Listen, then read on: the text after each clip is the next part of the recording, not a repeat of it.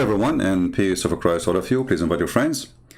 And today we are going to answer some Abdul. You know, for some reason, the second you are a Muslim, you became very, very intelligent. I mean, super intelligent. The second you are a Muslim, I mean, you believe that there's a God who will make your penis endless. Obviously, you are a genius. And he will give you a woman, her ass is 1 mile. This is beautiful. And there's a heaven full of children's boys who they are supposedly servant, 80,000 little boy for every Muslim, and they are very white, very beautiful, and very smart. And today, a Muslim, he will show you that you Christians are a bunch of pagans. What we can do?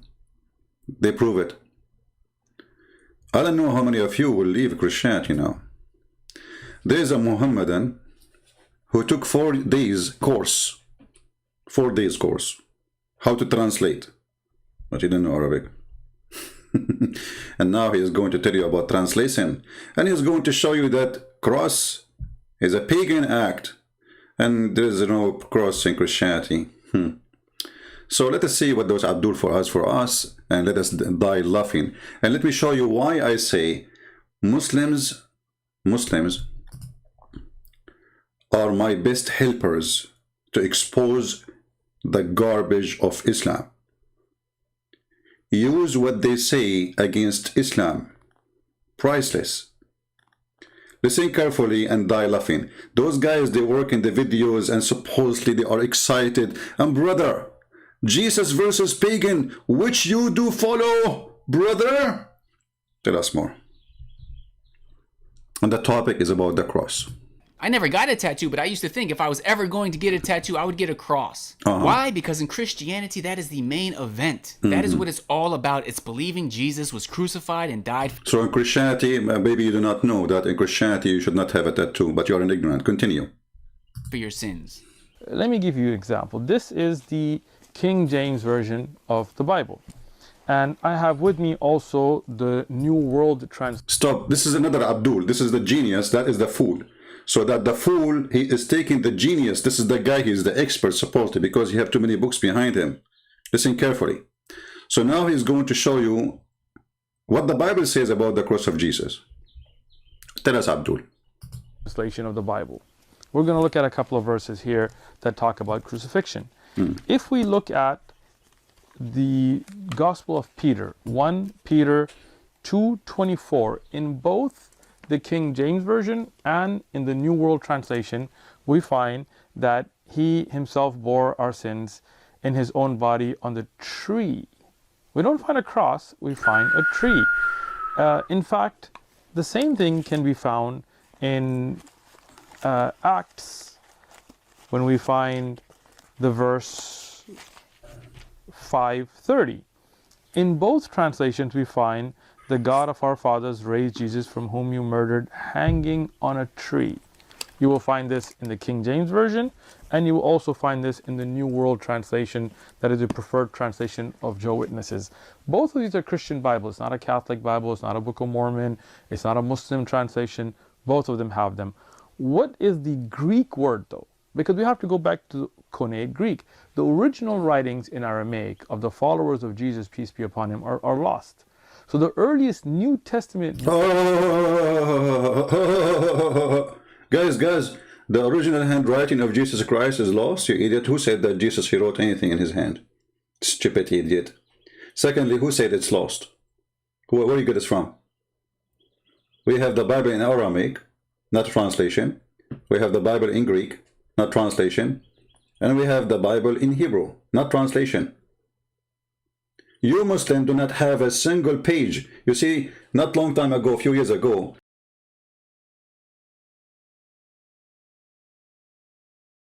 a piece of leather dated to the time of Muhammad. The leather is dated, not the writing. And the Muslims, they were so excited and so happy. And even that piece of leather does not, the writing is not the same as what the Quran today is. You don't have a single document about your Quran. But you know, I don't care really what about this now. Tell us more about the cross. The cross is not in the Bible, brother. It's lost in the translation. Tell us more what you want to say. Because soon we will see how those two idiots, they destroy Islam. And if you are a truly Muslim, if you have a dignity, and you listen to this video, listen carefully for what they will say. And if you have any dignity, you will leave Islam immediately. Because those people will prove to you that for the sake of lying, Islam exists, not for the sake of sharing the truth. Because now they will debunk Allah, they will screw Allah, they will hang Allah on a tree. Listen carefully. Manuscripts that we have are in Koine Greek. In Koine Greek, both in Acts 5:30 and Peter 2:24, the word xylon is used, which is a tree or a stake, but never for two pieces of wood that could be put together as a cross. Never. That's it. Never. It's a stake, but it's never. Just to show you how stupid you are. You know, I'm not going to go with this stupidity. But we have many verses in the Bible says that this was a cross. So when they say a tree, my friend, because in the Old Testament it says, curse is the one who hang on a tree. Why? Because the Roman is the one who brought the crucifixion. So after that, people are still using the same term. However, we can see in the Bible very easy that the Bible is speaking about crucifixion. But I mean, I'm talking to who? I'm talking to a Muslim, right? So always when I want to show something, I will show from the Quran, Islamic books. But before we go there, to get you busted and make everybody laugh at you. If we go to John chapter 20, verse number 24. It's speaking about the wounds and the hands of the Lord.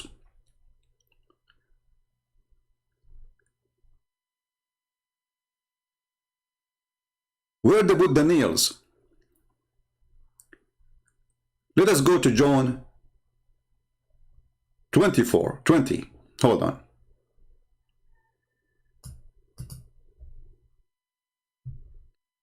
Just to show you the stupidity. What translation? What is? They're talking about describing how they put the nails in his hands. You see, when you open the hands of somebody, where you were going to find a tree, have two branches next to each other. But I will get you busted in the best way from your Islamic books, starting from the Quran. So if we go right now, and even if we choose the translation he mentioned, we will find the following.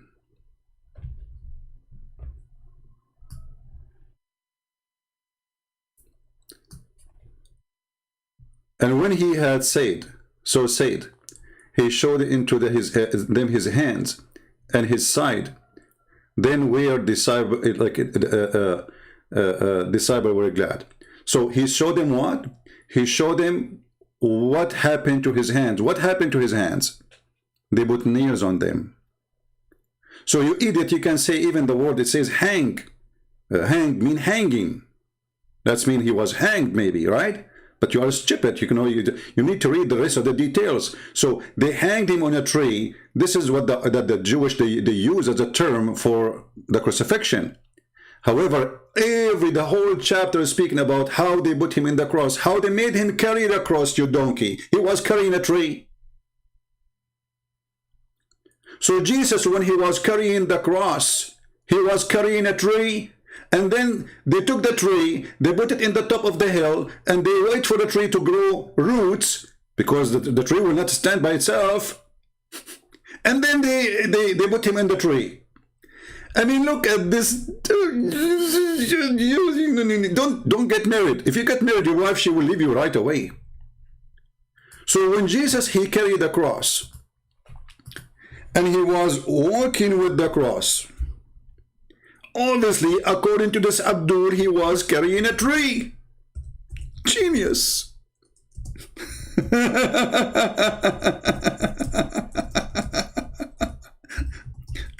Where those people are made? You must be a aftermarket product, my friend.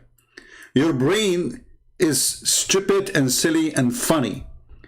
A Christian kid not only can debunk you, can make you shish kebab. You do not even need someone in my weight. If we go to John 19, is speaking about how he carried his cross, the crucifixion.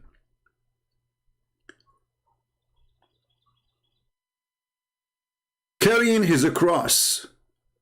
Obviously, Jesus was not really hanged on a cross, brother. He was carrying a tree. When they opened his two hands and they put nails, brother, that was a tree.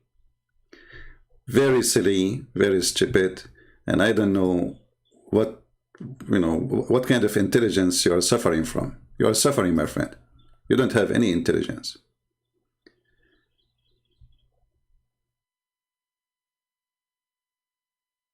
They put a sign that this is the King of the Jews in the top of that cross. Is that a tree?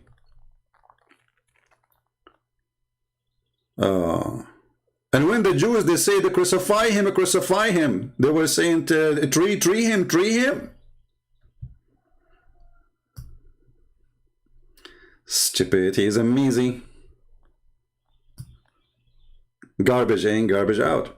But you know, why I want to waste my time and speak to Abdul about what the Bible says.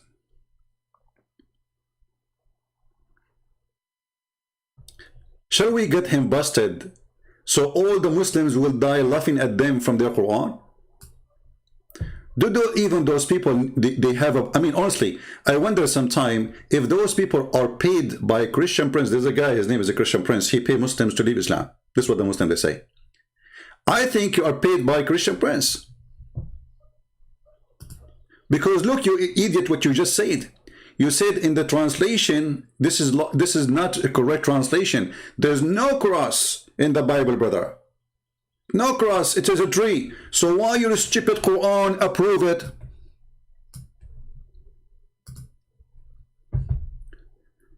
Chapter 5, verse number 157. It says that the Jews, they said, we killed the Christ, Jesus, the son of Mary. And by the way, you mentioned translation, right? So why you are adding the word Jesus there? As long as you like correct translation, there's no Jesus in the Arabic.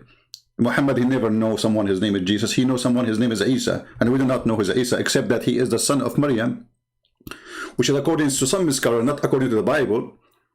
Obviously, Muhammad, he got the stupid information. According to some rabbis, that Maryam, she have a son, his name is Isa. Maryam, the sister of Aaron, the sister of Moses. This is why the Quran called Mary the sister of Aaron, because your stupid prophet, he thought that Maryam, the sister of Aaron, is the same Maryam, the mother of Jesus. And this is why your stupid Quran says that Imran, which is the father of Moses, is the father of Mary. I mean, how clear that... I mean, look who is talking about history. Have you ever heard of a stupid prophet? He makes such a mistake. Think that Imran, the father of Moses, is the same father of Mary, and even you Muslims, you name a chapter about her father, Imran, Ali Imran. Okay, who is Imran? This is the father of Moses. And even your prophet, he quote his name wrongly, even in Arabic.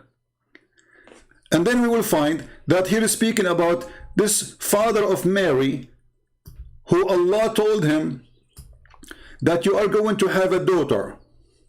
You are going to have a child. Huh?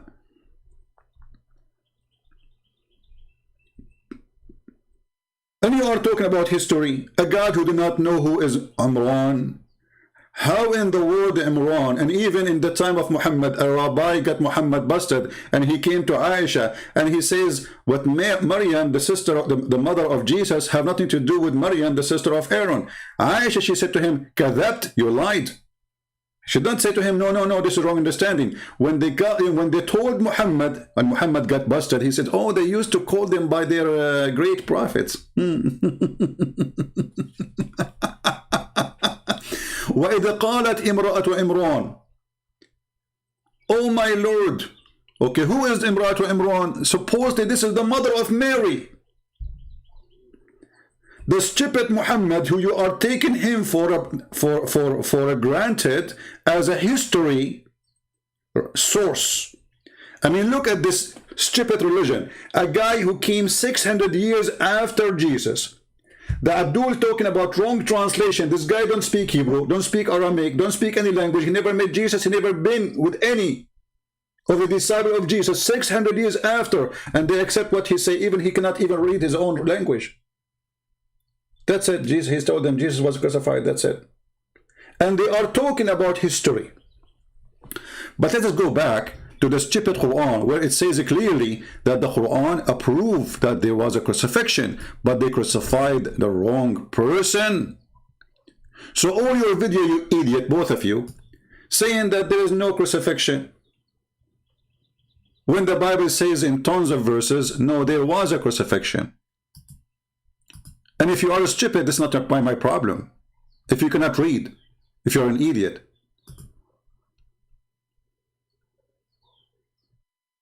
that is your problem.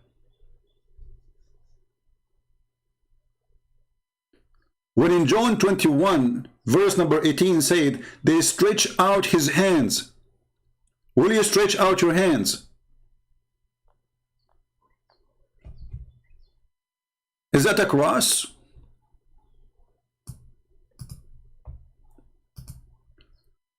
But now we have a different problem.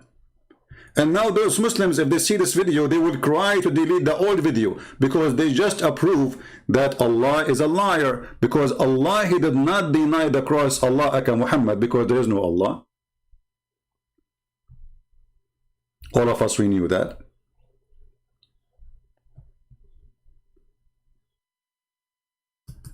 He did not say there is no crucifixion. He said they crucified him, not.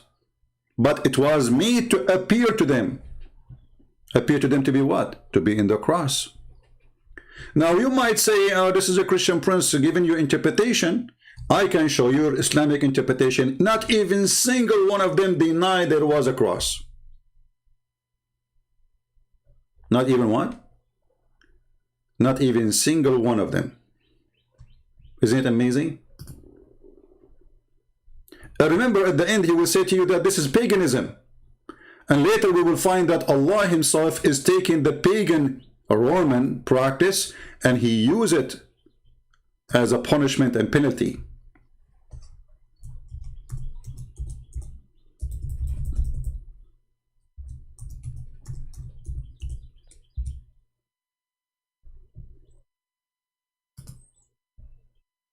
Do you see it?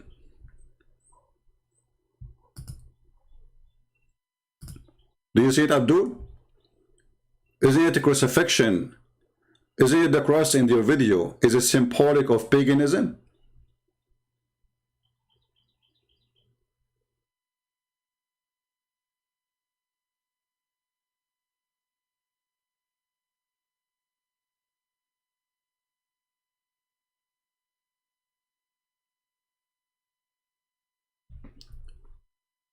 Let us see what the Islamic scholars they say about those two idiots.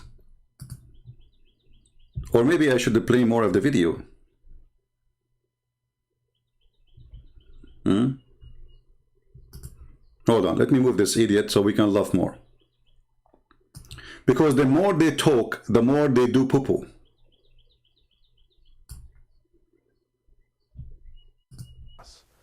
But there are some other verses. If we look in the King James Version and we look under Matthew 27:40, in the King James Version, under 27:40, we find, if you're the Son of God, come down from the cross. So a reference to the cross. And you will find this also in John. In John 19:17, in the King James Version, we find, and he, bearing his cross, went out to a place of a skull. Now, when we look at these in the King James Version, that's what we find. But when we find the New World Translation, interestingly, it's translated differently. Same verse, Matthew 27:40, and you can see both of them on your screen. Same verse, but different. If you are the Son of God, come down off the torture stake. You notice the difference? Torture stake instead of cross. The same thing can be found in John 19:17. John 19:17, bearing the torture stake, not cross, for himself, he went out to the so-called skull place. So if we compare between two translations, but why we don't compare between the original, you idiot, you stupid? Then we will find that it says that it is a cross. However, if you go in the internet, you will see the Christians making million complaint about the translation of the New World translation. There's even verses were missing and they were adding them later. It's a stupid translation. It's not accepted by us. However, if I ask you right now, which translation of the Quran is accepted by you, and why, and how you explain to me the differences between them? Name for me one chapter of the Quran you accept a translation for it by any translator. You will say to me, there is no translation can translate the Quran. Why? So when you try to say that I found something in translation and something else in different translation, that will not help your case. Because we can go to the original, which they are translating, and then we will find that it says a cross. But listen carefully. If it is not a cross, and then your stupid religion say it was a cross, what we will do? Because when your God Allah, He say, the Jews, they said we crucified Him.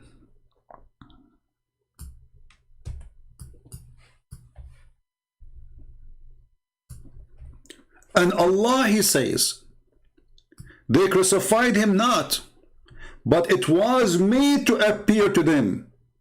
That's mean that they saw someone in the cross. So how your stupid Allah did not join YouTube to learn from you that the translation is wrong? And how the stupid scholars of Islam, all of them with no exception, they make the same mistake. If we go and search for the interpretation of this verse, those are all your scholars. This is your Muslim website.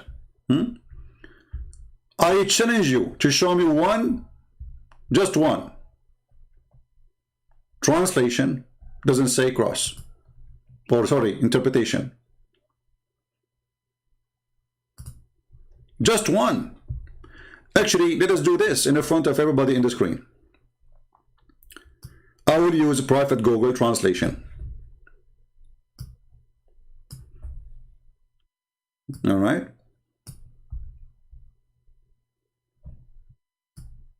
Let us zoom out. We use Google translation because remember, the Christians are wrong about Jesus being crucified. And he was saying this is a wrong translation, but very easy to debunk, you know. I mean, there's many places that says it clearly, they stretch his hand. Even Jesus, he said. If you go to John 19. And the Bible says it clearly that he carry his cross. There's no way you can carry a tree. But if we go here, translate to English, this is the all the interpretation of the scholars, the highest scholars of Islam. You will see that every single one of them, he say cross. Listen carefully. Every single one of them, they say that Allah, he placed someone look like Jesus in the cross.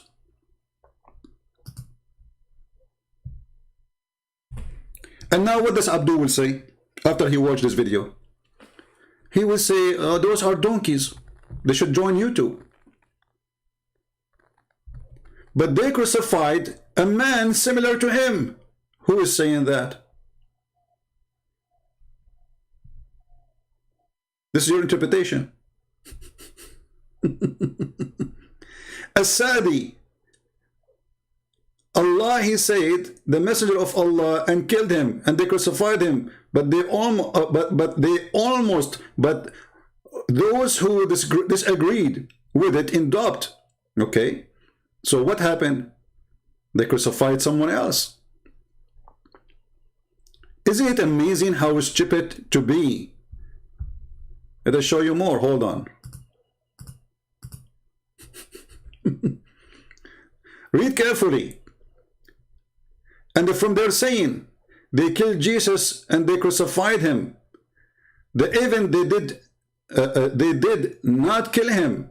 and they did not crucify him, but like them, like someone looked like Jesus to other, appeared for them in the cross.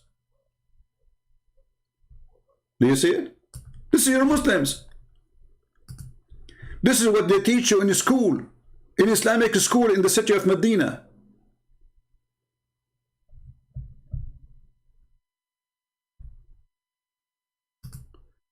The lack of intelligence in this religion is a must.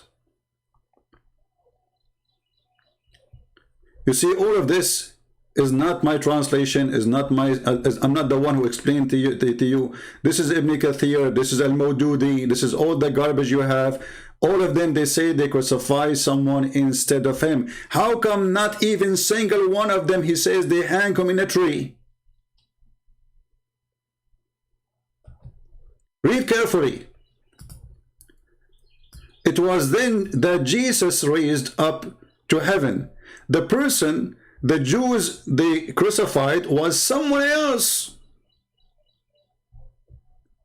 who is for one reason or another was mistaken for the person of Jesus. But let me show you how stupid this is. How he can be mistaken. So now we refuted you about the crucifixion. Look how many times. This is all in your interpretation. Name them one after one, all your Islamic scholars. You see, those are Islamic scholars, which mean they are donkeys, certified ones. All of them, they saying crucifixion, crucifixion, crucifixion, crucifixion, crucifixion, non-stop, one after one, one after one. I mean, the Islamic interpretation, sorry, interpretation for the verses, not a single one of them says anything except they crucify someone instead of Jesus. In the top of that,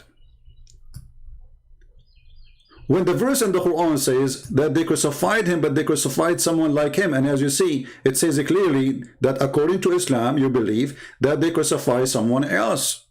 So now you are saying that the story of the Quran is a lie, because there's no crucifixion. And when the Quran says that Allah, He made someone appear for them in the cross, the Quran is historically mistaken. And maybe the Quran is copying the wrong translation. Maybe he copied the King James Version of translation. And then when the verse says that they killed him not, and though you Muslim, you say, like you see a Muslim saying, making a video, says, oh, there was someone else in the cross. His name is Jesus. You idiot, you stupid. Even the Quran says, we killed Jesus, the son of Mary. Jesus the Christ, the son of Mary. That guy, his name is Jesus. He's son of Mary, and he's the Christ too. You see, they are not saying we just killed Jesus. They are saying we killed Jesus, the son of Mary, the messenger of Allah. And his name is the Christ. And yet you will find that Abdul saying to you, oh, it was someone else, brother. So the Jews, they confirm 4 titles of Jesus, or names. He is the Christ. He is Jesus. He is the son of Mary. And he is a messenger of God. And then you'll find a stupid Abdul says, you know, it wasn't Jesus. It wasn't Jesus. And then you will find a stupid Abdul says, oh, there's no cross. It was a, you know, the Bible says a stake. And then we show them that it says that he carried his cross. He carried his cross. If it was a tree, the guy, he was carrying a tree. I have a tree in my backyard. I want to carry it, so I can make a video about it.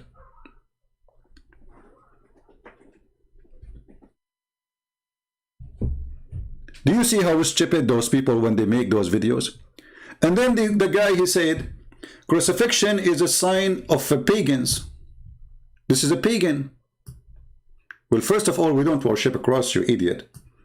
And for us, even the Bible says the cross is a curse. But Jesus, when he went to the cross, he showed us how the curse can be turned into love, for he loved us. So it's a curse. Even the Old Testament says a cursed is the one who hang on a tree. This is way before the Roman. The Roman is the one who brought the crucifixion. And then your God, Allah, He took it from them, and He make it as a punishment.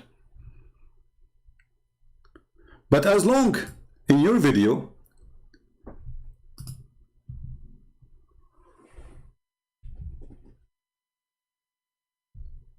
you said that those are symbolic of paganism.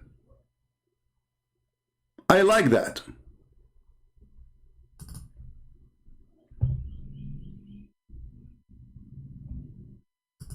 Well, where did it come from? This was a pagan symbol. As you can see on the screen, these are uses of the cross by pagans in Northern Europe when they were being converted. This is why in early Christendom, the early followers of Christianity never used a cross. You know, in early use of Christianity, this is why all the Bible says the cross of Jesus, the cross of Jesus, the cross of Jesus, the cross of Jesus. They don't say, when they speak about what Jesus did to us, by the cross of Jesus, he redeemed us. They don't say by a tree, they don't say by a stick, they say the cross. But let us go with you. If a cross was a symbolic of paganism, that means nobody used a cross before, but we know that cross is extremely important for any structure as a human being you want to do. You have a cross in your house, you idiot. Everything around you is a cross. The electric column in the front of your house is a cross. Your street have a lot of cross. Your car, you yourself, you are in the shape of a cross. You idiot. You yourself, you are in the shape of a cross. This is your shape. But as long those things are symbolic of paganism, and then we find Allah using the pagan practice of a crucifixion of the Roman, and he make it his own practice. Couldn't Allah find a better practice?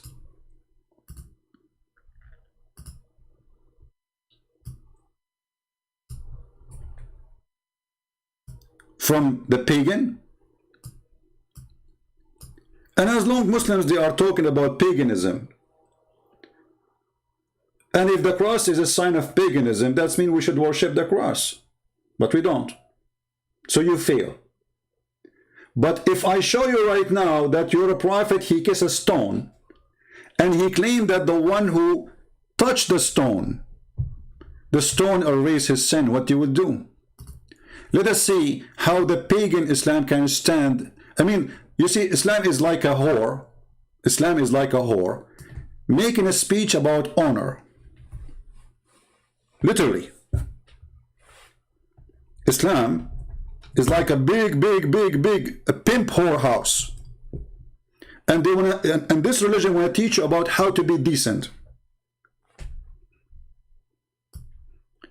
They speak about paganism, and they are the biggest pagan in the world.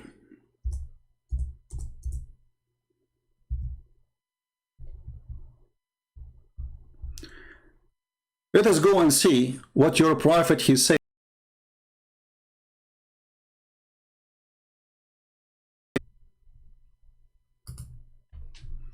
Who is the pagan?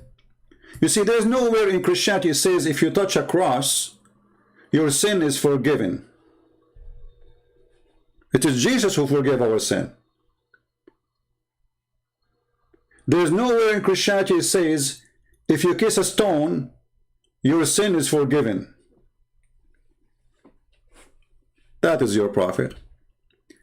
O Abu Abdul Rahman.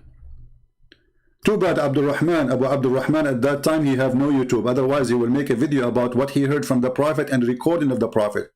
Why do I only see you touching these two corners? He said, I heard the messenger of Allah saying, touching them erases sin. Do you see it? And you are coming to school us about paganism?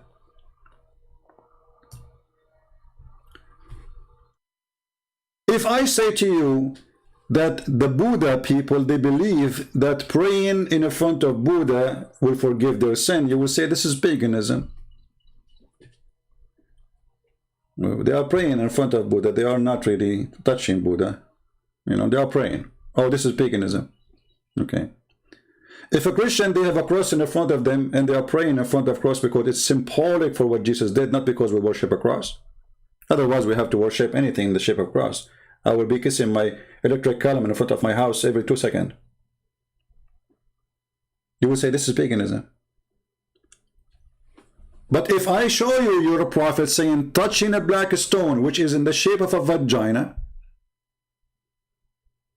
and I can show you that even the vagina, black stone was a vagina, and your Islamic interpretation saying that the Arab they used to go naked around the Kaaba, and women who cannot have babies when they have their period, they come and they place their hand in their vagina and then they place it inside the Kaaba, inside the black stone. And I will show you the reference, so you don't say I'm making things up.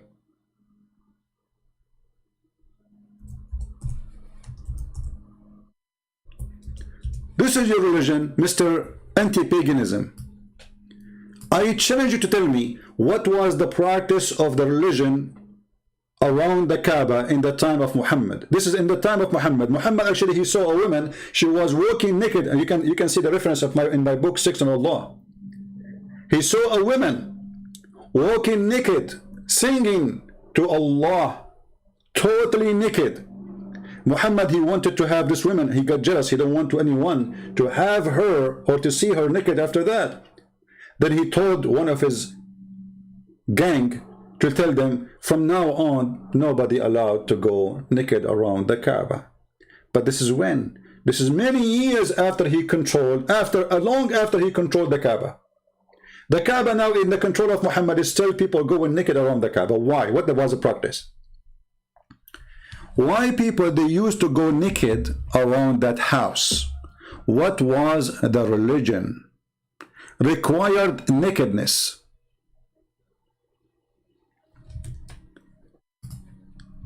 Let me see if I can find you, and I will find you. There's no way I will not find it.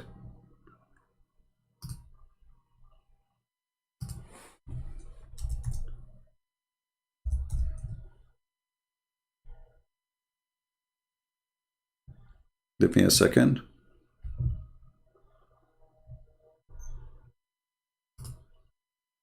Where the black stone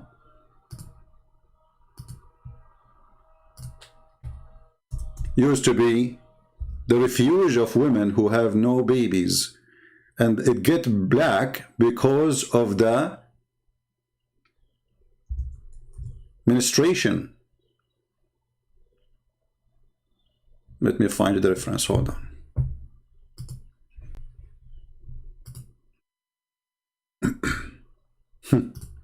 Look who is talking about paganism.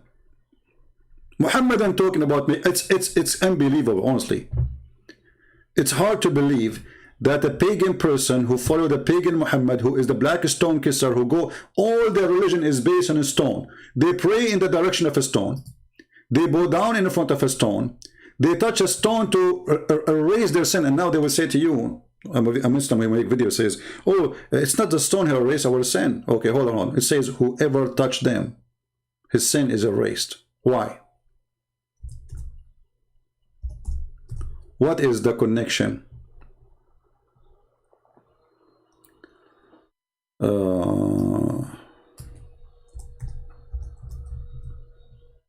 Here we go.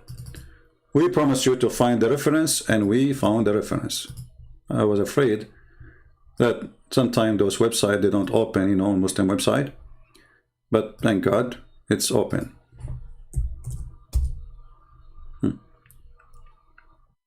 Let us put it for you on the screen.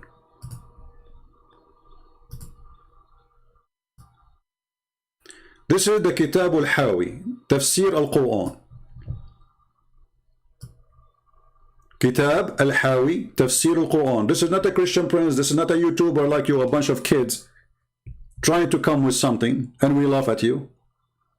And you just destroy Allah, the one who says that they crucified not Jesus, they crucified someone else. And we showed you all the Islamic scholars' interpretation. Even we can show you, and we can go to the Hadith. Idiots. Just for the sake of hate to Christianity, they are willing to say anything, but they do not know that we know all the garbage, all the laundry of Muhammad is in my backyard. Let us see here. Why the black stone became dirty? Read carefully.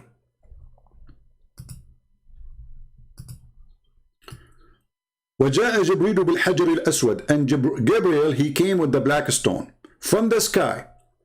And it's been said that it came from the Abu Qubais. Abu Qubais is a little tiny mountain next to the Kaaba. The Muslims believe that during the flood of Noah, Allah, he stored the stone, the black stone, inside the mountain, and when the flood is over, the black stone was spitted out from the mountain. وَقَدْ خُبِّئَ فِيهِ فِي أَيَّامِ الطُّوفَانِ, and this was hidden in the time of the flood of Noah. And it was a white pearl from heaven. فَلَمَّا لَمَسَتْهُ الْحَيْضُ فِي الجَّاهِلِيَّةِ أَسْوَدَ, and when the blood, menstruation blood, in the pre-era of Islam, it became black. This is your book. You are kissing a vagina. And why the black stone is made in the shape of a vagina? Because simply this is the purpose of it. It is a fertility stone.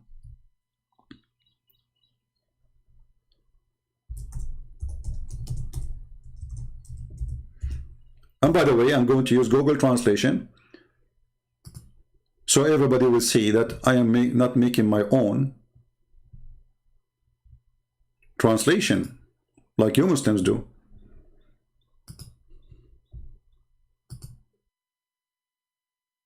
Okay, now we have the English translation.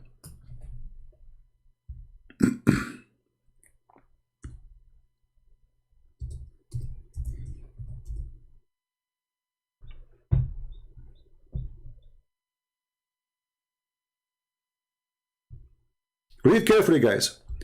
The black stone is from heaven, and it was said that Abu Qubais, this is the name of the mountain, gave birth to it, and spit it from, and it was hidden in it during the days of the flood, and it was white ruby or pearl from heaven. When the menstruation touched it in the pre-Islamic times, it became black. Do you see it? Let me zoom for you in the menstruation, because this is where your prophet used to take a shower.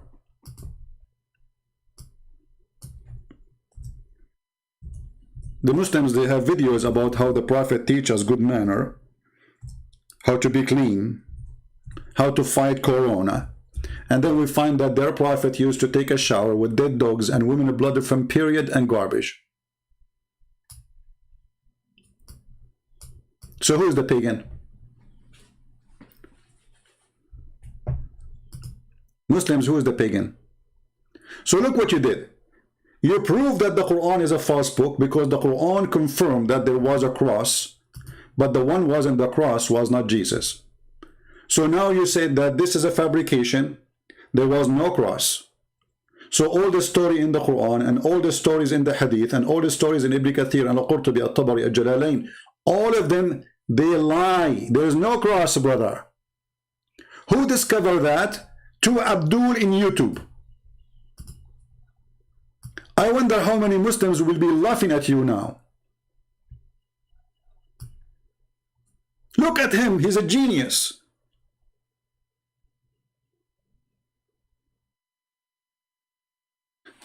So when you in the Quran say, brother, how many times the Muslims guys, they say to you, Allah, he put someone in the cross. So all of this is a lie then, because there is no cross.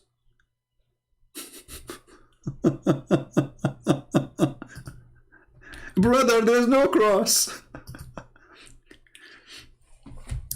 When a pagan man speaks about paganism, even your prophet, he says the black stone is going to have eyes, tongue.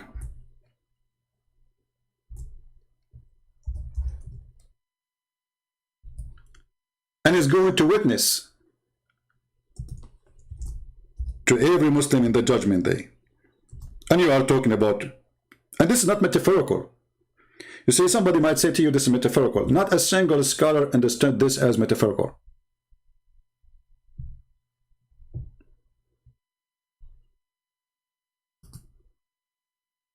Those kids in YouTube, they can say whatever they want. This is why nobody can, because they are kids, nobody can count. Nobody will count what they say. I mean, they are kids. When someone like Yasser Qadi, because he's way more educated, he says something, they go crazy because he is the educated and they are the donkeys. And when the educated speak, the donkeys, they kick him, they kick his balls. Oh, Yasser Qadi is stupid. What are you talking about? The guy is educated. He knows what he's talking about, and this is what he believes. Suddenly, he is a donkey, and they are the educated.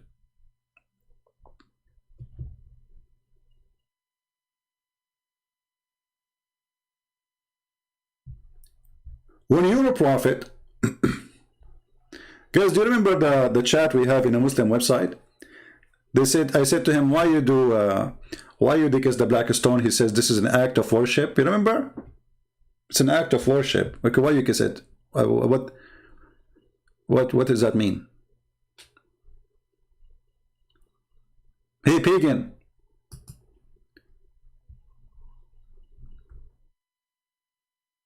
This is a sexual stone.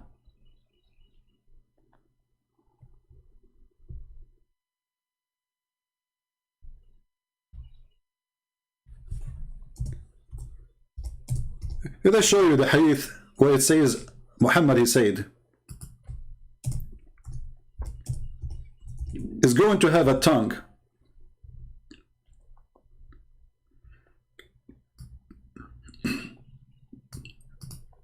and eyes.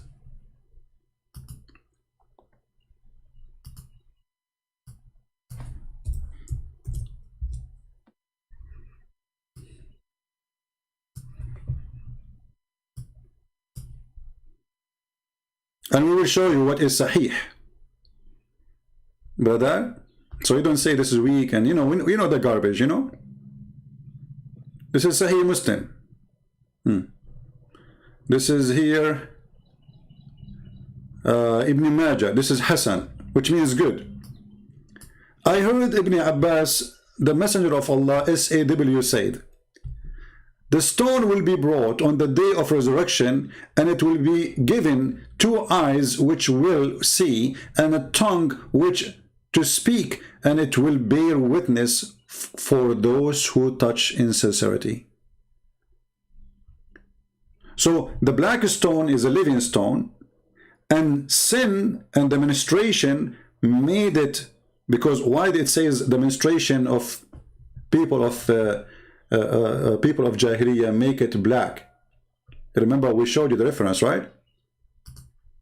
Right? Here we go. For those who have weak memory.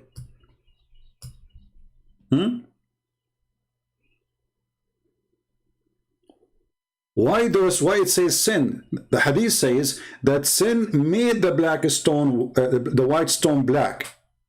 So Muslim, when somebody says to you, we kiss a black stone, so how we are racist against the black? My friend, they don't kiss a black stone. They are kissing a white stone, which is sin made it black. So sin make you black according to Islam.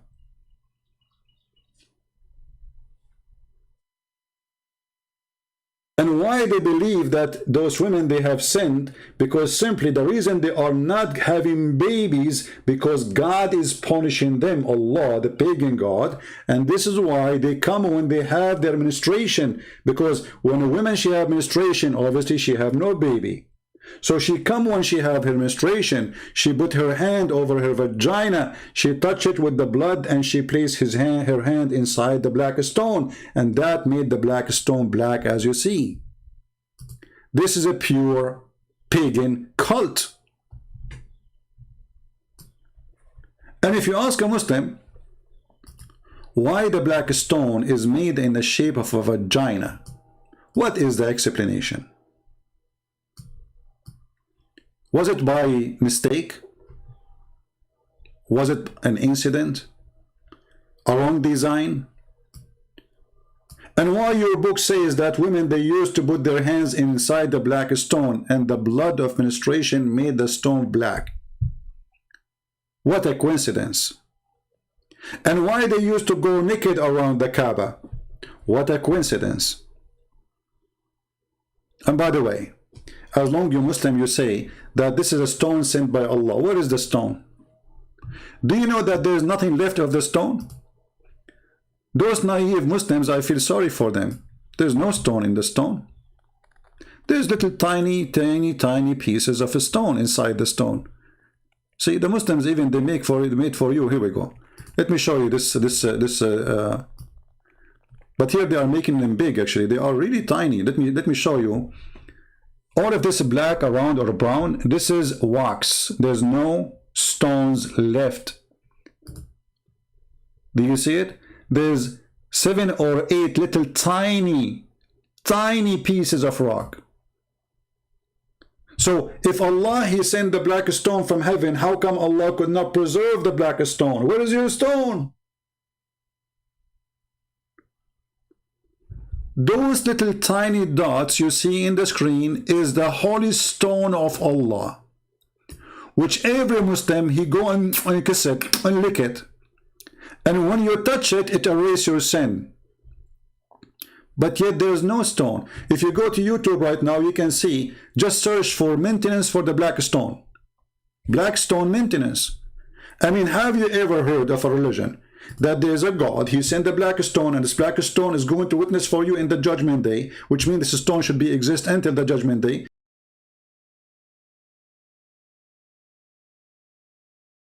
Pagan.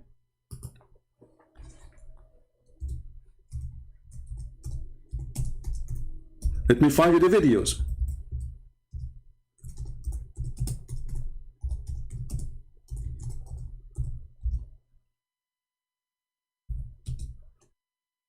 Here we go.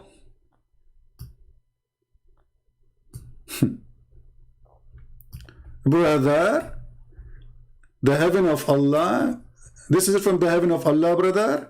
We do maintenance for it, brother. This guy, he is putting the wax on the black stone.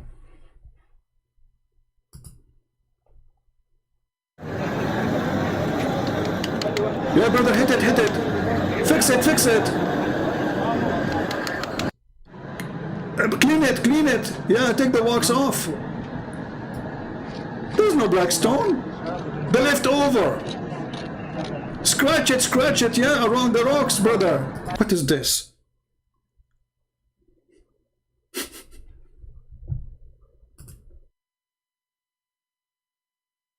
And we are the pagan? Hey, black stone kissers, who is the pagan? And not only that, hold on. Brother, Allah, he chose the Kaaba in the middle of the world, brother. Where? In the middle of the world, brother. Golden ratio, brother. Perfect location, brother.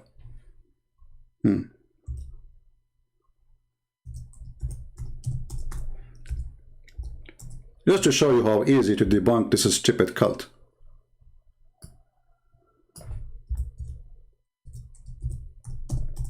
And they have a video that birds don't piss on the, don't do poo-poo on the Kaaba and all the garbage. You know, I mean, unbelievable. And then you will find tons of poo-poos. They have to clean it every year. Here we go. Listen to this. Allah, brother, he chose the location of the Kaaba, brother. And this is the house of Allah, but is located in the lowest part of Mecca, where all the flood and the sewage come and cover it, brother. Brother, don't Allah, he knew that here the sewage will come and will flood the Kaaba, brother? Yes, brother, but Allah, he knew that one day American engineers, they will find a solution for it, and they will direct the sewage to not to come to Mecca, brother. But brother, still it's flooding. I mean, it's the city of Mecca, they just direct the flood from the house because of the money of the oil. This is where Allah, he chose the location of the Kaaba. Imagine you hire somebody to choose for you the best place for your house. And this is the house of God. God himself, he chose it. It's not like an engineer, stupid engineer. This is God. And look where God, he chose the Kaaba. And why, by the way, why the Kaaba is like, look like, what the name of the tower in Italy? Pizza Tower, no, I'm just joking. Pizza Tower. So what the Kaaba? The Kaaba is a flipping, brother. Look at this, and this is why they used to rebuild the Kaaba every few years, because the flood come. The Kaaba is not built with concrete like now. Now you see a lot of marble, a lot, you know, if you go and see the Kaaba, the old pictures of the Kaaba, you will die laughing.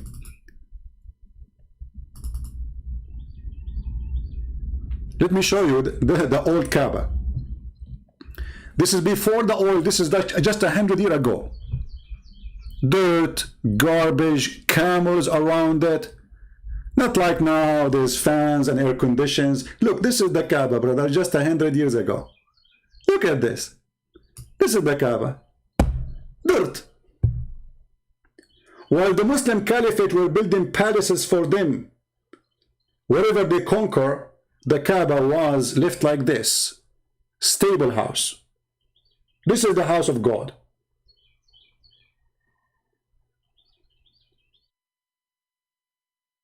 A house of a donkey in Europe is way better than the Kaaba until 100 years ago. Then the oil came, and then Islam gets stronger with the money of the oil. So we start building mosques everywhere, making brochures, lying to the Western, fooling them, propaganda machine, buying the prince and princess. This is why you see all leaders, they say Islam is good. You know, George Bush, his partners are the Saudi. Everybody knows. You know, everybody knows. It's not secret. The royal family of England, their favorite place to visit is Arabia, because they receive incredible amount of jewelries and as gifts, supposedly, not a bribe. If you ask the Queen of England, where you like to go? To Hawaii in America, or to visit the Sultan of Oman? The Sultan, you know, he will shower her with gold and silver and jewelries.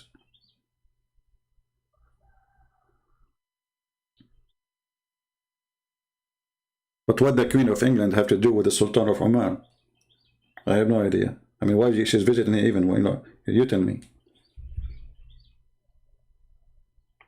All is about money. All those rich people in Europe, they are too rich, but still they want more. And Islam will feed them with the more of the devil.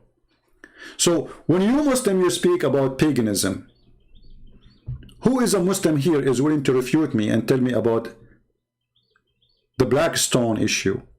The black stone erase your sin. Why, if we go around the stone or touch the stone, Allah forgive our sin? Is it Allah who forgive the stone, forgive us, or the stone forgive us? And what is the relationship between forgiveness and touching stones? Any Muslim? And why, you Muslim, you lie about Allah, saying that the word cross is not in the Bible and Jesus was not. There's nobody was even crucified. That was a tree. When the Quran confirmed a crucifixion, says they did not kill Jesus in the cross, but they crucified someone else. And this is the opinion of all your scholars, starting from Ibn Kathir. If we go and see what Ibn Kathir is saying about this one, what you Muslim will do, you would say Ibn Kathir is a donkey.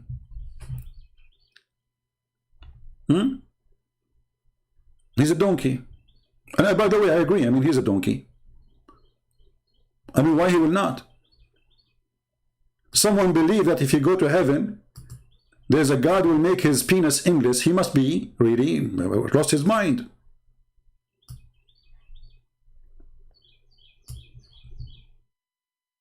Because Allah will forgive me. Guys, here we go. Mr. Abdul, he says, Allah will forgive me if I touch the stone. The question is why? I mean, look at this genius.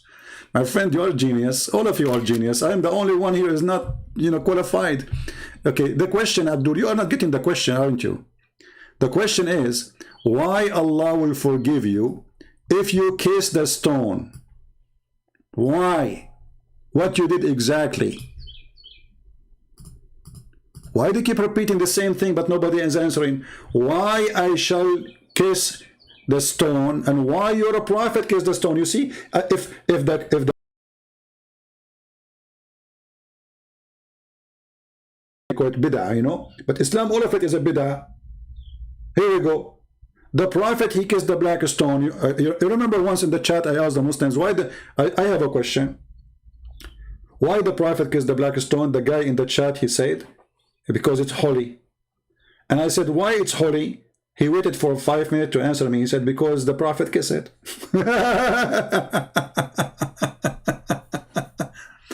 So the question is, pagan Muslims who go around the stone, who bow down in direction of a stone. Oh, I forgot, there's a guy, he says, it's very hard to believe in Christianity because Christianity teach flat earth. Look who's talking. Are you praying from Australia facing the Kaaba, brother? No. There's tons of verses in the Quran speaking about the flat earth.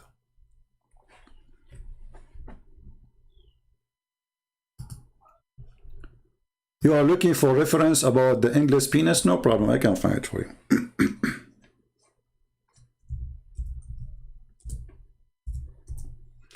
Give me a minute.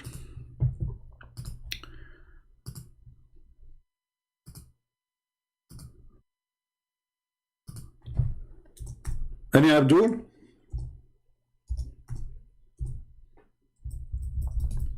So what I learned about this Abdulism religion, they accuse you of what they have. They accuse you of what they have. Islam promote prostitution. They accuse you of prostitution. Muhammad himself was a prostitute and he was a son of a prostitute. Even their book says that the father of Muhammad, he was offered 100 camel to sleep with the sister of Warqa. He told her, I will go to the mother of Muhammad before he had Muhammad and come back to you. He was a gigolo. All right.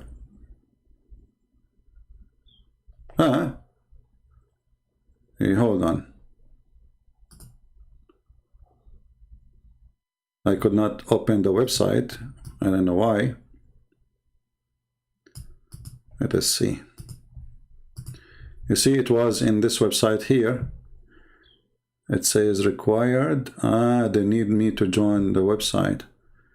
Okay, hold on. Let me search for a different place.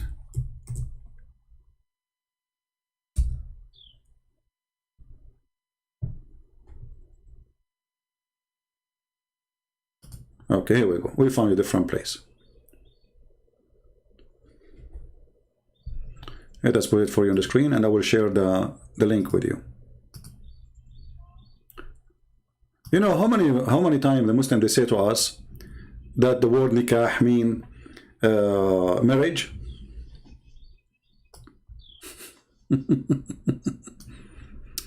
All right. Let us see here what it says. This is Hashiyatul Bujayrami, Kitabun Nikah, the book of effing. The book of what? Effing. Okay. يعطى أحدكم في الجنة ذكرا مثل النخل السحوق وفرجا يسع ذلك.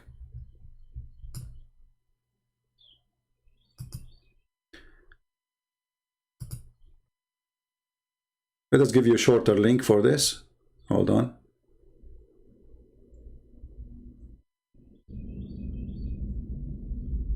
Here actually there's images of the page, I think. Hey, hold on. Let me. We can use Google Translation in that one, but you know, I prefer to get you an official Islamic website so the Muslim will not say, where is the original book?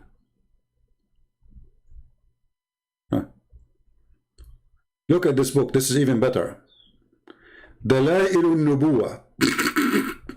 The proof of the prophet, prophecy of the prophet for Al-Bayhaqi.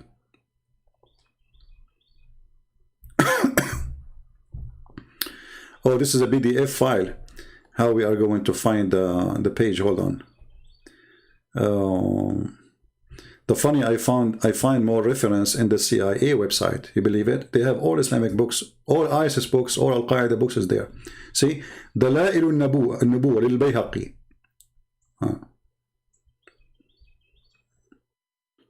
I know if this is the one. Okay. Let us see if this is the one. Give me just, let us find different.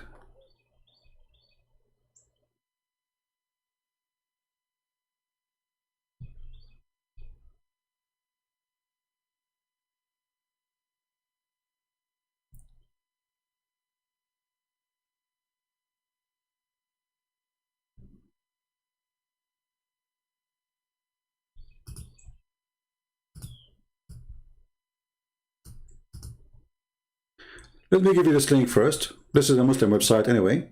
Is it trustworthy, which means untrustworthy. Here we go. And you can just go to Google and do the search yourself. And we can use Google Translation here in case you wanna.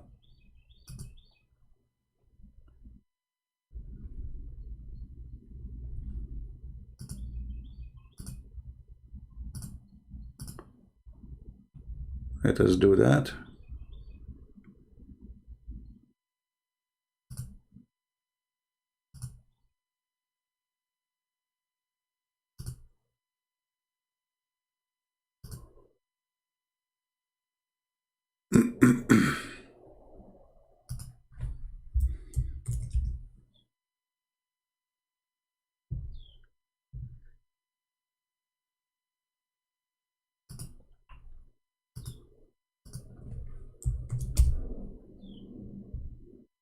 All right.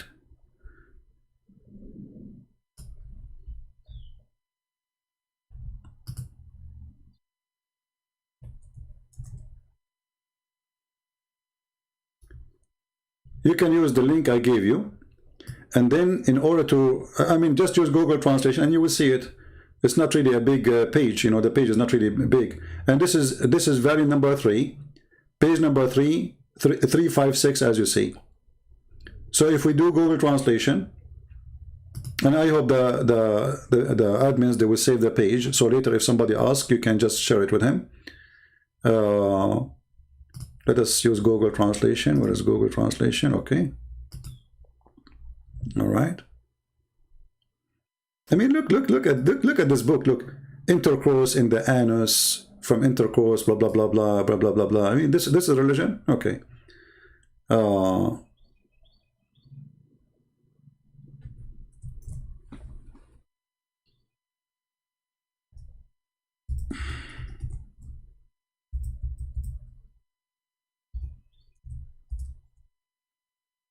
Okay. The translation is coming very funny here. It says here, one of you will be given a male member in heaven, like a crushed palm tree. The reason that Google translated it as a crushed, because it says sahuk. Sahuk mean in this, it can be used as a crushed, but what is meant here, sahuk, in this palm tree. And a vagina that I can accommodate that. You see it? This is God.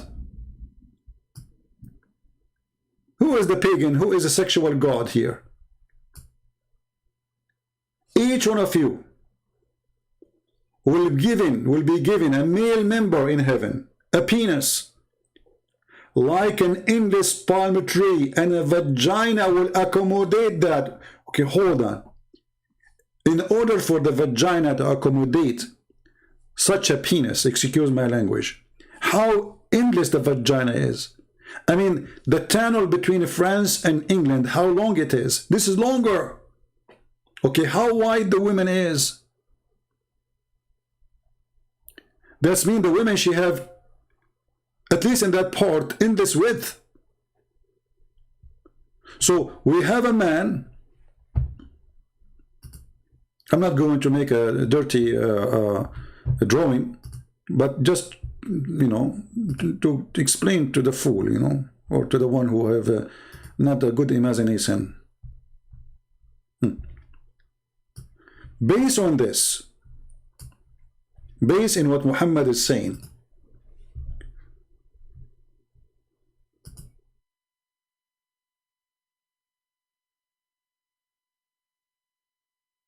and now the Muslim will say to you, this is weak, and the garbage, so it wasn't weak when they wrote it, it's not weak when they transmit it, it's not weak when they reserve it for 1,000 years something, and now it's weak, brother. This is not true, brother, Embarrassing. Anything is embarrassing, it is weak. Okay, so this is the woman. This is the woman. Her name is Fatima. Alhamdulillah. This is Fatima. And she is wearing hijab. Conservative, brother, conservative. Okay. And now Fatima, this is her shoulders. I'm very good in art, you know me. I've been recommended for all academy around the world to teach art and drawing. Look at this. Look at this. Unbelievable. Oh, man, that's so good. Okay, so this is Fatima in earth. This is Fatima in earth. Okay? And she's wearing, you know, like a veil, you know, veil. You cannot see her hair. You cannot see her hair, you know. And then Allah will make her vagina accommodate an endless penis. So that means her vagina is like... The screen cannot fit, sorry, you know. This is the vagina. And they are talking about a smart, intelligent. Let us see the translation, brother, of the Bible. The cross is not there. It says a stick, brother. I mean, look, I mean, a Muhammadan is like somebody talking about a pimple in your back when he don't see the camel hump in his back.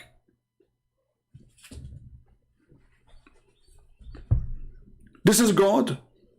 And by the way, how you can walk with this penis? I mean, forget about the women. At least she can drag it behind her. But a man, the penis is in front of him. How he have endless penis and he can walk with it?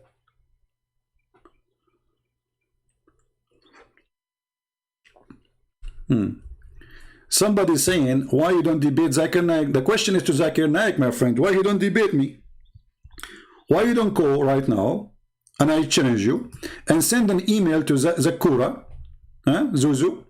Say to Zuzu, hey Zuzu, Christian Prince saying that you are a Zuzu, and you are a potato. All of you Muslims, you want to debate me face to face, making it as an excuse to run away from me. Like, I am willing to travel to Jamaica to debate Christian Prince in the beach, okay?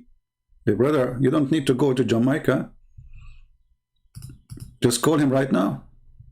Why you don't debate Zakir Naik? Who's Zakir Naik? Zakir Naik is an idiot. He don't dare.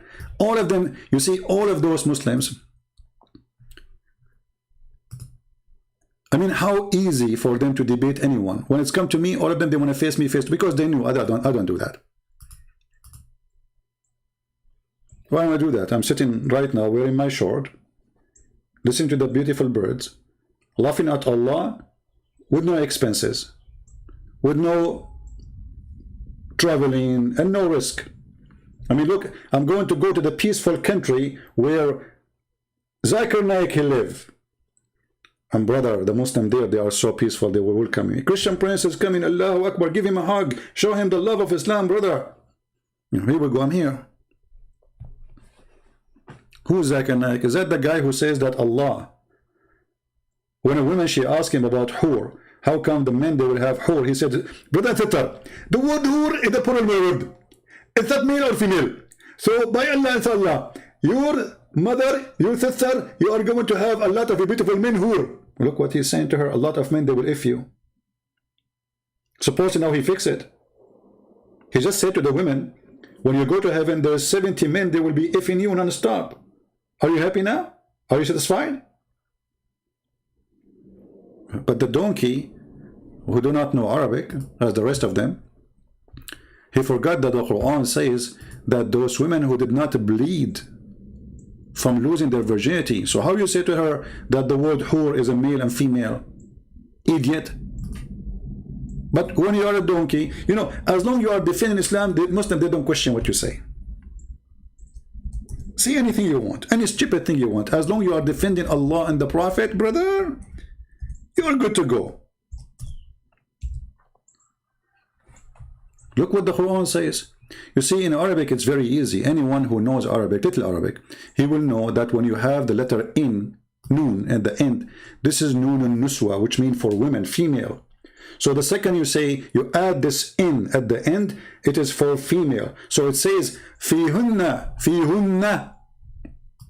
about females. Qasirat, female. At-tarf, lam yatmuthahunna. What idiot. It says they did not bleed.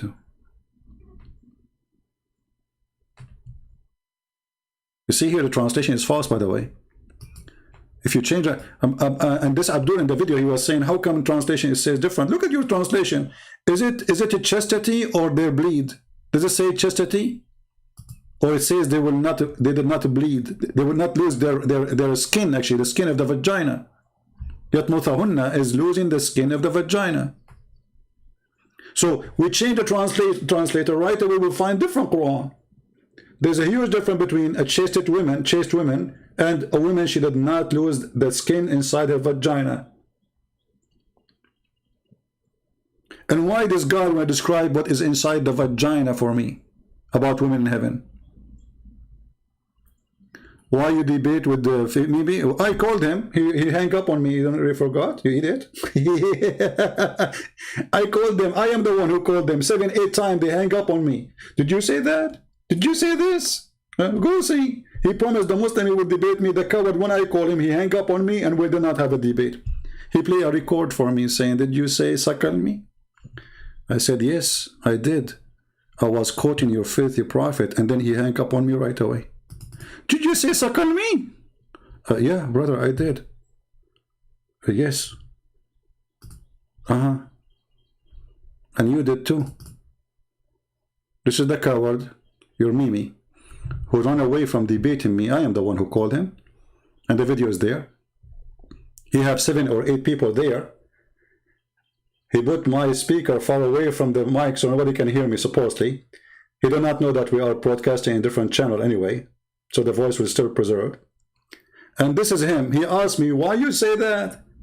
Supposedly he trying to put me down. Look what kind of a Christian you are. Did you say that the Muslim woman suckle me? I said, you filthy coward, I'm quoting your filthy prophet.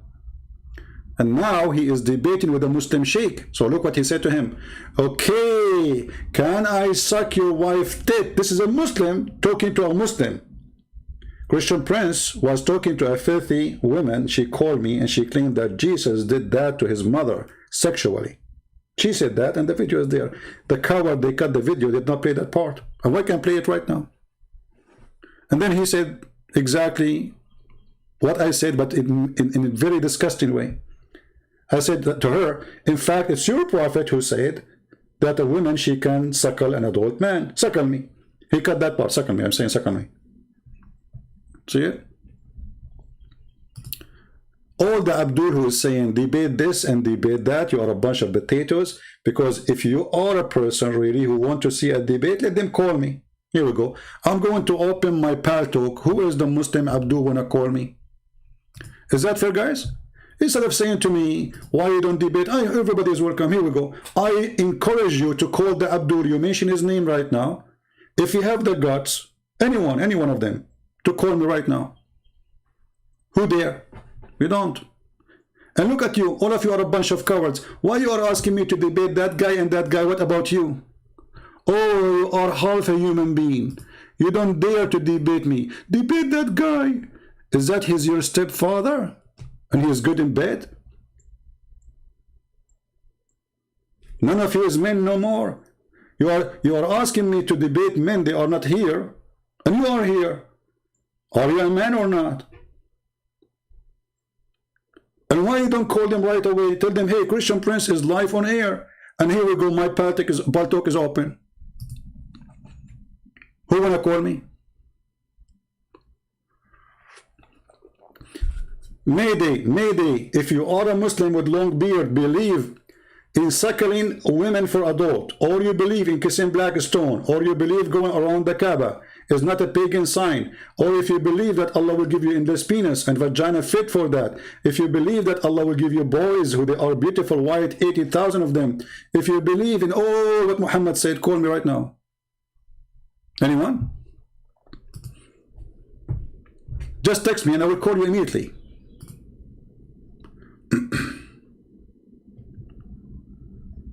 Anyone? Mayday, Mayday. Anyone? Why don't call this guy? Why don't debate this guy? Why? The question is for them. I'm here. I'm here for many, many years. Did you ask yourself, how come those potatoes never dare to call me? As long as it's so easy to get this guy busted. Call him right now, live on air.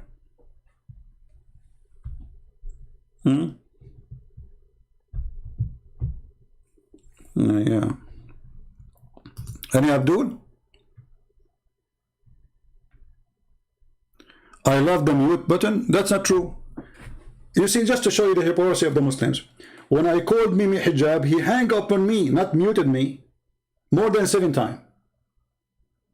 I did not even speak for the total as 4 minutes.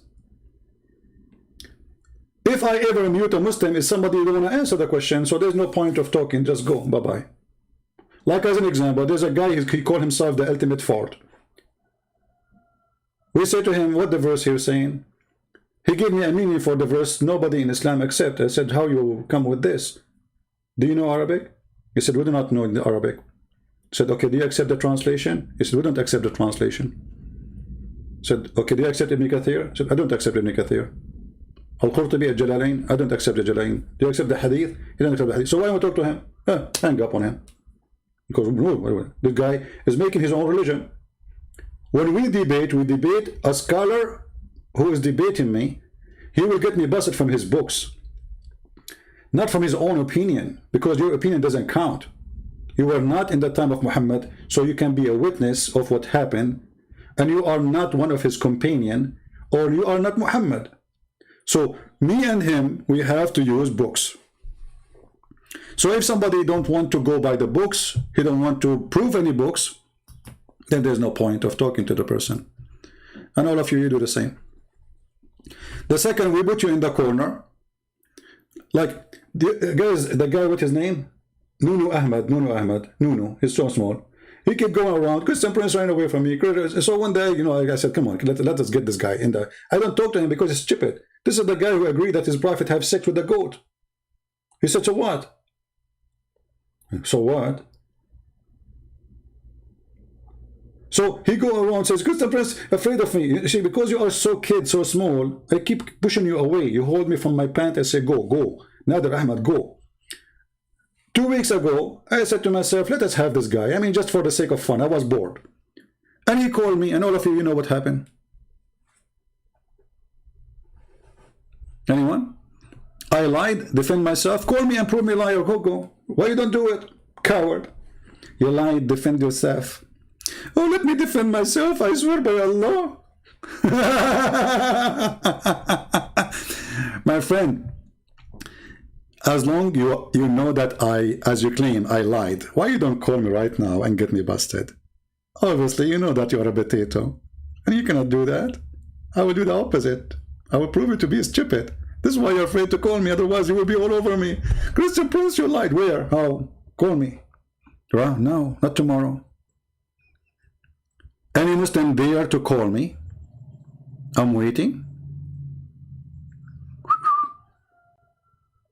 Hello? Any Muslim?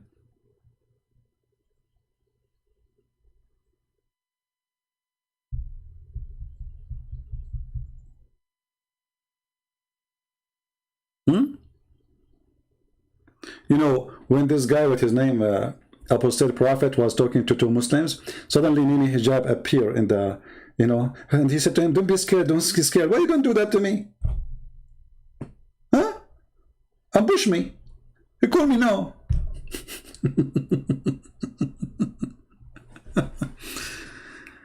Can I ask you a question? I am a Christian. No, my friend, you cannot ask me a question, because as you see, my time now for Muslims. But our topic is about Islam.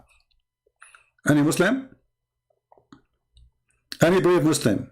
Forget about the coward one. You mention names for me, a bunch of cowards, because they never dared to call me. I called them.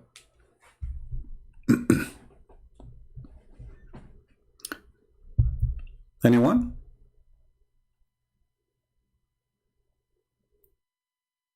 Mayday. My pal talk is open. Anyone? Why you ask Muslims to call, and when they call you, don't speak to them? Don't let them speak? That's not true. Nobody let them speak as I do. But you Muslims, when you call, you don't speak. I can play for you now all my calls with Muslims. You will see a Muslim, you have to force him to speak. And the proof is here. Let us make a challenge. People, can we make a challenge to our friend Ahlus Sunnah? Call me right now and record it. This is recorded. Let us see if I will let you speak and if you will say anything. You will not. Let us see who is the fraud. Me or the one who promised you endless penis. But you don't dare to call me. In front of everybody. I challenge you to call me. And you choose a topic and you don't change the topic. And I challenge you. When I respond to you, you respond to me. And not only that, I promise I will never hang up on you as long you are in the topic. If you don't start like saying, calling me names and etc. Do you dare? Right now. Let us see who's the fraud.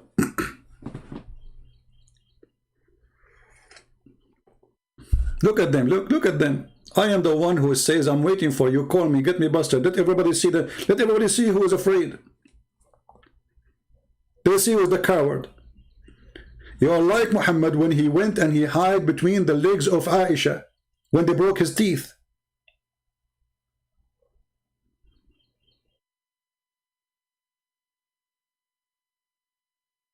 Do you let me speak as I let you speak? Where? I mean, look who's talking about democracy and talking about the freedom of speech. You did that to Nader Ahmed?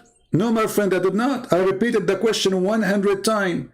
Is alcohol harmless or not? Is it bad or good? I mean, how many times I need to let him speak? You did not let him speak. I'm asking the question, is alcohol, guys, somebody pause the video so we can play it. Nader Ahmed. I mean, look how simple the question. They are afraid even to answer a simple question. Okay, you are the one who mentioned alcohol is bad. Okay. And women, she gave birth defect, a child with birth defect. Wonderful. I ask him, is alcohol bad or good? The guy, he keeps repeating himself. He don't want to answer. My friend, is it bad or good? Christian Prince, why you are disturbing me? Why you are not letting me talk? Christian Prince, my friend, I'm just asking you, is it bad or good? You don't want to answer. Christian Prince, you are running away from me. You don't want to answer me. Look, what's wrong with you? Is it bad or good? I had to repeat the question like 100 times. And then when we got him busted, finally, I have to force him to say the answer.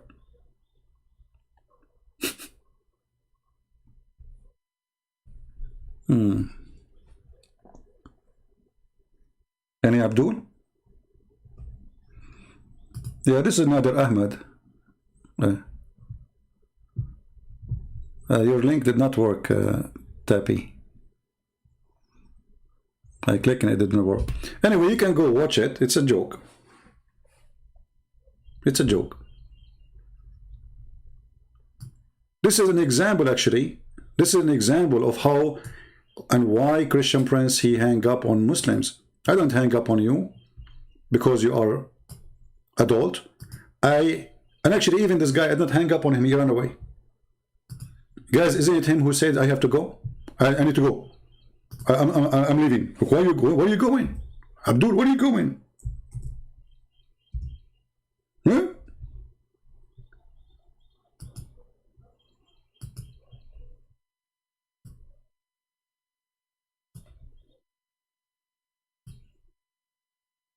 Where are you going? So this verse, it is about Muhammad. Let us see, where he called me? I don't know where he would call me. It says debate, but I don't see the debate. Hold on, remember. We are talking about chapter. Well, I'm sorry. Chapter what? What'd you say? What chapter? Chapter 5, verse 9. What chapter?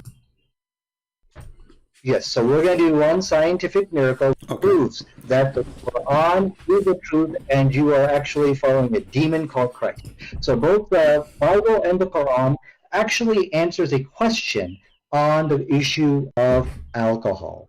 Now, what's very interesting here, there was a study done. I don't have my desktop, which is shared. Where I'll show you that study. But in this study, it showed that the Quran actually, because of the teachings of the Quran, the Muslim women. See, I'm listening. I listened to him to the end, the claim. I did not interrupt him. I'm listening. The Muslim, they say I don't let him talk. See the liars? It's there. I'm listening. There is he called me. He chose a topic. He is who is the one who chose. I did not even ask him a question. I said to him, okay, Nader Ahmad, what do you want to say to us?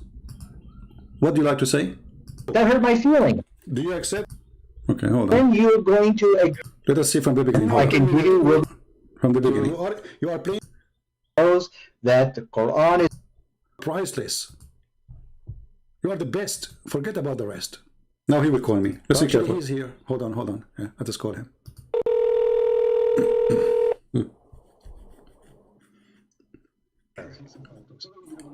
Hey, Nader Ahmad, how are you? Hello. Well, hello, CP. How have you been doing? After all these years, we finally meet. This is very good. I get a chance to meet you. How have you been doing? Thank you. I'm very fine. So what do you want to say to us? Go ahead. Yeah, so, we've been having these wonderful debates on the Bible, Quran, and modern science. Mostly Quran and modern science. And I have a few challenges. Quran and science? Absolutely. We've been having these discussions and debates, and I have said Christian has been running away from this debate series because he knows that the Quran is in complete harmony with modern science, and there's give us one. Let us not waste time, me and you. So for some reason your voice is cutting. Well, give me one. Give me one miracle. Okay, listen. You have to. Why were you running away from me, from this debate? People say, no. See, don't make excuses. We are here. Let's see who is running. Give me a miracle. Let us laugh. Well, here's what I would like to do, Christian Prince. I would like for us to have a public debate on this topic. Do you want to debate me? You are talking to me right now. Until we have that happen, give me the miracle. Everybody will laugh at you. You are playing like a kid. You call me. You claim you can debate me. Here we go. We can do it right now. Why next year? Why next century? Do it right now. Otherwise, you are just a kid wasting my time. So I'm listening to you. Please. Don't let us speak like adults. Are you going to debate me right now, or you will never do it? Well, first of all, I will give you. Want me to give you a scientific miracle right now? I can do that, but I think you should first answer why you are running away from me. Answer that to the people, because the one is running. I'm saying to you, let's do it right now. You said no. It's you who's running. Do it. Go ahead. Let's do 10 minutes right now. I can give you will be one. It's a crossfire debate. Everybody will hear us. It's a conversation. Go ahead. Okay, here's the problem. If we don't have set rules with time limits, things like that, then we're just going to be. It's a free boxing match. Show me. Aren't you the one who speak? You speak. You play karate and you are good in boxing. Do your boxing. Free boxing match. Go ahead. Yeah. Well, I'll tell you, Christian Prince. The problem here is what I stop. The first 15 minutes is what he want. Conditions, brother. 15 minutes. Just so you will debate me. He's running away from me. I just said to him, "Tell me the miracle." All what I'm saying, just give us the miracle. Until now, we are just this is kids talk. They are kids. They are not grown, mature people. The second you follow Muhammad, your brain is in the high hashish. Why you are calling me? And you keep saying they're running away from you, There's only one person he can run from is Ultimate Ford, the guy who don't believe in anyone. He have his own prophet. He have his own Quran. He do not need Arabic to understand Arabic. He do not need English to understand Arabic. But he don't know Arabic. He can read the Quran without knowing Arabic. It's a miracle. He do not need any interpretation, any explanation, any hadith. He don't accept any. He's a prophet. He's God by himself. That is a kid. We don't talk to him. So now you're adult. 15 minutes is, I would I defeat you in public place, come on. Do it. Now, who want to prove to us that he can do better than this guy? If you can do better, text me in Paltalk. I will call you immediately. Stop making excuses. The rules go for both of us. It's a free. Say whatever you want. Do whatever you want. Go ahead. But I have a very good excuse. My excuse from running from you is this. You are a coward. Okay, let me give you are wasting our time. Are you going to debate me or not? Okay, what I cannot do, Christian Prince, is win a shouting match. Now or not? coward on the rum. Okay, so we're going to talk about one scientific miracle, and then you're going to agree to debate me later on. Okay, so let's do science. I am agreeing to debate you anytime. Here we go. I'm here with you. Go ahead. CP, we need a format. We need equal time, and we need to share. Don't call me again. You see, they say to you, you mute. I hang up on him. I lost my patient.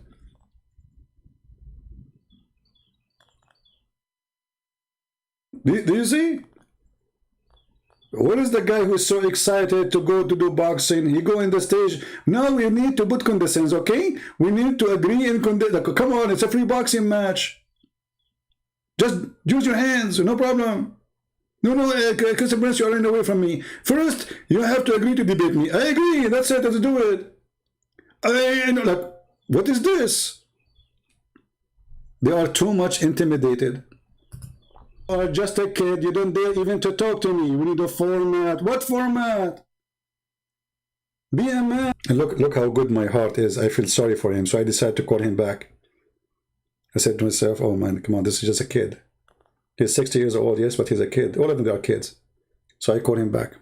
See how good my heart is? Man, you are the one who said you want to debate me. You keep saying I'm running from you. You are just a kid. You are not even equal to my shoe. You don't even know how to say. To be honest with you, when I spoke to him, I was not wearing a shoe. Which is not right to say. I mean, what shoe? Because how many I have? I have only two. I have two shoes only, you know, that's it. I'm confused now, which one of them? Say your prophet name correctly. If I call you right now and I ask you to say your prophet name correctly, do you know how to say it? You don't. And you are the one who agree your prophet have sex with the goat. What more I want from you? So either you want to do it now, don't waste my time, I will call you one more time. Either we do debate. Look how nice this Christian Prince, unbelievable. They will call him one more time. Nadir Ahmed was saying to himself, I hope he will not call me, because now I have an excuse. He hung up on me. Do you see? Now, don't put rules. No rule for you, no rule for me. Speak as much as you want. Get me busted. Go ahead. Let me call you.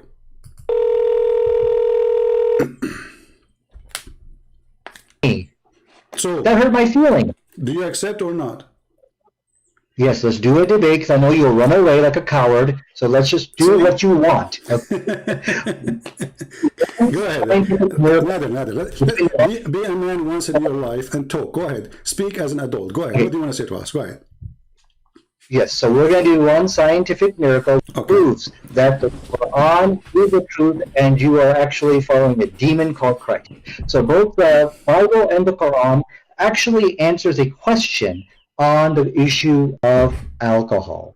Now, what's very interesting here, there was a study done. I don't have my desktop, which is shared. I'll show you that study.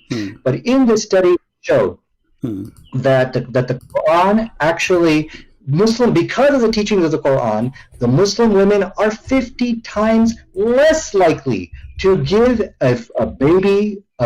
give birth to who has fetal alcohol syndrome.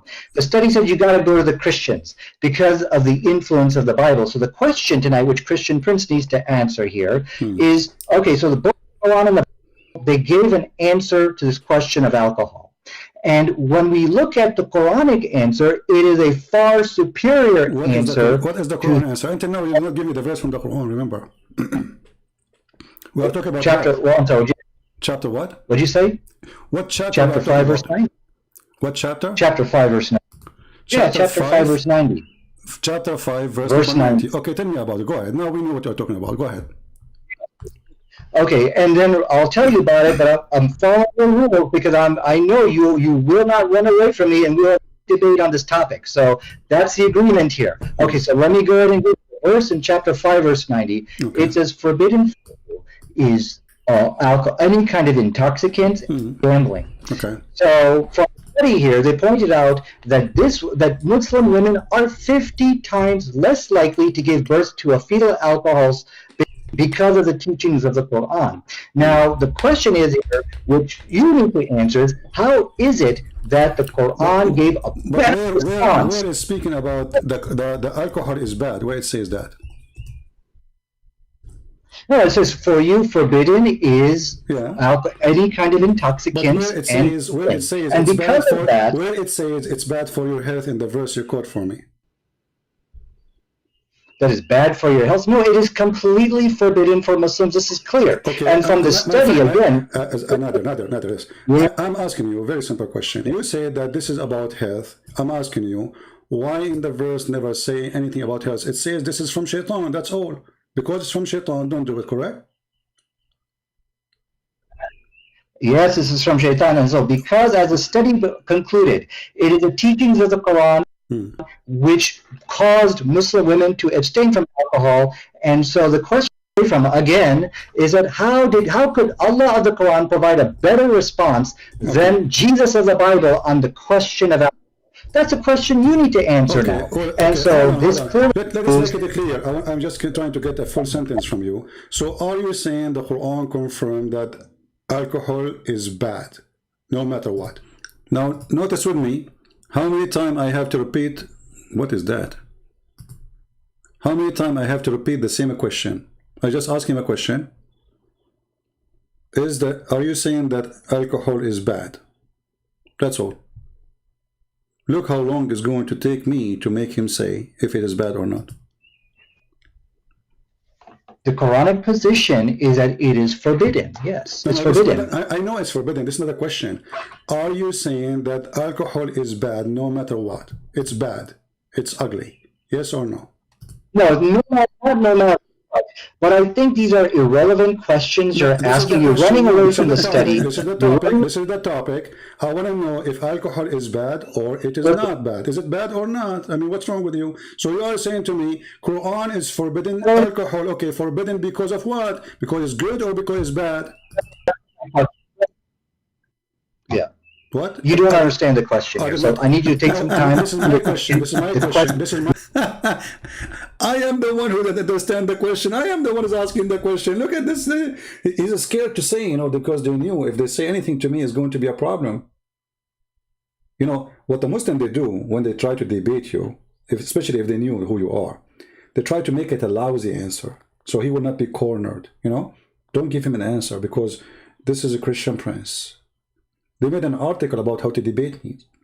If you say to Christian prince yes, never say yes, never say no. Never say yes or no, because whatever you say, he will get you busted. So Nader Ahmad is afraid to say yes or no, because the second he say yes or he say no, he get busted. He's following the article advice. This is my question, not yours. The Quran forbid alcohol. Is it because it is bad or because it's good? You're saying, okay, so you're saying alcohol is forbidden. Is it because it's bad or good? Why you are in trouble? Very simple question. How many times I need to repeat? Listen carefully. The Quran forbid alcohol. That's wonderful. Does the Quran forbid the alcohol because it is bad or because it's good? So the reasons why the Quran forbade, there's actually a reason in the Quran. They said there's some good outweighs the good. Why you don't give me the answer? And so the issue here. Why you are making a speech? I mean, the answer is very simple. Allah forbid alcohol because it's bad, or Allah forbid the alcohol because it's good. Which one? Choose one. I've already given you the answer. Now the issue, I'm going to read it to you, and you got to answer. I want a clear answer. Is it bad or good? Is alcohol bad or good? See, CP, I need you to stop interrupting me. I know you're scared. I know this is the point you are not able to answer. And one word. Is it bad or good? You are the one who chose the topic. Everybody is my witness, and now you don't dare to answer. What's wrong with you? Okay, Allah forbid alcohol because it's bad or because it's good? CP, you gotta let me. Don't interrupt me. You have to let me answer. Okay, we're gonna have an intelligent. You're making a speech. I mean, the answer is very simple. You call me. You say. And by the way, you will see some silly people, even some Christian, they say, why don't let him talk, you stupid idiot? I'm repeating the same question for the last 15 minutes. And you say to me, let him talk? I want an answer. This is either yes or no, bad or good. And then you will see an idiot saying to you, oh, why you don't let him talk? What do you mean let him talk? I let him talk until now. Everything he's saying, not me. I'm just listening. He just said something. I said, okay, well, just a comment. Are you saying that our Quran saying alcohol is bad or good? That's it. All the rest, it was his speech. And now you're interrupting him. So for sure you're interrupting him because we're having a conversation. And he's trying to prove a point, so I want to make it clear. Very, he said, irrelevant question, brother. Well, this is the question. You'd call me to say to me that alcohol is forbidden by Allah. And you are the one who mentioned a scientific study says women, they can give birth defect if they are drinking. Okay. And by the way, this is for drunken women, not for drinking. Not because she drank little wine or little beer. This is a woman, she is drunk like your prophet, 24 hours, 7 days a week. So what is the answer? I'm waiting.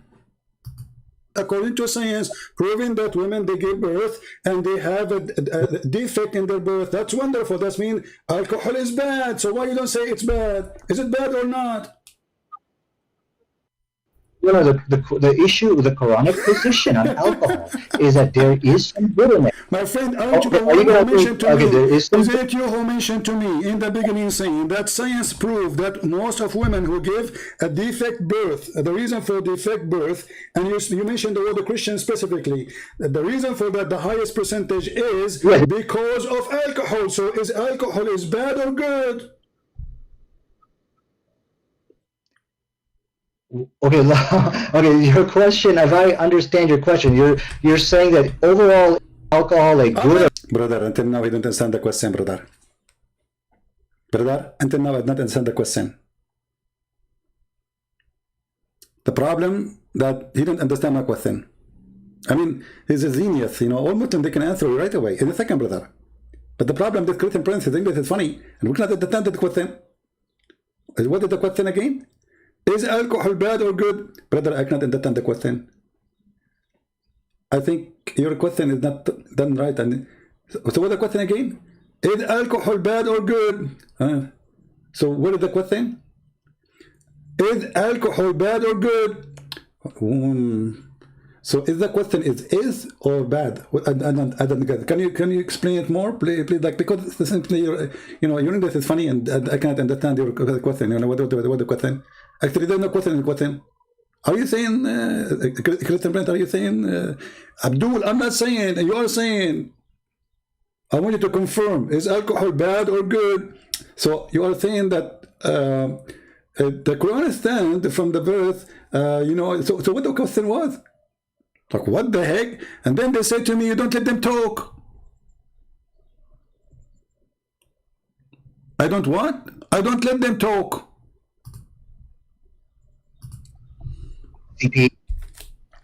CP, you gotta let me, don't interrupt me, you have to let me answer. Okay, we're gonna have an intelligent... You're making a speech. I mean, the answer is very simple. You call me, you say, according to science, proving that women, they give birth and they have a defect in their birth. That's wonderful. That means alcohol is bad. So why you don't say it's bad? Is it bad or not?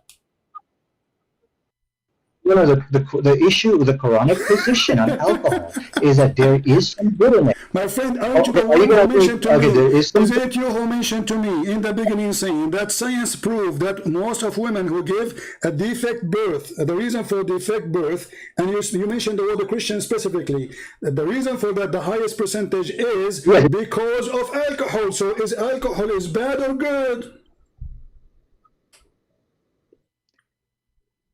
Okay, okay. Your question, if I understand your question, you're saying that overall alcohol a good or bad thing. Is that your question? I mean, this is even your topic, and you don't even dare to answer. You call me saying that because of drinking alcohol, women give birth to children who have defect. And then you will see a Christian say, Christian Prince, have more patience. No, really. Actually, those people, they are the one really, is the weird one, not the Muslims. Christian Prince, let him talk. See, the problem is that those Christians, when they debate Muslims, they just let them talk. You are not listening carefully for what they say. And this is why they fear me. I listen carefully for what they just said. He knew. You see, in his mind, did you ask yourself why he's refusing to answer a simple question like this? In his mind, he knew there is something Christian Prince is getting ready for me. He wants yes or no. I'm not going to give him yes, neither no. Because the second I give him the yes or the no, he will unleash hell on me. They knew me. When they debate different Christians, they just listen. The guy, he speak for 5 minutes, and then the guy, he go and he have like a piece of paper in his computer or like an article, he read from it. So both of them, they are not really debating. That's not a debate. The 5-minute thing to you, 5 minutes for me, is a joke. This is a debate. Never accept the 5-minute thing. Because neither you is debating. And if one of you is making mockery of the other one will look like a fool. Even though he's saying the truth, maybe. Like when Mimi was debating debating David Wood. David, he said to him, your God, Allah have part. Mimi, he said, who said so? And the Muslims, they start laughing. This is not a debate. If the other opponent is ready for a debate, he will say to him, okay, you said who said so? Let me show you your prophet said so. What do you mean who said so? The Quran says so. The scholar, they say so. Who are you? But what we do, we let it go. Instead of getting them busted, but what they just said. Denying the nature of their God, exposing their lies in the spot, not after the debate is finished. Now you want to make a video about what happened. Where you been in the debate? Right away getting busted.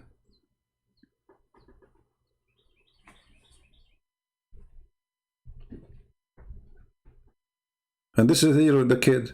He just said something, and now he does not know how to get rid of of what he just said. In their birth, okay, that's your claim, and you claim this is from science. That's wonderful. Now I'm asking you, based on what you told me, is that mean, and based on the Quran forbidding the alcohol, does that mean according to Allah, alcohol is bad or good? Oh, I think I understand your question. Your question is... now I understand the question.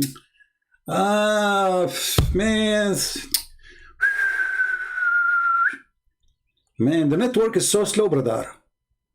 I mean, the camel urine is not doing good job, brother. Now I understand your question. Now, how many times I repeated the question? I have, you see, this is why you have to force the conversation if you want to get a benefit of it. Otherwise, it's a waste of time. Okay, did Allah forbid alcohol for specific reason of preventing fetal alcohol babies? Is that supposed now he understood it. See, now he is, but still he did not.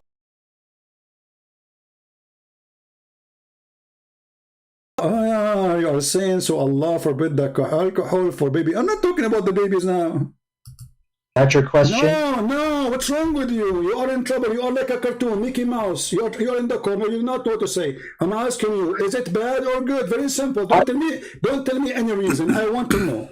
Is alcohol according to the Quran bad or good? Bad. Okay, to answer your question, it's bad. Finally,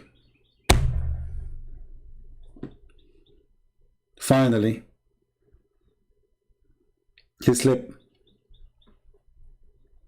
Finally, we got the answer. It's bad. Okay, finally you said it is bad. So how come the Quran says it is good? Here we go. This is the chapter 16, verse number 67. You made me lose my voice repeating the same question. The Quran says that the alcohol is an amazing drink. It's the best. It's a miracle of Allah. Read for me the verses.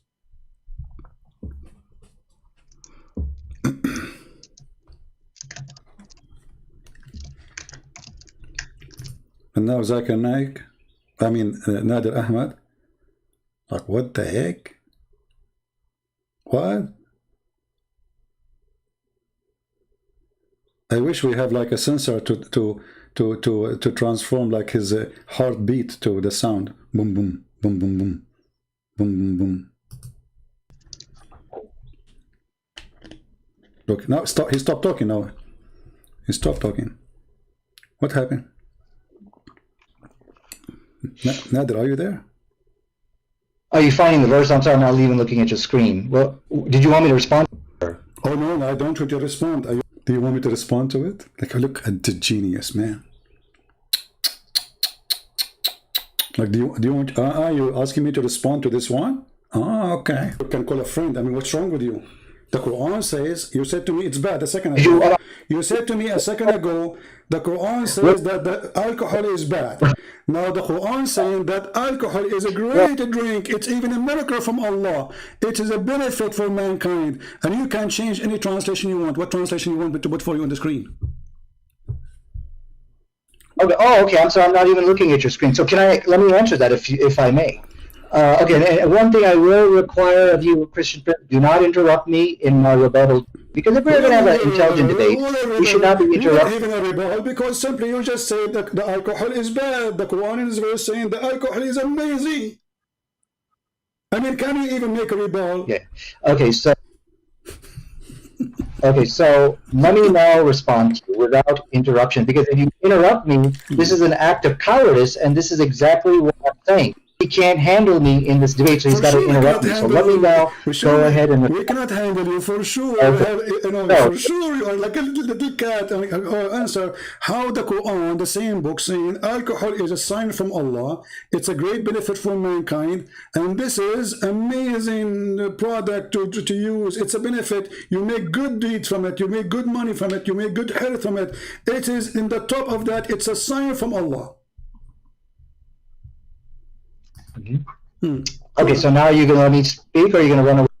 I'm waiting for your interruption. I'm waiting for your majesty. Stop complaining about interruption. You can interrupt me too. We said it's a free form, and your duty. Remember your duty here. Supposedly, you are going to show me your knowledge, and your knowledge is a joke. You are just a kid. You choose a topic. You mentioned the topic, and now you do not know what to say because your God said alcohol is amazing. How you answer that? Okay, I want everybody to understand, when you interrupt somebody, this is an act of cowardice. He's running away because I'm about to put the slam dunk onto him. So let me go ahead and answer the question. The issue with the Quran actually made it clear, in alcohol there is some good, however, the bad is the good. So this is what the Quran says, and the combination that just get lost. I lose my patience sometimes. I mean, after all this, so the Quran says alcohol is good, but the bad is that good is bad. Supposedly now we get the answer like, alcohol. Yeah, the Quran says alcohol have some good, but the good is bad. You know. And then I call him again. Stupid idiot. It's a waste of time to talk to you. It says in front of you, it's a good. You made good from it. You made good nourishment of it. Indeed, you made good nourishment of it. Anyway, guys, you can watch the whole thing. You know, I mean, at the end, he said to me, I have to go. When we get him, like, you know, more in the corner, he have to go. Potato. Do you know now why I use the word potato? Do you understand my language now? I have my own dictionary. Potato, tomato, idiot. You know, some Christians, they say to me, why you use those words? I know. Find me better. This is the only thing can describe what I'm facing. And if you want to talk about health and birth defect, I never saw birth defect as much in Islamic countries because you marry from your cousin. And the proof of birth defect is you. Look at you. I mean, if you are not the... I mean, this guy, look at this guy, Christian Prince, how rude he is. He just said to the guy, the proof of birth defect is you. That's not nice.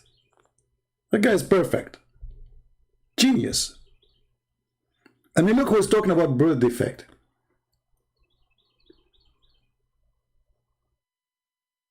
A nation who do marry, their first favorite marriage is marrying the cousin. And this is number one reason in the world for birth defect. not alcohol, because not every woman should drink and get drunk. If there is some, this has nothing to do with the Bible anyway. Actually, the verse where Muhammad is speaking about Allah, he said to him that gambling and drinking is haram. This is from Paul. It's Paul who said that. Muhammad is copying Paul.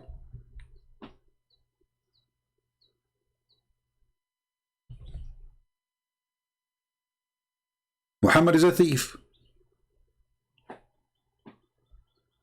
And if we asked them why it's forbidden, they didn't know. And then they say to you, scientific studies. What? Scientific studies. Like who's talking about? A Muslim talking about scientific studies. You know. Who is a Muslim would like to call me and tell me about the scientific studies about the alcohol that Allah is saying it's a miracle? It's a miracle from Allah. Look, because Muhammad, he was explaining how people get drunk, man. It's a miracle. It's a sign from Allah for those who have wisdom.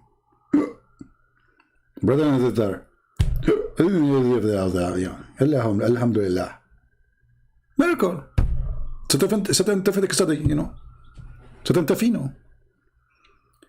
If there's any Muslim he believes in Scientifico in the Quran, call me right now. I'm live.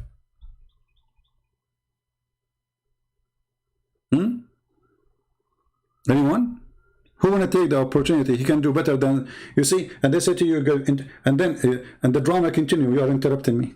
The proof of birth defect. Who is the proof? Idiot.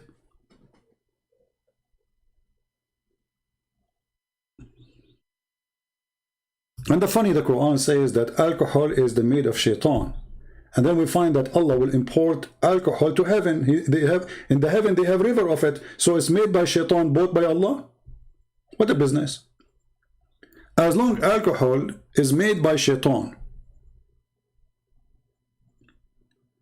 why Allah buying the alcohol of shaitan, importing it to heaven? So you as a Muslim, when you go to heaven, you open like a Budweiser, it says made by Satan, imported by Allah, halal.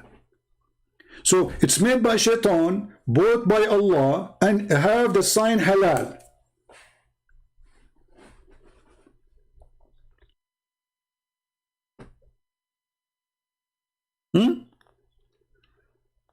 Now, if there's any Muslim, we don't need to talk about this topic. We can go back to the paganism. I believe strongly that you Muslims are a bunch of pagan, believe in a pagan prophet. He ordered you to walk between As-Safa and Al-Marwa, which is nothing but a pagan practice exists before Islam. Same as the Kaaba. Same as the black stone. And by the way, do you know that you can even rob Allah? Do you know that you can rob Allah?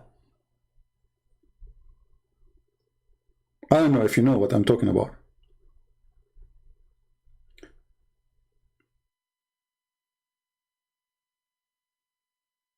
I have in front of me, let me see if I can put it in the screen.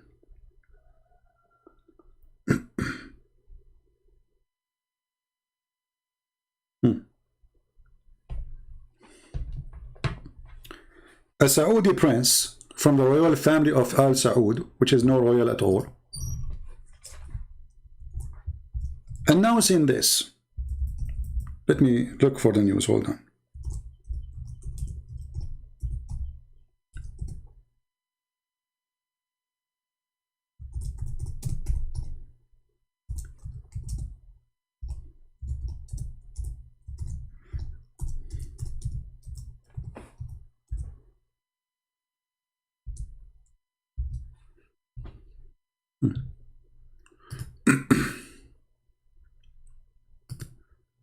Brother,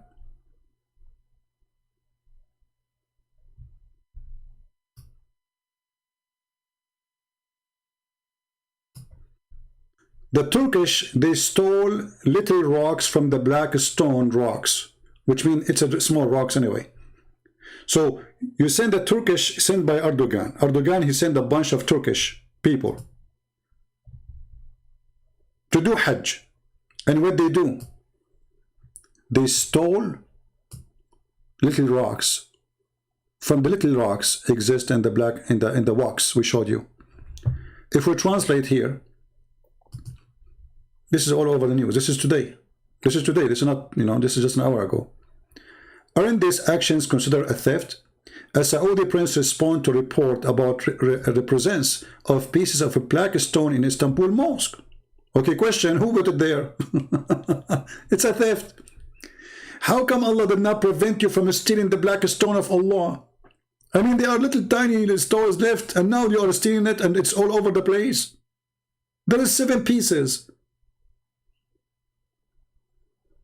Brother, Allah is not protecting his Kaaba.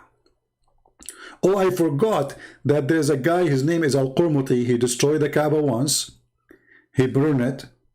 He took the black stone. He stopped in the top of it. And he says, hey, Allah, where is your birds? If you remember, there's in the Quran chapter, it's called the chapter of the elephant. This is why the Quran sounds like a zoo when you read it. The chapter of the elephant speak about what? About an army from Ethiopia. And this army came to destroy the Kaaba, brother.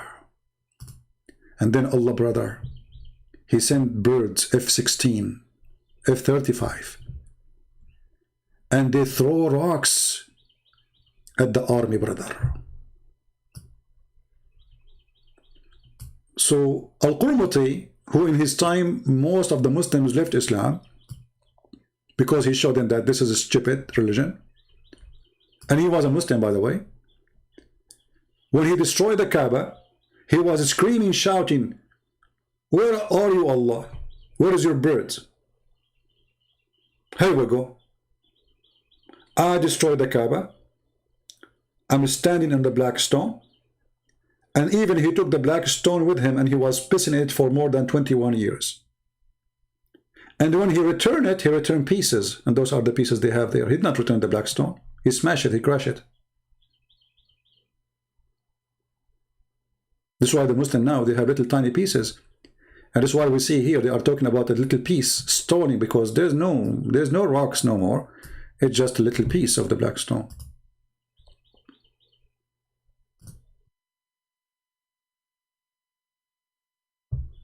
Allah is not functioning. I'm thinking actually to go to the Kaaba and get some. There's only 7 left. I mean 6 left, I think. Get 1 or 2.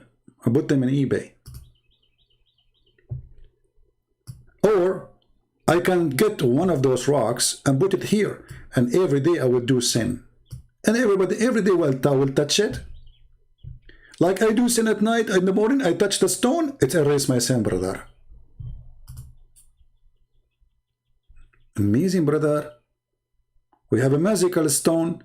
You touch it. We are not pagan, brother. We are Muslims. We are not pagan. But we believe if we touch a stone, it erases your sin, brother. I'm very convinced. Brother, we put our head inside it and kiss it. You're kissing the wax. There's no stone even there, you did. You're kissing what?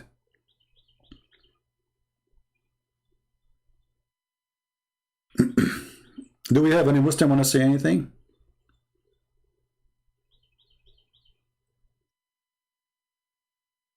Don't forget to subscribe if you did not do yet. And don't forget to unsubscribe if you do yet. Because this is the wisdom of Allah. By subscribing to me, you are committing sin. However, now you need to go to Hajj and touch the black stone, so Allah forgive your sin. And that will increase the business. Actually, why Muhammad even, he ordered the Muslims to go and do Hajj? It was for a business. For a business purpose.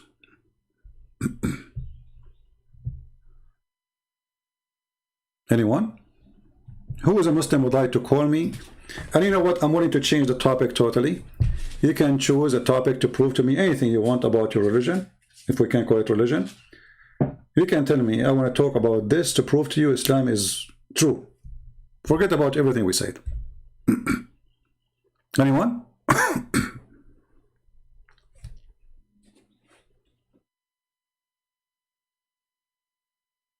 Anyone? who is a Muslim would like to give it a try. Look, my Pal Talk is open for almost, I don't know now how long, 2 hours. Not a single hello from any Muslim who want to debate me or call me. Not a single one.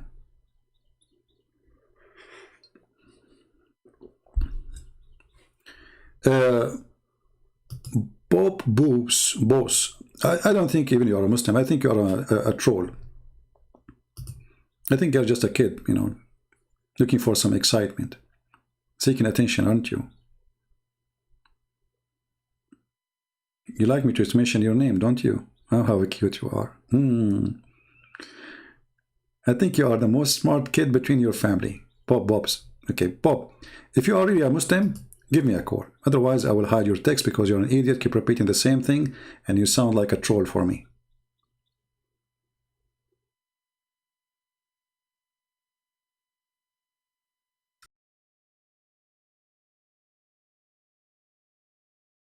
A spent penny, we Muslims don't waste our time talking to you. You Ahl Sunnah, how you see how stupid what you just said? Aren't you the one who says to me, why you don't debate Zakir Naik? And now you don't waste your time talking to me. So you're stupid doing what here now? And what you did now, isn't it talking to me? You see, when I use the word donkey, I mean, I cannot find better. I'm not going to talk to you, Christian Prince, because we don't waste our time. So this idiot sitting in his ass for the last hour or 2 hours, texting in the chat, talking to me and Christian Prince, we don't talk to you. Okay? It's a waste of time. I'm not going to talk to you, but you just did, you idiot.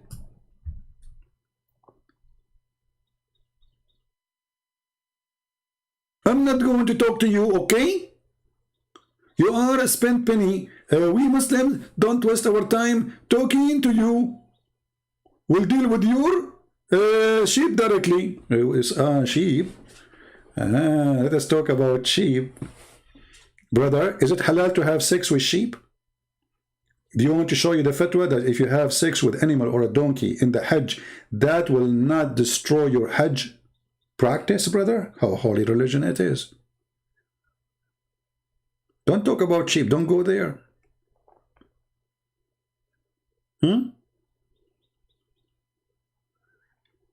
Who's a Muslim when I call me? We don't talk to you. You know what? Why you don't debate Zakir Naik? Huh? Why you don't look?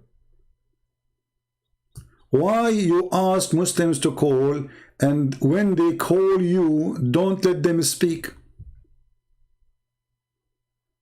Prove it.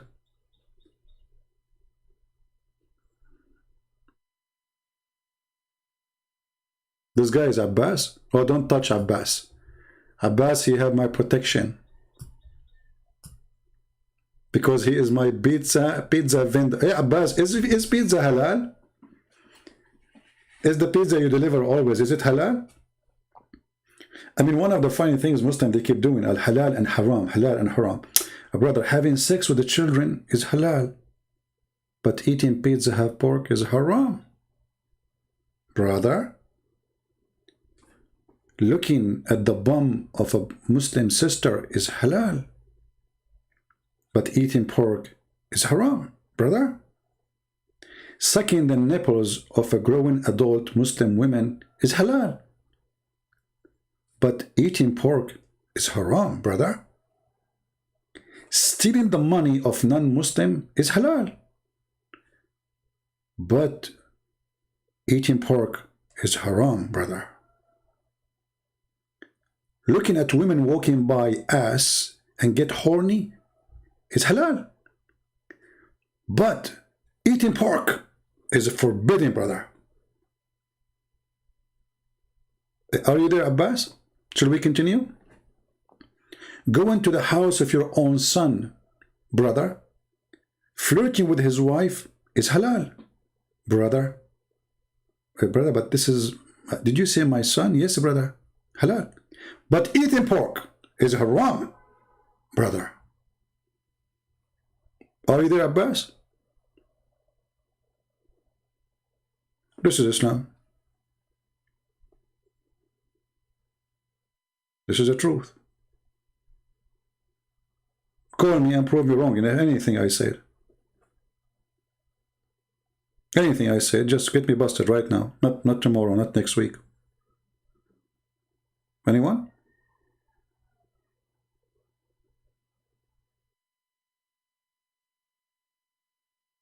Hello?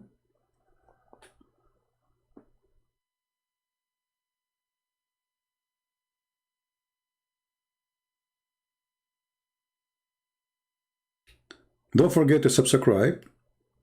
Clown? Oh, let us. Amin is getting upset. Amin is a good Muslim. He got upset, and that's a good sign, by the way.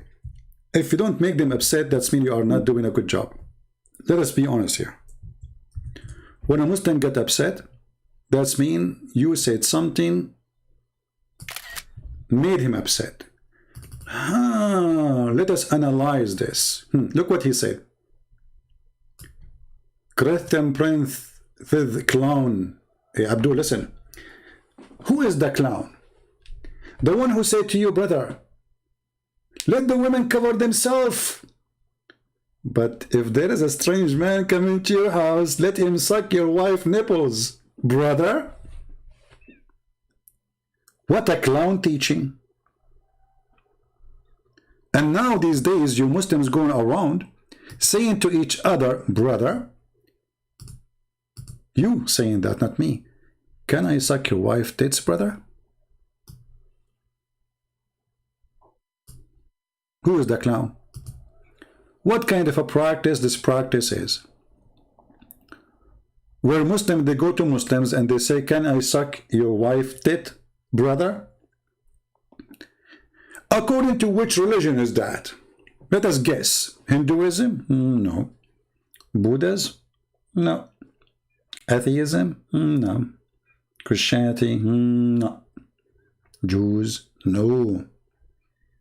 I wonder who's left. Let me guess.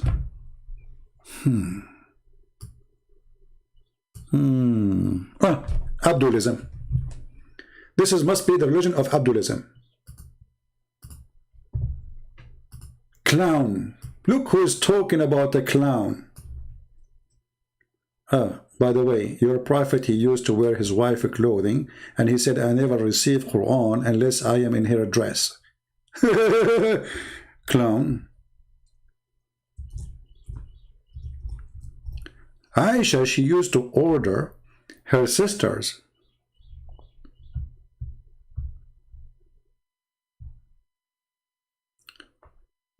to do breastfeeding for anyone. Look at this clown. A woman, she came to the prophet, she said, my husband, he is jealous from my slave. My slave is a growing man.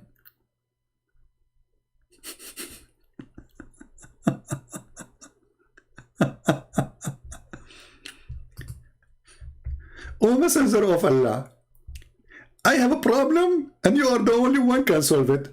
Prophet Muhammad is like, now he is scratching his Zakir Naik beard. She said to her, okay, talk. I said, I see in the faith of Abu Hudhaifa, which means the husband, like he is not happy with who? With Salim. Who is Salim? Is a slave who live in the house. Whereupon Allah Apostle said, suckle him. I'm turning my car on. Don't think I'm laughing. Are you there, Mr. Clown? I want to give you an opportunity to be an admin in my chat if you can give me the name of the clown who said to her, suckle him. I'm waiting for you. Give me the name of the clown. A woman, growing woman, she have a growing man slave. And she said to him, but how I'm going to suckle him and his growing man? Like, what? Like, what? Is what? What? Who is a Muslim would like to invite his Muslim brother to his house and he would like voluntarily to practice the teaching of the clown prophet? By the way, I don't mind to visit you all, but one condition. I mean, your wife, she have to have, I mean, to be beautiful. I'm not going to suckle everybody. I mean, don't bring me a woman, she is 99 years old, and say, this is my wife, suckle her. Like, come on. And then the Muslim, to solve the problem, they start saying, brother, this is not suckling, brother. She give him milk. It says suckle, arda'i, in Arabic, arda'i, rada'a. So he suck something with, you know, give him milk. Why your wife, she's a goat? Why you think women always, they have like, anytime you suckle them, they have a milk? She's a goat. She's an old woman, actually. You know, what suckle him? You will suckle what exactly? But you know, we have to be honest here. This is very hippie, beautiful religion. Like the hippie, the many people, they have wrong understanding. They think hippie started in California. The fact did not start in California, start in Mecca. They used to go around the Kaaba naked, and we show you the reference. Wearing nothing, and we show you the reference. Touching their vagina, and we show you the reference. And now the Prophet is making it even more beautiful. So the husband is jealous. He see a man, a growing man in the house. He go to work. What this guy is doing in my house now? God knows what he is doing with my wife. The Prophet, he found the solution. Suckle him. Hey, people, if there is a neighbor and he is looking at your wife, and you want to stop him from doing that, bring him to your house and let him suckle your wife, and he have to suckle her 10 different days in 10 different time until he is satisfied. I mean, we have to be honest here. I like the satisfied part, because you might never get satisfied, so you have to do it again and again. And by the way, this was in the Quran. This was in the Quran. And the Muslim, by the way, they say to us, the Quran is preserved. And then we find that the one who ate it is a goat. Look, look, look. Aisha, may Allah peace upon her. May Allah pray on her. May Allah preserve her nipples. The verse of stoning. The verse of what? Of stoning. My friend Kareem is a kid. This guy, he's a, you know, we talk to him. That's it. He's just a kid. Why you want this, Kareem? We have him recorded many times, and we took his call many times, and he's just a kid. He's stupid. Okay. The verse of stoning of a breastfeeding an adult 10 times was revealed. Okay. It was what? Allah revealed the verse to do suckling to adult 10 times? I wish I have a video camera at that time. I go to the office of Allah. And then Allah now, he put his head in the disk. Says, I need to send them something to stop them from looking at each other women. What I should do, what I should do. Allah don't really know what to do. I mean, those men are very aggressive. You know, Arab, we are Arab. You know, me as an Arab, I can tell you about myself. You know? I cannot tell you everything because you get scared then. But I can tell you, brother, some stuff, brother.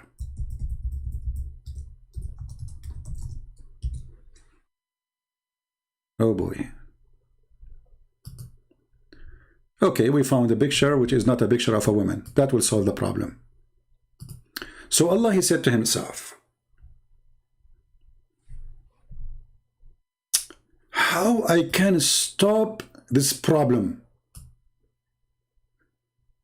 The woman, she have a slave in her house, and he is adult with beard. The husband is jealous and worry, which is makes sense. I'm going to come with an idea which nobody created before me, for my name is Allah and I'm sexy and you know it. I will order them to let this man suckle this woman 10 times. Hey, brother, I have a question. Christian Prince, your question is rejected. And we refuted you. Zakir Naik, you did not even say what the question is. How you know what the... I know the question. Okay, tell me, what is my question? You are going to say, Why eating hummus is halal? Zakir Naik, what hummus have to do with our topic now? We are talking about breastfeeding. Okay, let me guess. You are going to ask me, why when I speak, I spit a lot? No, Zakir Naik, I don't care if you spit or not. We have umbrella, it's open, so we are ready for you. Why Allah He order the women to give her breast to that man? Okay, Christian Prince. First of all, show me your face. Zakir Naik, what does have to do with the question, man? Christian Prince, I threatened you to debate me face to face. Zakir Naik, hold on.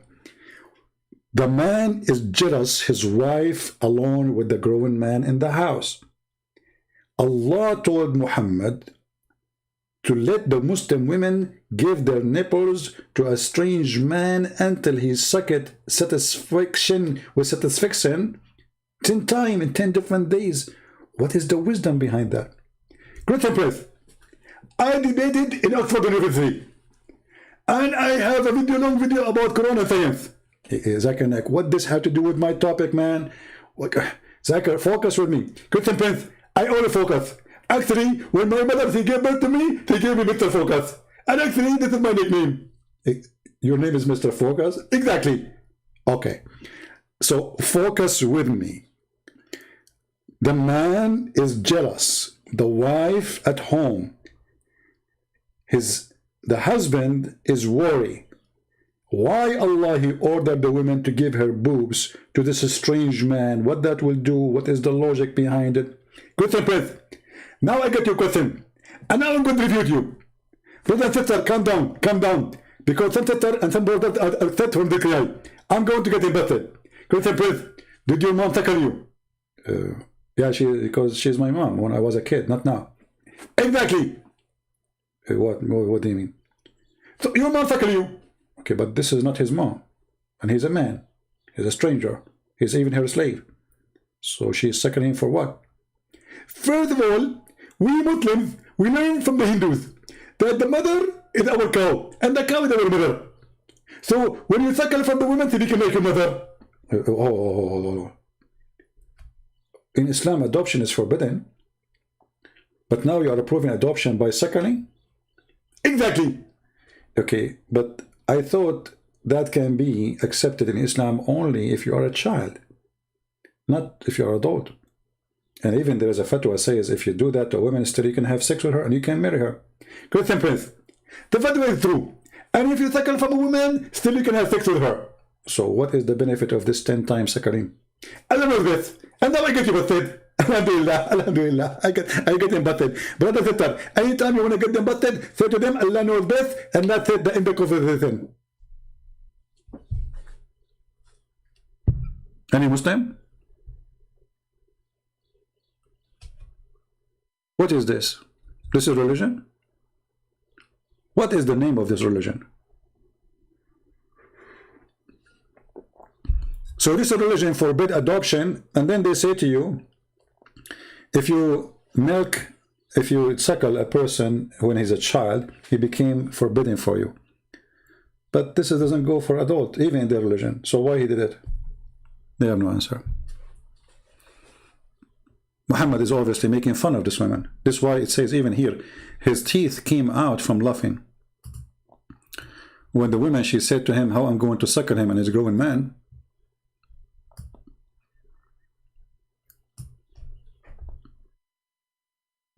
It says in the hadith that he laughed until his teeth came out.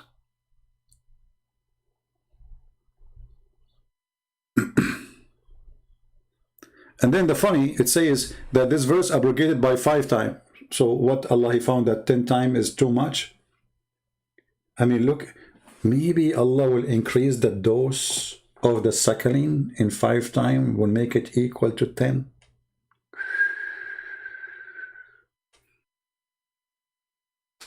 And where we can find those verses, you see, they say to you that the goat ate it, right? Okay, the goat ate the verse, did not eat your memory, Muslims. Where is the verse? Don't the Muslims, they say we memorize the Quran? Who is a Muslim can memorize for me the verse of 10 times breastfeeding for adult? Anyone? Remember, the goat, she ate the verse in the paper, not in your memory. I think that the goat ate your memory too. And I think it's not the goat who ate the Quran. I think you're Muslim, you deleted it on purpose. You're ashamed of it. Because it doesn't make sense. The goat ate the Quran, we got it. What about the rest of the Muslims? Nobody remember it?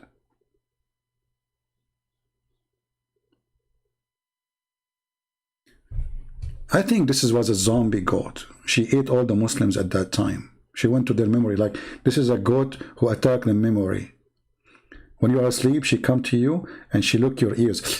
And she put her tongue inside your ear like a straw. And she suck only the memory about that verse.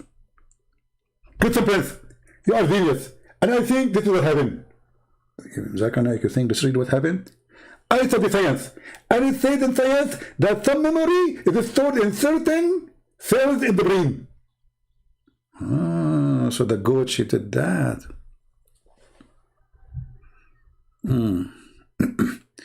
Islam rent-free in your head. What does that mean? What this guy is talking about rent. Don't talk about rent. I can show you where a prophet he allow you to rent women.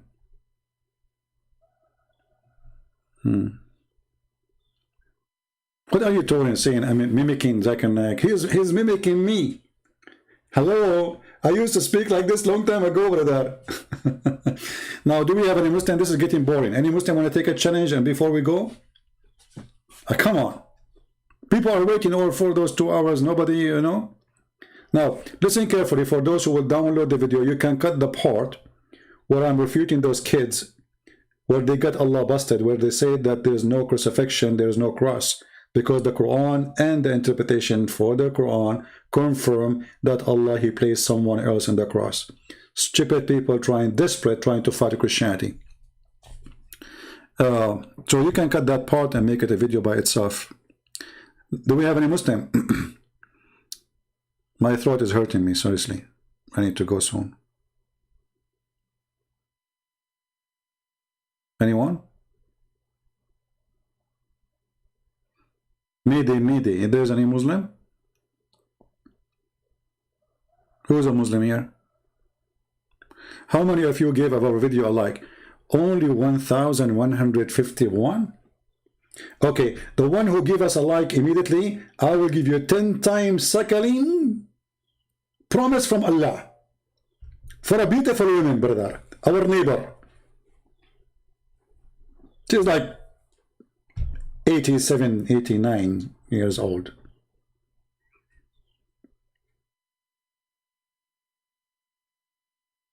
Suckling cult.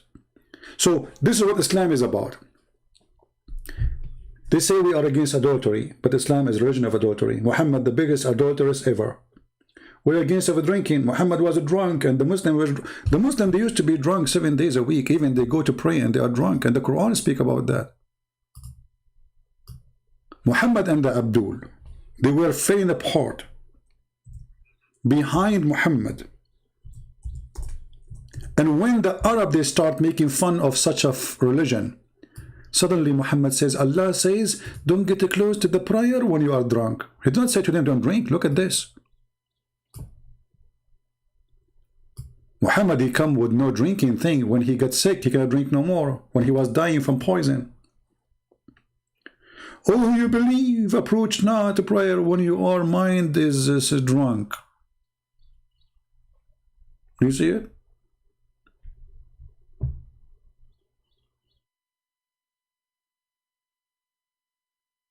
Who cares? Let them change their names, my friend. Who cares? We are laughing. Their name is Abbas, their name is Farnas, their name is Potato Tomato. Who cares? The same. Still nobody dare to call us and refute us. A drunken religion. The Prophet and his followers, they used to fall apart and they are drunk in the mosque. A Muslim, he says to you, Christians are dirty, they don't clean themselves. We Muslim, we clean ourselves 5 times. And then we find how Muhammad, he cleaned himself 5 times. How, brother, how?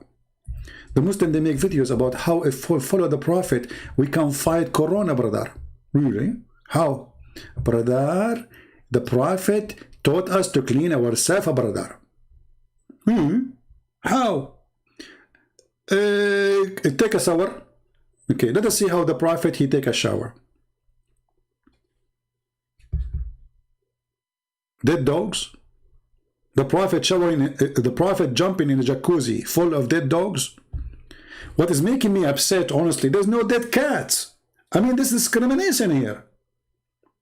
Why you are putting dead dogs only there? Something fishy here. But I thought dogs are dirty in Islam. Isn't it your Muslim, your prophet says to you, if a dog he lick your dish, you have to wash it 7 times. 7 times. Brother, I have to wash it, number 1. Brother, number 2. Brother, number 3. Brother, number 4. 5, 6, 7. And a prophet, I just washed my dish from the tongue of the dog, but you are swimming with the dead dog. Oh, the water is pure and nothing make it impure. Okay? I was wondering because you told me that dogs are dirty and now you are jumping next to a dead dog and it says it's a stinky. Yes, it's a stinky, but this is my stink, not the water stink, because water is always pure. Wow, that's deep. You know what? I thought it is a stinky, the garbage or the water. No, the prophet says it is always pure. The stink must be coming from the prophet. Do we have any Muslim have a comment? Oh, don't forget the ministerial rags.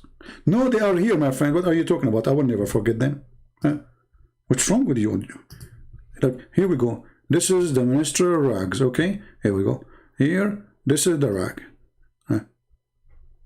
And they are full of blood. Huh? Are you happy now? Huh? Hello? I did not forget it. And that make the water more pure. Because ministerial, brother Tatar, it's proven that ministerial, you know, it's full of, you know, yeah, true. Yeah, alhamdulillah. We did not forget, and we did not forget that says here, and this is the Muslim translation, not me. It says stinking things, like what? Brother, when you say stinking things, like what? Like what? I'm confused now. Stinking things. Is that like poo-poo? What do you mean by stinking things? If there's any Muslim want to volunteer?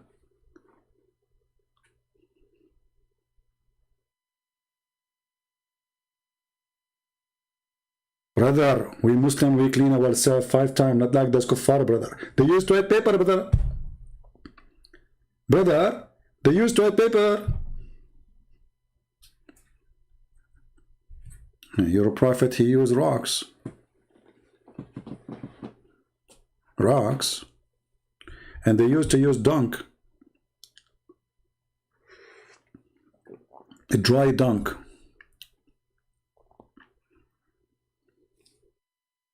Yeah, but you know, what we have to be honest here. Those stinking things are cleaned before they've been thrown, brother. Okay? So literally, this doesn't count. I'm going to erase it, brother, because those stinking things, the second they touch the prophet, they are not stinking no more. Because, you know, things is about comparative, brother. So if you put something stinky to something next, way more stinky, the stinky thing will smell like perfume. So now you put the stinky thing next to the prophet, who is more stinky now? Obviously, this is a clear sign that Muhammad had mental issues. That's why people are asking him, why you are doing that? You see, if this is something the Arab they used to do, then they will not question his behavior. Why you are doing this? Nobody in the town doing such a thing. Only Muhammad. But Muhammad, he come with the explanation. He says, this is scientifically true, by the way. You know, there's a, okay, let me prove it to you. There's a very well-known famous scientist, his name is Scooby-Doo. He made a book, it's called Water is Pure. Read for the book by Scooby-Doo. By the way, Scooby-Doo converted to Islam after he learned that the black dog is the devil.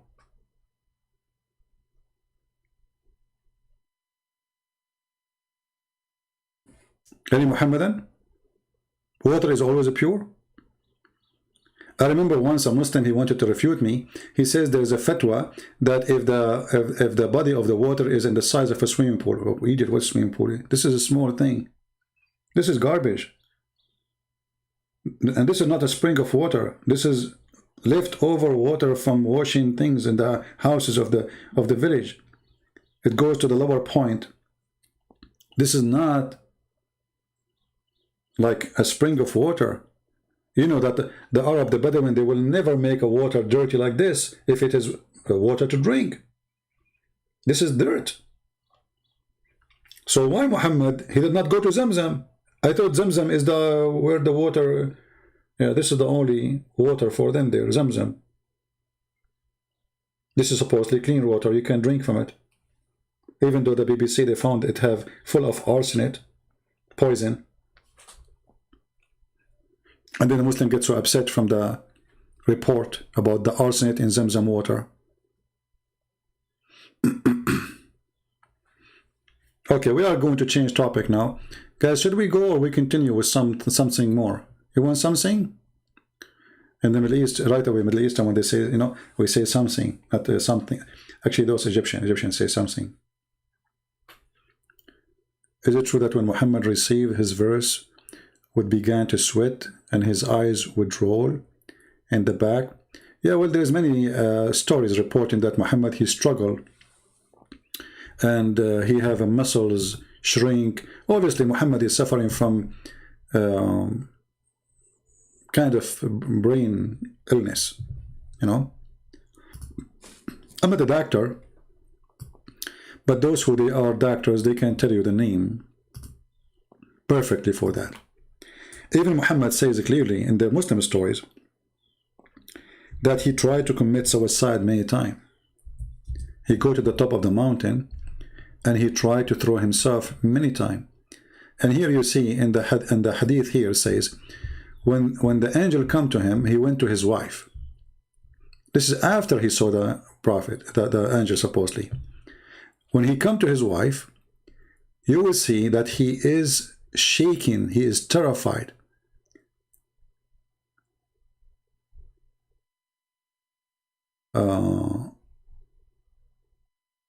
Let us see here. Here we go. See, his neck muscles twitching with terror till he entered upon Khadija and said, "Cover me, cover me." So I have a feeling of cold. He feels so cold. His muscles, his neck muscles, twitching with terror, and he is covered by fear. And not only that, he said to Khadija, "What's wrong with me?"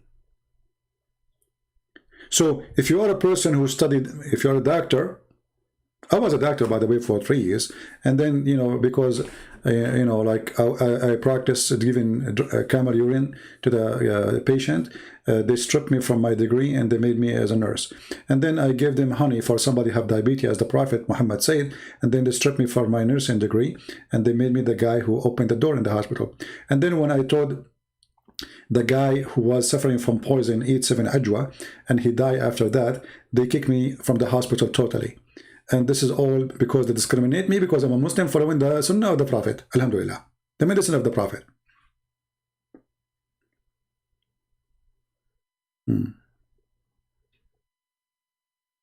They call it epilepsy, right? I don't know about the epilepsy. I mean, epilepsy, I think the word is so nice for Muhammad. I don't know, epilepsy, Muhammad? Come on. Make him epilepsy, make him, I don't know. I mean, the epilepsy doesn't fit with Muhammad. Even the Muslim would be upset. It had to be something strong, brother. Schizophrenia? Can you make the name easier for me to read? I mean, I'm, you know my English. Schizophrenia. Like what? It's like a train, you know. Forget about Nina now. What's schizophrenia? It's called schizophrenia. Okay. What are you talking about? The Prophet was very healthy. And you know, it's very normal at that time that people commit suicide, brother. And look what here, the story here saying, that the inspiration, this stop. Why? Because Waraqa, the real father of Muhammad, he died. And then the inspiration was paused for a while. and the prophet becomes so sad. As we have heard, he intended several times to throw himself from the top of the high mountains. Okay, so why the prophet did not die? He was jumping from the top of the dining room table. He think this is a mountain?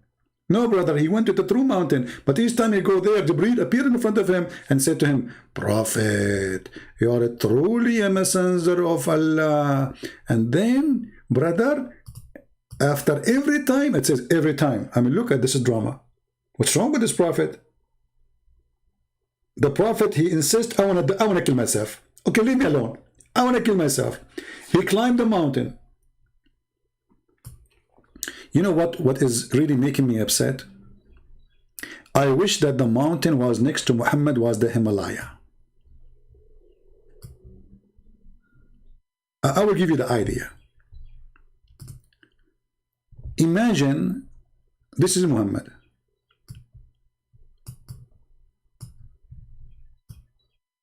Okay, brother? And now he is going to climb the Himalaya. Himalaya. Yeah, there used to be two mountains, by the way, and they put them together. The mountain is called Hama, and Laya, they get married. And then we have Himalaya. So this is the Himalaya. Very high, Himalaya, very high, very high. Okay, Muhammad, he spent like 10 years climbing the Himalaya. And then when he arrived there, now Muhammad is there. Let us put him there. Finally, the Prophet is there. Takbir! The Prophet is there. He's going to kill himself. He will jump from the top of the Himalaya. And now, only now, the angel appear for him and tell him, Prophet, don't do it, Prophet. Truly, truly, you are a messenger of Allah. Like in the movie, you know the movie? Like the guy who wanna jump, they give you like somebody supposed to is like a specialist. He says to him, come on, don't jump, man. So what if your wife, she left you for a boyfriend? Huh? So what if your first son and second son and third son, they are not your kids? They are the kids of different Abdul. Huh? So what? So what if he is going to inherit you and get your money because of the Islamic Sharia Allah? So what? Huh? So come on, don't commit suicide. So the angel, he wait until Muhammad in the top of the mountain, the poor Muhammad. I mean, why the angel don't appear for him before he leave his house? I mean, you wait until the guy, he climbed the Himalaya. I want to kill myself. I'm Muhammad. Hey, video YouTube. Live streaming, please. Live streaming. Yes. Don't use this camera. This is don't use Huawei. It's forbidden by Trump. They will ban our video. Okay, use GoPro. Okay, I'm Prophet Muhammad. I'm going to kill myself now. I'm going to jump, and then suddenly the angel appear as usual. Each time, I mean, how many times he climbed the Himalaya? And each time he said to him, "Don't do it." You know what I wish? I wish that the angel was like 1 second late. Man, unbelievable. You know, there's a guy, he's a Middle Eastern like me, you know, but he's very cheap. I'm not cheap really. I spend a lot of pennies every day. So he was fixing the antenna. He was watching TV. This is Muhammad, by the way. So the antenna reception, you know, because the hadith says that the reception, the inspiration stopped, paused. So Muhammad was watching TV.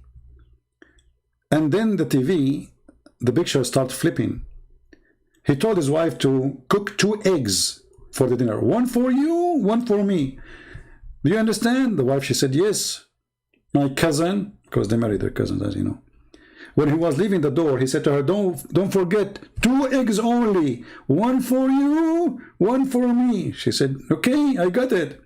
When he was in the stairs, he said again, screaming to his wife, 2 eggs, okay? One for you, one for me. She said, okay, I got it. Now he's in the roof, and that's Muhammad. In the top of the building, trying to fix the antenna, and he slipped and he fell. So now he's flying down until he arrived to his floor. So he screamed saying, and this is him, like him flying, like, wee, you know? Okay. He said, make it 1 egg, okay? Oh boy. I mean, the guy is dying, still he's worried about how many eggs she is cooking. Make it 1 egg, okay? What?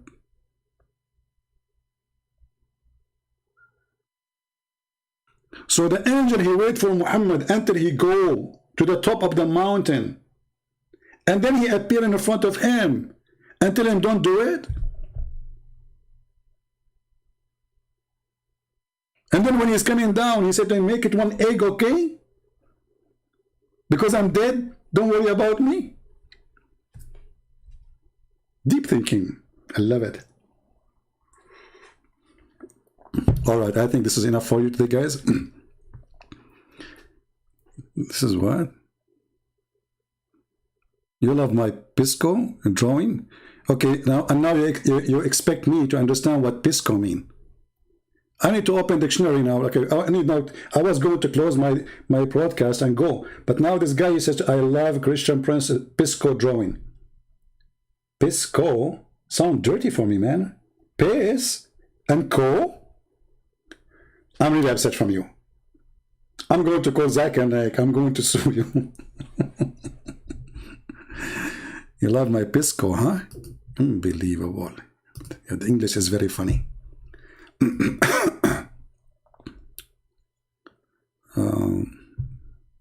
If you have a question, ask me in the chat, not in Pal Talk, otherwise I will block you. Sorry. This is what he said to me, Pisco. I take a friendly screenshot for it. I'm not lying. He said Pisco. Pisco. Like what? What kind of language this language is? And now what you say to me, Allah knows best what he meant by Pisco. Okay, I got you. Read the interpretation, interpretation of Sahih.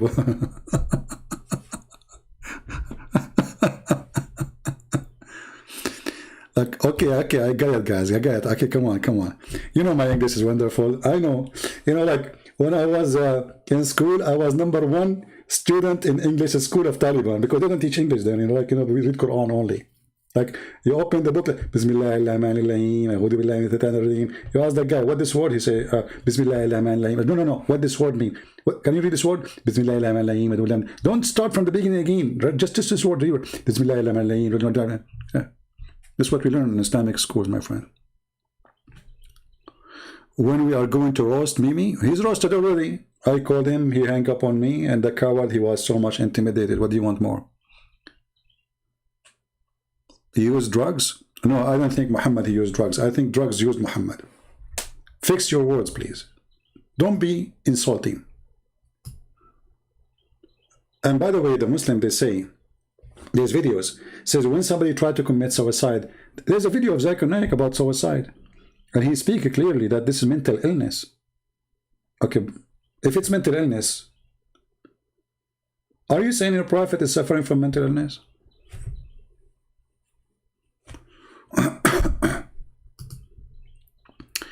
Can you answer why John 5:7 been removed from new translation? My friend, I can make a translation and I can remove anything I want. The question is, who accept, who don't? They can do that. It's a translation. Translation is something done by a private person. I can make now a translation to the Bible in Arabic. But this is my translation. But we cannot move it, really. Who said we accept that? We don't.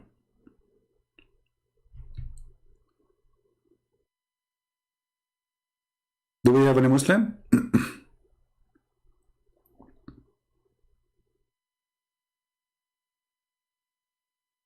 Anyone? Who is a Muslim would like to call us? Mayday. Anyone?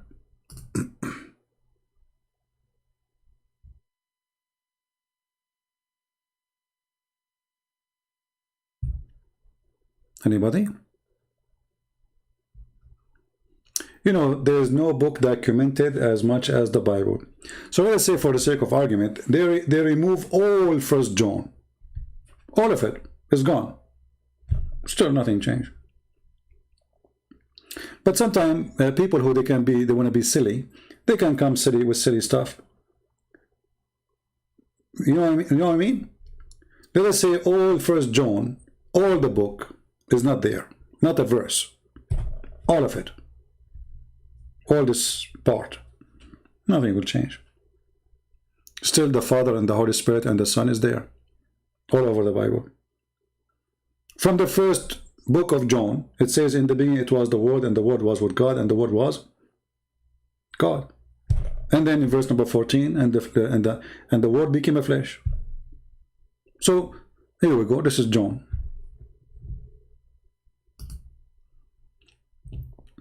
See, the Bible is not a verse to depend on. The Bible is a book of books, not even a book. It's a book of books. So those who want to try to make an issue, they are just looking for an issue to make an issue. How come this? How come that? Okay, no problem. That will not touch my faith, my friend. Right? Always use your intellect and intelligence. God, He gave you a brain. Use it.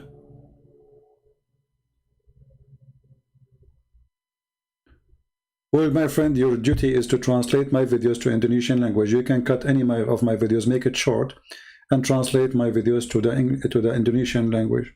Do your part. Don't cry for Indonesian says they cannot understand English. Do something. I wish I speak the language. I will be happy to make videos in Indonesian language. All Muslim women are allowed to divorce. Muslim women, they can divorce if the man, he stripped his right and gave it to her before marriage, according to some sect. Otherwise, it's only the man. Only the man he can divorce. And now, because simply, the Muslims are affected too much by the European system and European law, so they have courts like, I mean, most of Islamic countries, they don't practice anything about Islam, really.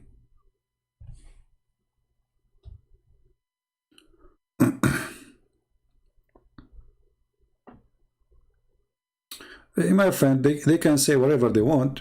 And did this Hamza, call me if you're there. How come this Hamza, he is worried about a verse is gone? But he is not worried about Aisha. She's saying that there's more than 100 verses is missing in the chapter of Al-Ahzab.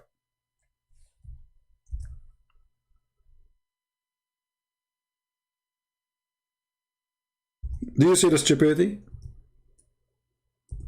So a Muslim, he is happy. He says, in the translation, I found this translation is taken off.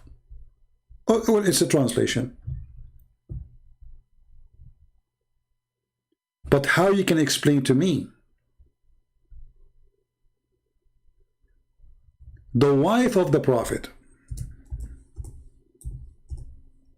saying that the chapter of Al-Ahzab used to be equal to the chapter of the cow?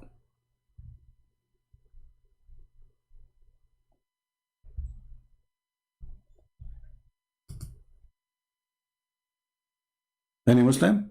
And I can show you right now the reference. Who there? And I will make you read your own prophet wife. This is not somebody came 600 years after Muhammad to talk about it.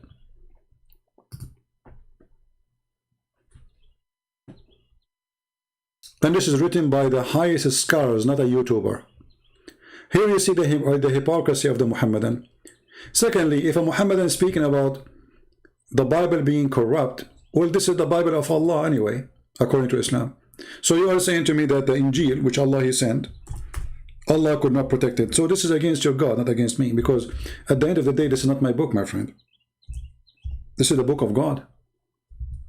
My book is what I wrote, what I made. My book is my ideas. The Quran says that the one who sent the Bible is Allah. So when a Muslim, he tried to prove a point about corruption of the Bible, he is proving to us that God of Islam cannot be trustworthy, for he could not preserve his books. So imagine this. You ask the Muslim, how many prophets Allah He sent? He said to you 124,000 messenger and prophets. Muslim, they say they are different. Messenger and prophet is not the same, which is stupid to say. Because a messenger who delivers a message, about what God will do to you if you don't believe in him in the future. He warned you. So this is prophecy. Prophecy is telling people about the future or even something they do not know. And this is what the message of God is. You are telling me something I do not know. God only knows. But for Muslims, they say there's a messenger and there's a prophet, which is very stupid again. But as long as the Quran confirmed that Allah is the one who sent the Injil, and then the Quran itself says that Allah, He approved what is with their hands.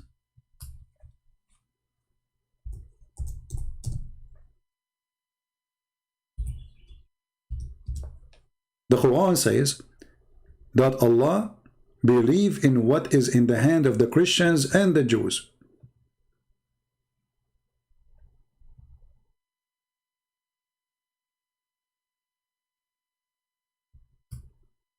And then a stupid Abdul in YouTube says, well, the Bible is corrupt. That means the Quran is corrupt. Do you see it, my friend? This is why they will never dare to call me. They will never dare to debate me, even about any topic, no matter. If the Bible is corrupt, so how he says, I confirm what is with you?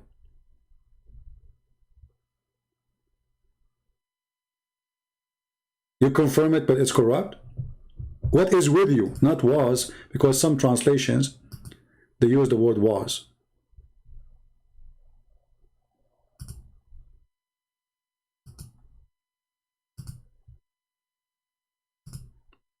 Which means the one who come with this, such an idea that the Bible is corrupt, he's a stupid, he's a fool, he do not know his own religion.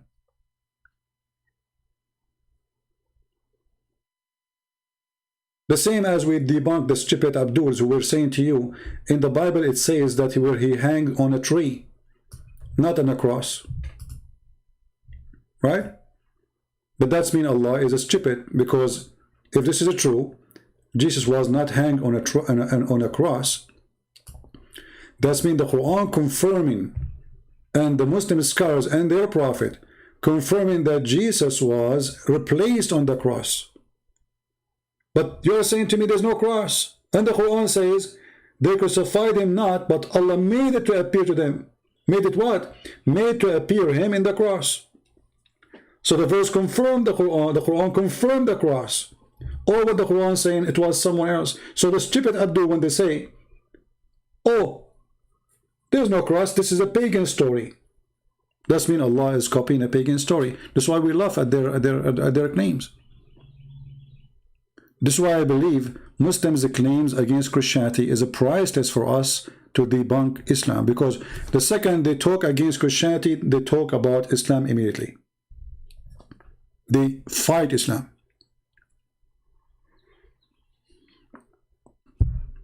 And then they will regret.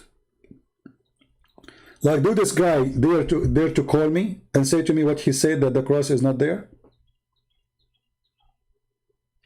If you open every single interpretation for this verse and the hadith, confirm that there is someone replaced on the cross.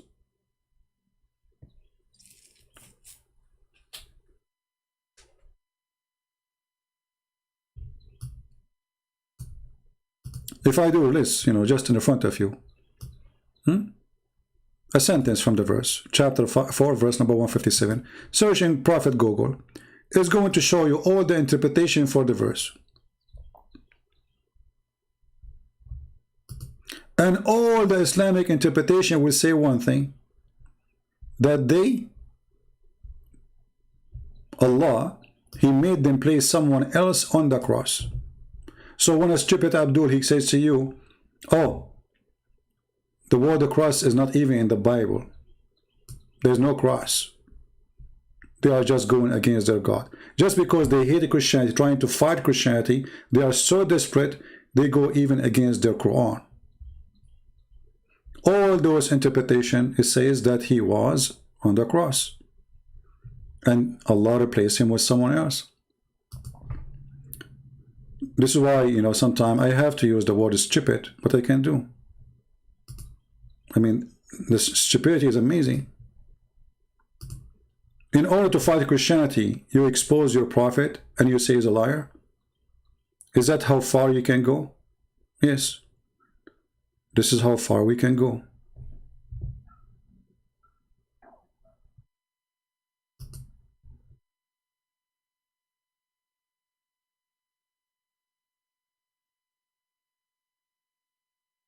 Abdul?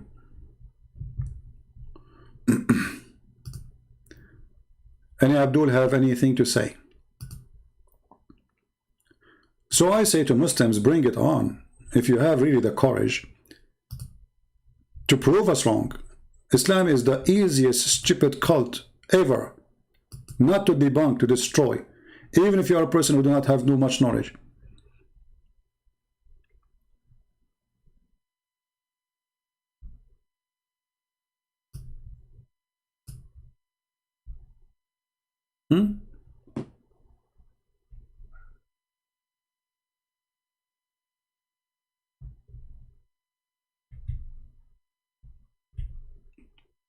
So what we will do now to Ibn Kathir, we will laugh at him.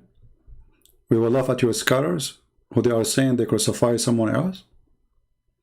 So you Muslims are following wrong teaching all those years, following stupid Quran. Jackie Metro, Jackie Metro is not a Christian, is not a Muslim, is a Christian. We take calls from Muslims only. I blocked this name already. I said 1,000 times, if you are a Christian, don't text me.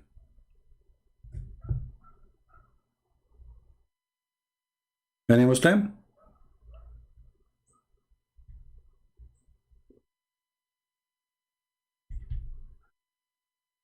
Yeah, and people, they ask me why I am using Paltalk, because Paltalk I have control. Way better than Skype. What the Muslim they do, when somebody call me, because I have it, anyone can call me. So what they do, they start calling until they stop the guy from talking, so they drop the call. When we are not talking, they will not call. The second I receive from a Muslim a call and they see almost he is leaving Islam, they go crazy and they start calling, and the call will appear on my screen until the call drop. In Paltalk, they cannot do that.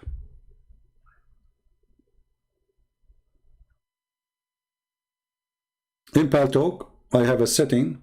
You can text me, I can call you. Unless I add you, then you can call me. Very easy, very nice. Any Muslim? And look here, guys, at the story of Ibn Kathir, which is a story of Muhammad.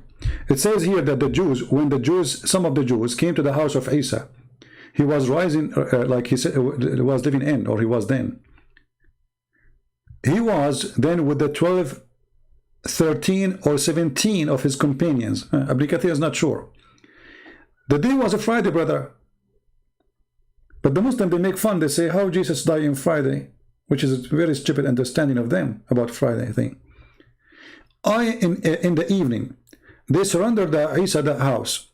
And when they felt that they would soon enter the house, or they would sooner or later have to leave it, he said to his companion, which means Isa, or Jesus supposedly, who would like volunteer to be made to look like me? So one of them, he volunteered to be like him, and he was crucified. So when the Muslims, they say what they say, they are going against their religion, and that's why we laugh at them. Last call before we go. Any Muslim would like to call me? And honest to God, I said to myself, I'm going to go for 20 minutes. I will make a video for 20 minutes. How long we are here? Oh boy, 3 hours and 10 minutes. That's really scary. I need to find a solution to stop making long video. I think I should make a video offline. This is the only way, because as long as there's a chat and people talking to me, the story will go forever. And by the way, you can go to any interpretation you want. I mean, all of them, they are saying the same stories. So Muslims always, they forget one thing. Like, you know, if you are a Hindu, you can attack Christianity a lot way easier, because you did not steal your religion from somebody else. A Muslim, when he attacked Christianity, he forgot that all his religion is a theft. And by attacking our belief, immediately they harm the stupid Islam. But this can work only with someone who is ignorant about Islam. Nobody will notice how stupid what they said. But that will not work with me, my friend.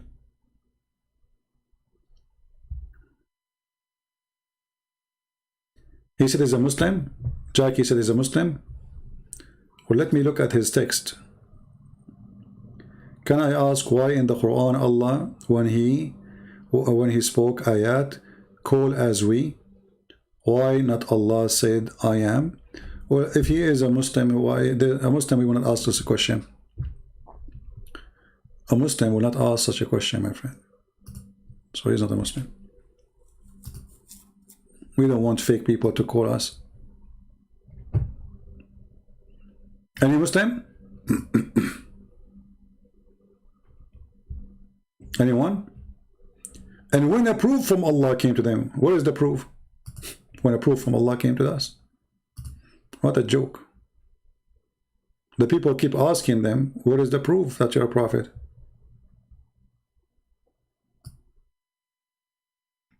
See, when those two donkeys, they say that the cross does not exist in the Bible, that's mean all the stories in the Islamic religion is a fabricated stories, because the Quran confirm that they crucify someone else.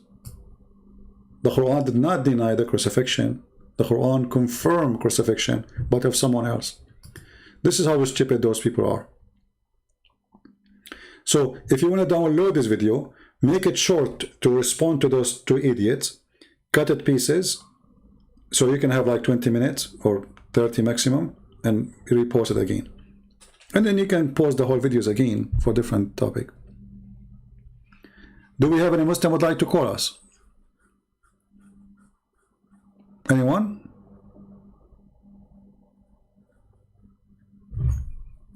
Who want to enter heaven by defending Islam? Who want to have extra virgins? Who want to have a strong penis? It sounds like none of the Muslims is convinced with the penis story. Otherwise, all of them, they will join jihad. I think they are not accepting the stories of the virgins too.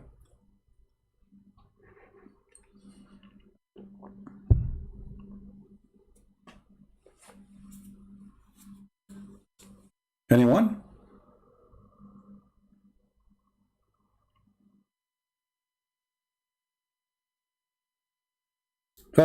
Omat, he sent me a link in Patreon, and he said to me, you might need this. I was laughing. I said, what this guy is talking about? Oh, funny, Omat. Why I need that? I mean, are you teaching me something I do not know? The Quran is full of verses about Allah asking Muslims to give a mortgage. Give Muhammad money. And this is additional sign that Allah is a fraud. Aka Muhammad. Why Muhammad is begging the Muslims to give him money when Allah is your supporter? Who want to give Allah a loan? And Allah will give you interest in heaven, brother. I thought Islam is against interest.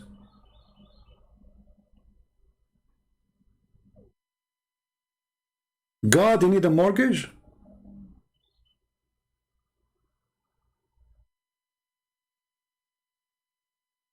And then a Muslim, he will come and he will say in chat, do you know that the Christian prince is making money? Hey, my friend, I'm giving my books for free. If I am after money, all the books I get for free, I made for free, available for everybody, those are a lot of money.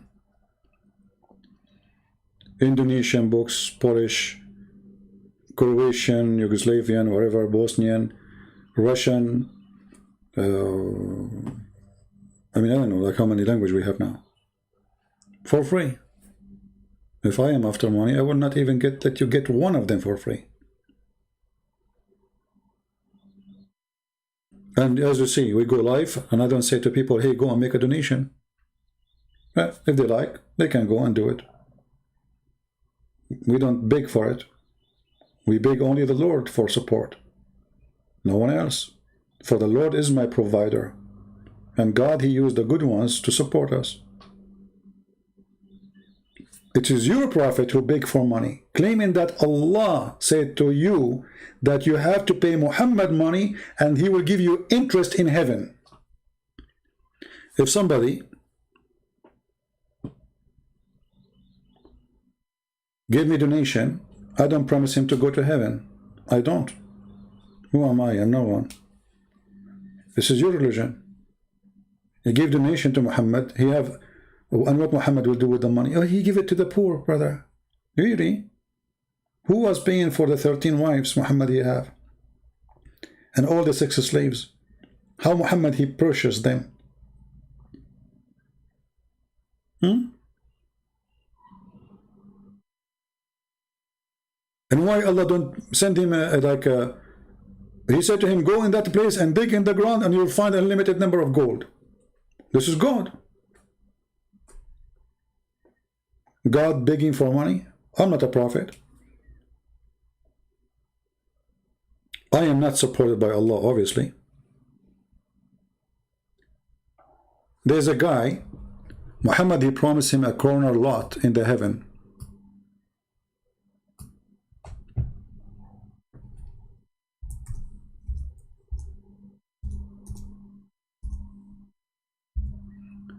And what Muhammad he promised him?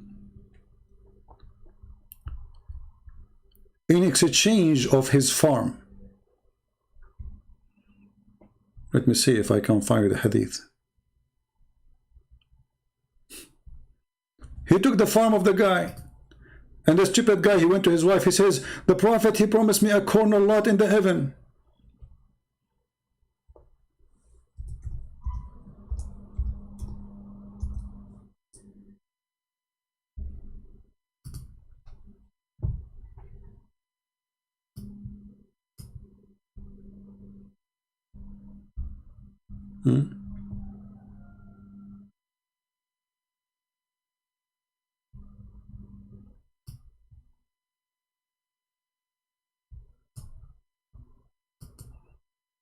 Let me find the story, hold on.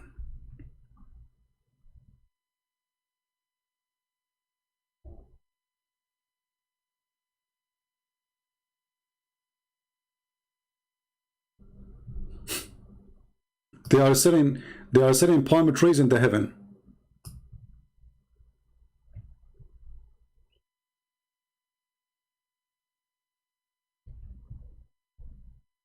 And this is where this verse is coming from, actually.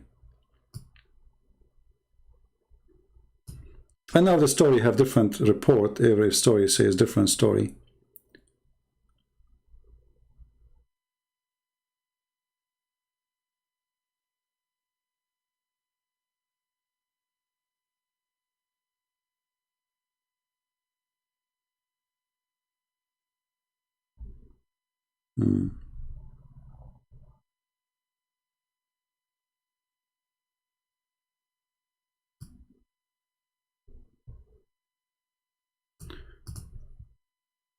I mean, even if you want to find something, you will find a million stories about the same story. Each one of them is different. I mean, we cannot find in English.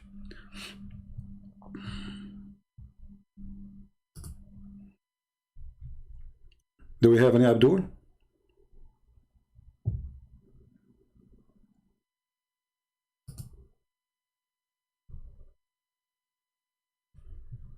The God who begged for money. When David Wood, he have a debate with Mimi, right away Mimi, after 2 hours, he made a video. He was reciting the Quran, says, reciting this verse. Oh, I want to give, loan to Allah, so Allah can, they are begging for money. They say to themselves, this is opportunity. We made Muslims happy by debating David Wood. They thought they have a victory. Right away they want to invest in the victory. Brothers and sisters, there's more than 60,000 people left Islam every year. Go watch the video. And we are the one, brother, who defend Islam, brother. And then Mimi Hijab start reciting this verse. And who will give Allah a beautiful loan? You give it to Mimi Hijab, you are giving it to Allah. And they are the one who will stop people from leaving Islam. That's it. True story. I don't go and brag about if you give me a donation, I will do anything. I just do what I need to do. Christians are watching, Hindus are watching, atheists are watching, all for free. And the one who would like to support us is more than welcome.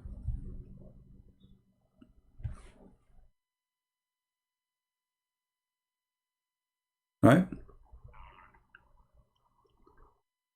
So do we have any Abdul before we leave? Anyone? Yeah, always they try to put you down. They say, this guy is doing it for... You know, I will go. I have no donation in YouTube. I'm here. Did I stop coming? YouTube stopped allowing me to have donation from a long time ago.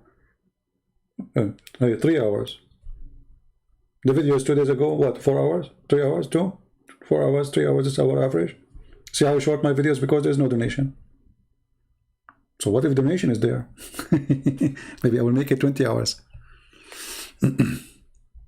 So they try always to put you down, you know. They try before they try to smear me, Christian Prince, sexual predator. Why? Because I was quoting their prophet saying something. Or he said, Muslim women, they have AIDS. But is it your sister was saying to me, Christian women, they have AIDS, and you wish to have a woman like me? And the fact that AIDS is spread in Islamic countries like crazy because of multiple partners practice. A Muslim man, he go to Thailand, he sleep with God knows how many prostitutes. He come back right away, he sleep with 4 wives. Right away in the same day, or a week maximum. The AIDS spread in the family because of the multiple partners. So they accuse us of things and they have it. And they try to smear you. They try to frame you. Did you say to the Muslim woman, suckle me? Yeah, I did. She was saying that Jesus, he did that, something sexual to his mother. So I said, in fact, it was your prophet, and we have the video. It was your prophet who said Muslim women should suckle an adult man, suckle me.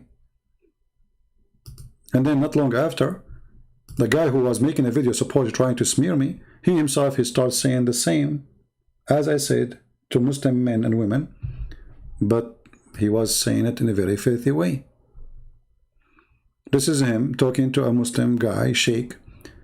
The sheikh, he was saying, the prophet taught us to order the women to give their boobs to a stranger. Nothing wrong with that. Mimi hijab, he said to him, can I suck your wife's tits? So if I say it, I'm not saying to a person, can I suck your wife's tits? No. This is a Muslim woman, she spoke dirty. And I showed her that what she accuses of is in her book. And I said, okay, the prophet says, suckle me. They cut that part and says, Christian Prince said, suckle me. To frame me, supposedly. And supposedly that will make Christians don't like me. The fact that it doesn't work this way, my friend. We have the videos. Christians, they knew what I say. They say Christian Prince, he used the word panties. What all of your Islam is about panties. There's nothing in Islam except panties, penises, asses, and vagina. So what do you want me to use? Chocolate? So they try to smear you, they try to frame you in order to stop you. They think, actually I believe strongly, that people like listening to me because I'm very natural. I'm not a priest. I'm not a church minister. I say words as it is. And people, they love that.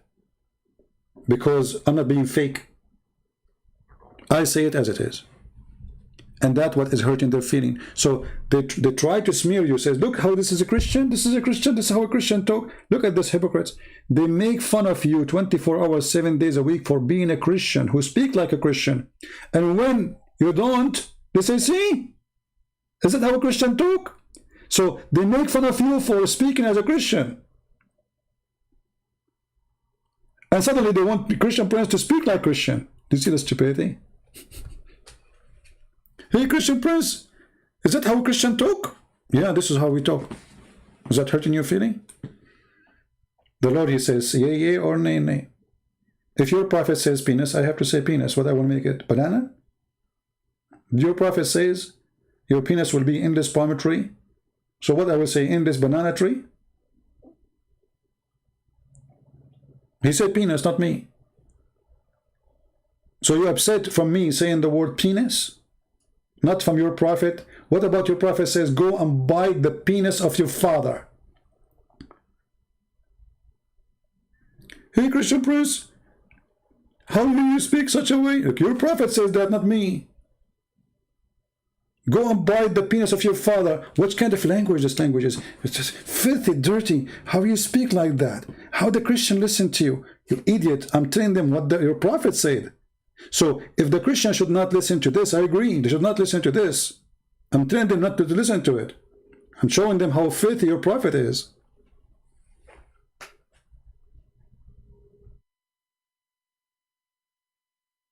So they try to make the Christians like refuse me or reject me, but it works in the opposite direction. Totally the opposite. And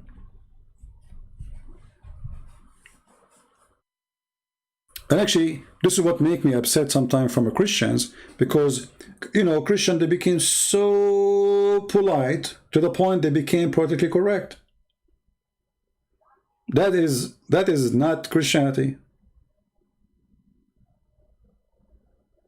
You know what I mean?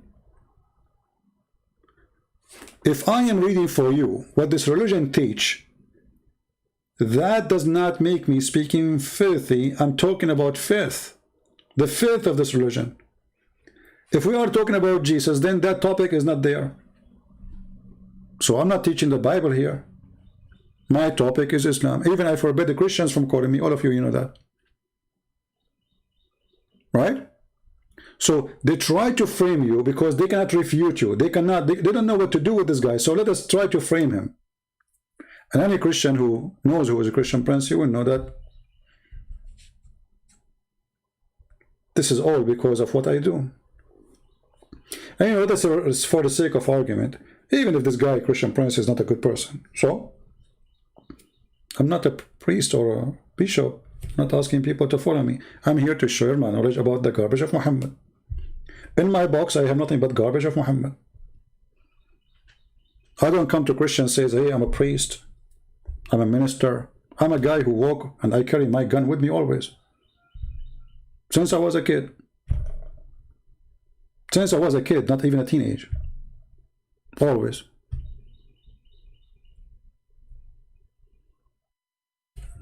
So I don't claim to be a priest. And thank God I'm not. Because if I'm a priest, I will not be able to speak the language I'm using. And that will make me lose some of the truth. Because a priest will be shy to say such a language which is written by the mouth, the filthy mouth of Muhammad. Right? If I'm a bishop in a church, how am I going to say such a language, you know?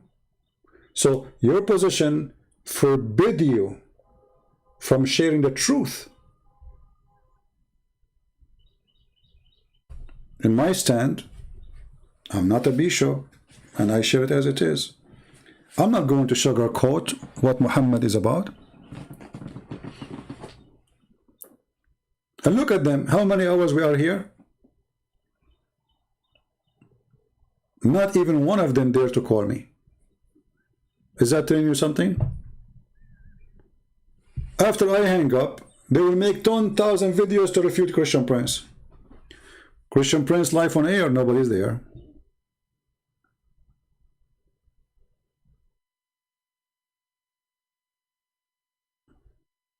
Right? You know, I remember once I was going to do, I did a seminar in a church, and then the minister of the church, he didn't know how to introduce me, you know, like, not introduce me as a person, to introduce the way I talk. So he went in the stage and he starts saying to them, the brother today is going to talk, he's like different kind of a brother. And, you know, he have like his own way of saying things and his own words, which is not usual to hear. And like, man, the guy, like I said, oh boy, the guy is terrified for what I'm going to say in the stage. So the introduction became 15 minutes, 20 minutes, trying just to make them, to prepare them for what is coming. So this brother, he is like kind of like he say things as it is, and they're like, oh no, saying, oh man, come on, don't give me the microphone and just go, man. They will see what will happen. So he spent 15-20 minutes just to tell them, get ready, get ready. And people, they start getting worried, like what this guy will say. I mean, why they are like, what will happen, you know? You look at the faces of people. I was looking from behind the curtain, you know, like what? And then I went, you know, and I took the microphone from him. I said, okay, I think this is enough. Okay, guys, how are you? How is everybody?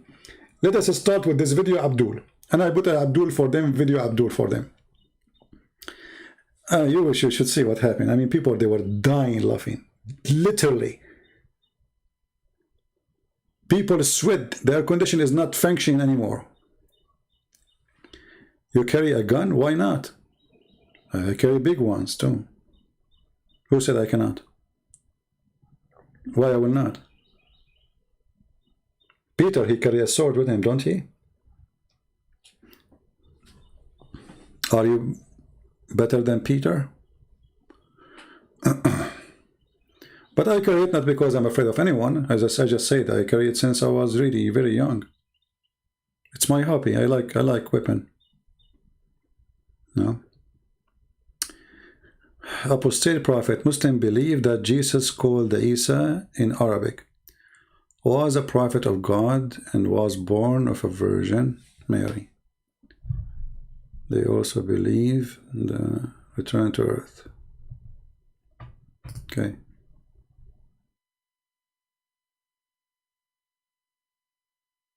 No, why? I mean, why you will not carry a gun? Actually, for me, I believe that if a person who don't have weapon in his house, he is inviting criminals to his house. Now where I live, everybody have guns. So if you're a criminal, you want to get in, have fun. Trust me, he will not leave alive. So it's because always the criminals, they can have their hands on guns, right? So when society forbid good citizen from having a weapon to defend themselves, then they are allowing the bad citizen to have guns. This is why in America you will find that's a city like Chicago where guns are forbidden, but shooting is happening every day. Why? Because the criminals, they have a lot of guns, and the good ones, they cannot defend themselves. Only criminals have guns there, right? And if somebody says to you that a Christian, he cannot have a gun, he don't know the Bible, obviously. Isn't it Jesus, he says, the one who don't have a sword, go and buy one? You see, a priest, many false priests, they avoid to read for you this verse. Why? Through time, priests, they became like Muhammad companions. They serve the purpose of the ruler. So the ruler, he don't want the citizen to have, weapon. So you will see in churches, they concentrate on some like, a president, he's chosen by God. Okay, and we should obey because there is a verse in the Bible says that. But my friend, isn't it the Bible says too that the Baptist, John the Baptist, he paid his life for he opposed a king? Isn't it? Oh, you are a Christian, we are peaceful people, we love everybody, we should not carry guns. Isn't it Jesus says the one who don't have a sword and carry? So carrying a sword have nothing to do with killing people. There's a sword to defend against criminals and bad ones, and there's a sword to be a criminal, right? My stomach is talking. Should a Christian ban Muslim halal food because it is offered to Allah? For sure, for us as a Christian, any food, the Bible says that, not me, any food is presented in the name of a pagan god, other god, that is forbidden for us. So for me, I will never buy halal food, because it's not halal for me. It's not kosher. It's a slaughter in the name of the false god.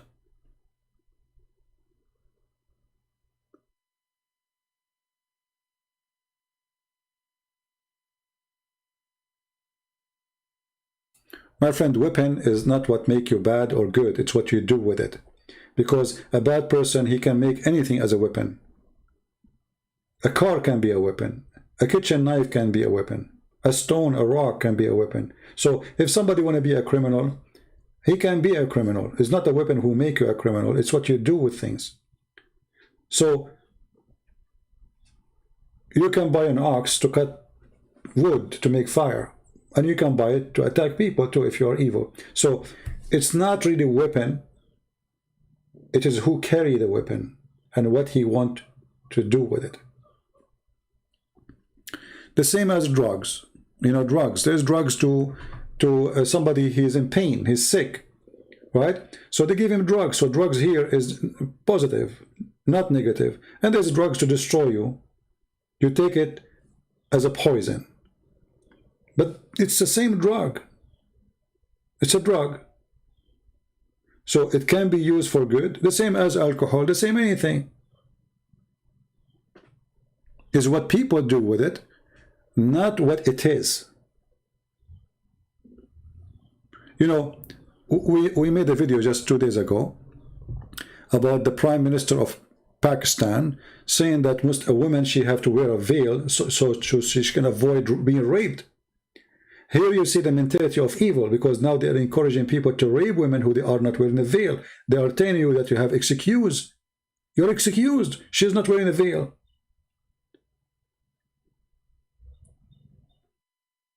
If you go to the jungles of Africa, you will see women, they have no clothing until now. And those tribes are very peaceful. You know, inside the tribe, there's nobody raping anyone. But women are totally naked. Why they don't rape? And for sure, it might happen from time to time in our society. But all the tribe is naked. So if a man, he see a woman, he rape her just because she is naked, that means all those people, men in the tribe, they should be raping each other non-stop. But they don't do that. So even nakedness is not a reason for bad, unless you want to make nakedness bad. When Adam and Eve, they were naked in the heaven. Naked. The man and the woman, they were naked. They did not see that they are naked. They did not even notice what naked mean.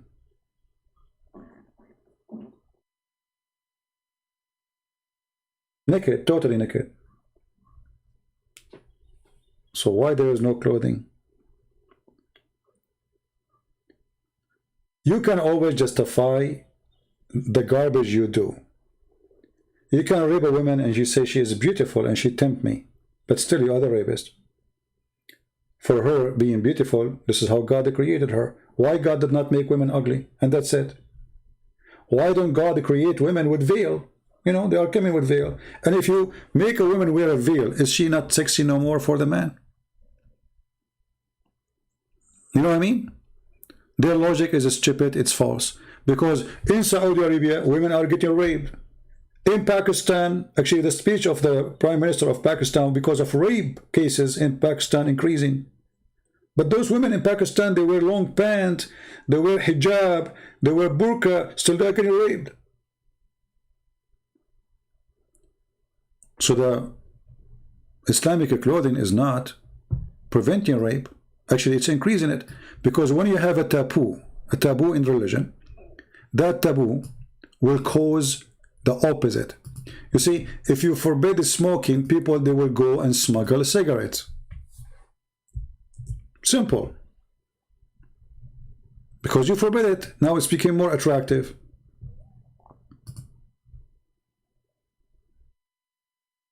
Right?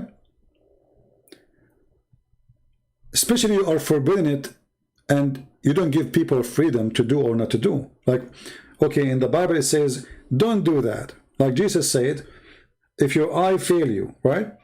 But he doesn't say, if your eye fail you, I'm going to, you know, we will beat you. No.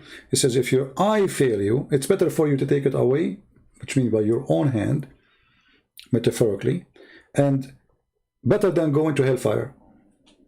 Okay. But still the man, he can see. And the man, he have eyes. And Jesus is not saying to us, take your eye away. He's saying you have to make a decision how to use your eyes. What do you want to see with them?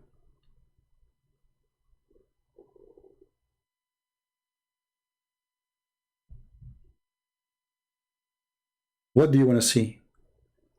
This is why when a man, he see a woman, let us say you enter a bedroom and you have your daughter, she just came from the shower. She's totally naked. Are you going to get excited when you see your daughter? You will say no. Why? Oh, because my daughter. Well, that's mean that you don't get excited because of a decision you made yourself. In your head, self-control. She's my daughter. Otherwise, she is beautiful, she is young, right? But just because she is my daughter, you block the idea in your head. So what does that mean? That means that it is how you think is who you are, not how she is. She is beautiful, she is wearing clothes or not. If a woman, she is 19 or 20 years old, I know already she is going to be beautiful. So she wear burqa or not, I know that if I take the burqa down, I will see a beautiful girl mostly. So wearing the burqa will not prevent me from knowing that she is a female, she is a beautiful, and there's something underneath, and now I will become more curious to know.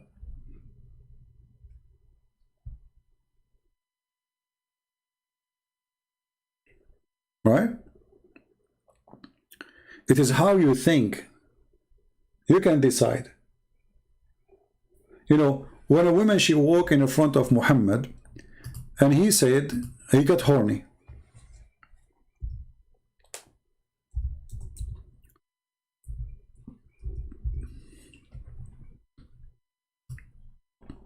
Why Muhammad got horny?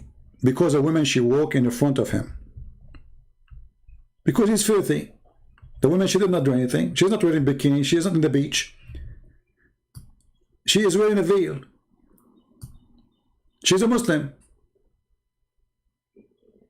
Okay, what made Muhammad excited?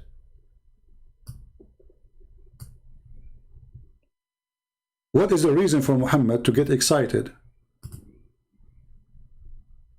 Somebody saying, can you help me with Genesis 38? This is what you are worried now about, Genesis 38?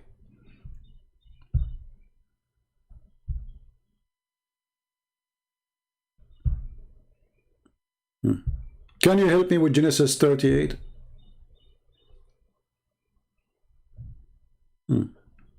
Lord have mercy.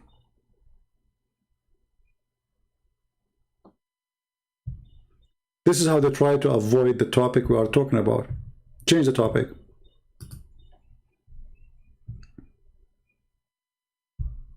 Do we have any Muslim want to say something? The Prophet get excited because of women wearing veil walking by. So the veil did not prevent, and not only that, he claimed that the women is the devil, not him.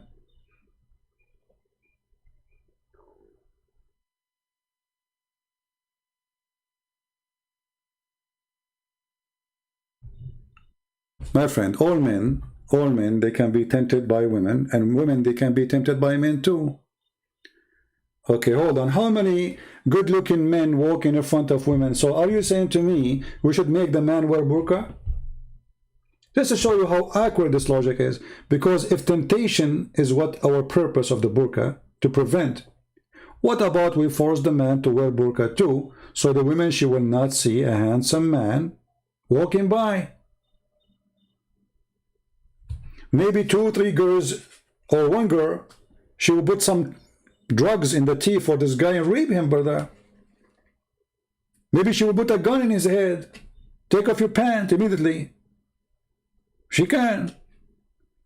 So the idea that a woman wearing veil to stop temptation is a hypocrisy, because temptation is 2 sides of the story. It's not only men get tempted by women, women get tempted by men too. So if you are truly want to stop temptation as you claim, then you should force every single Muslim man to wear hijab and to wear burqa. And then he will become very beautiful. Al-Baghdadi, he wear burqa when he run away. Osama bin Laden, he wear burqa when he run away. All of them, they wear burqa when they are run away. Saddam Hussein, he run wearing a burqa. Why you don't wear burqa to prevent temptation? What if somebody is a gay? Somebody is a gay. Okay, why you blame him?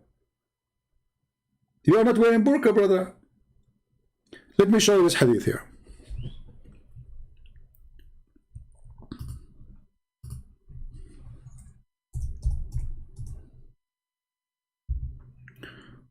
When a bunch of Muslims,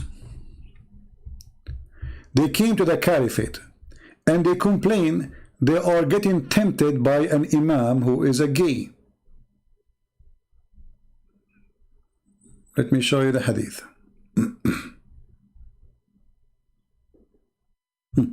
Read with me and laugh. This is Sahih Bukhari, so don't tell me this is weak and the garbage. Okay, I went to Uthman. Uthman is the caliphate. While he was besigned, he is the ruler now, and I said to him, you are the chief of all Muslims in general, and you see what has fallen into you. Okay, what has fallen into you? We are led on salat by a leader of fitna. Okay, fitna, what does that mean? Translate: trial and affliction, etc. Okay, how you do that? Trial and affliction, what he do? And we are afraid of being sinful in following him. Uthman, he said, the prayer is the best of the deeds. So when the people do good deed, do as they do and avoid the bad deed. Then look what happened here. Az-Zuhri, he said, now we understand better. In our opinion, one should not offer salat behind a feminine person unless there is no alternative. Do you see it? I thought Muslim men, they got tempted by women. Those Muslims, they came to the caliphate, they are saying to him, we are tempted. Okay, you are tempted by what? They are tempted by the ass of a guy in front of them. Look what they are saying. Leader of al-fitna, trials and affliction. The Muslims are in trial now. Why? Because there's a gay is bending over in front of them. Every Abdul behind him is getting horny now. I cannot take it no more. We should stop this. We are getting so excited when he prays in front of us. Let us go to the caliphate. Caliphate. The guy, you know, he's showing us his ass. He's bent over. Like, hello. You know. The caliphate says, so what? Okay, I thought you get tempted by women.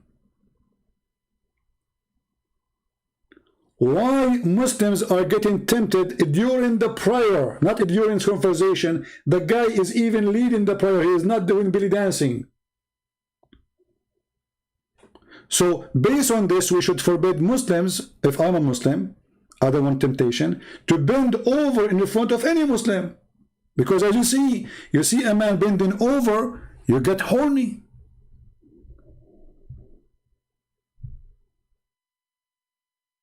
Prove me wrong.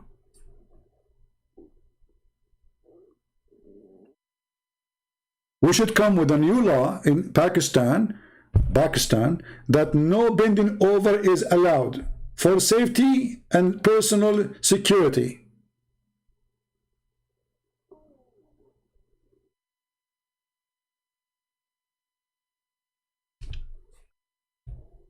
Any Muslim? And now if you are going to download this video, you can cut that last part and make it a video by itself. I'm just giving you ideas about how to make those videos short, because we spoke about many things. And here, by the way, I mean, look at this religion. If you have my book, Sex and Allah, you will find that all the family of Muhammad, they were homosexual. Allah himself is a homosexual. Muhammad himself is a homosexual. Isn't it Muhammad who used to put eyeliner 3 times a day? Isn't it Muhammad, he says, I did not receive Quran except in the clothing of Aisha? The Muslim, they try to defend, they says, oh, thawb mean house. I never heard of a thawb being house, but let us go for the sake of argument. So if Muhammad never received Quran in the house except in the house of Aisha, that means he never received Quran in the house of Khadija.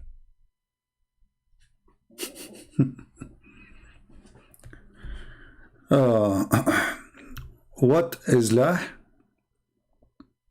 Lah is the name of the moon god. You can search it. Just go right now. Lah. Search for Lah. The god Lah. We do not need my explanation.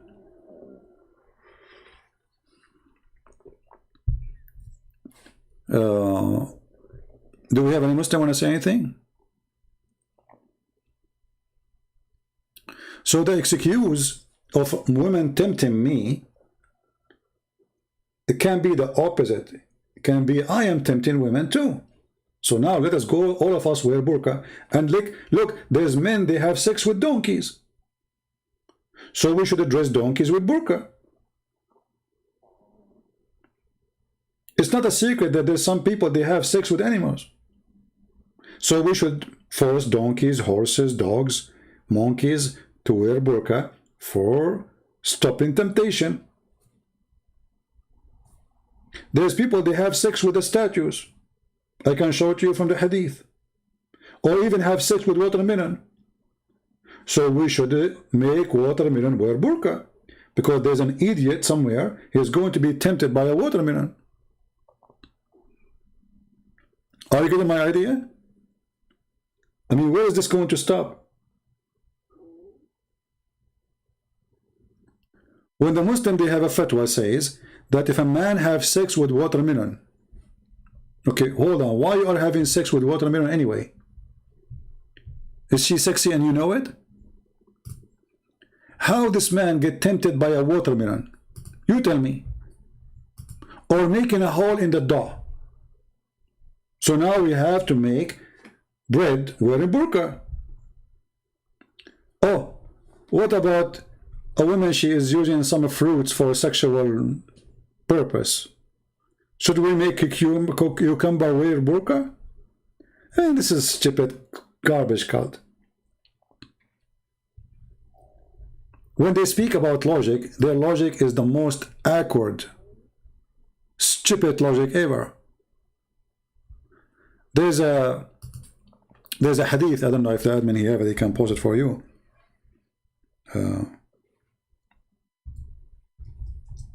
Where the Muslims, scholars, teaching Muslim women how she should wash if she is using a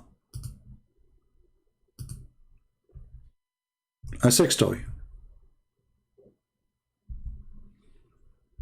This is the hadith about, you know, the Prophet having sex with the goat. Okay, so what we will do now?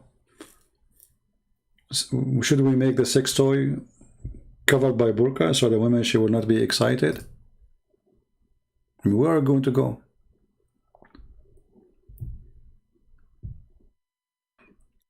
There's a Muslim website made by the Shia, and the Shia, they ask the Muslim questions.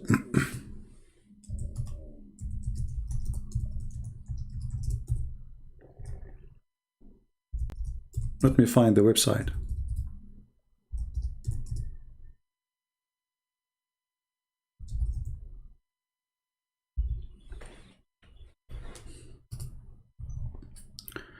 Let me give you the link so you can open it and read it on your own.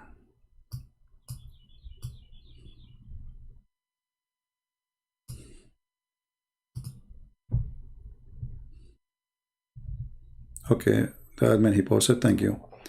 So here you see, the Shia, they are asking the Muslim Sunni a serious question. This is a serious religion, my friend. Islam is a very serious religion. Come on, we have to face it.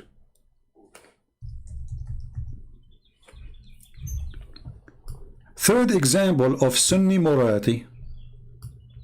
Of Sunni what? Morality. Sunni morality.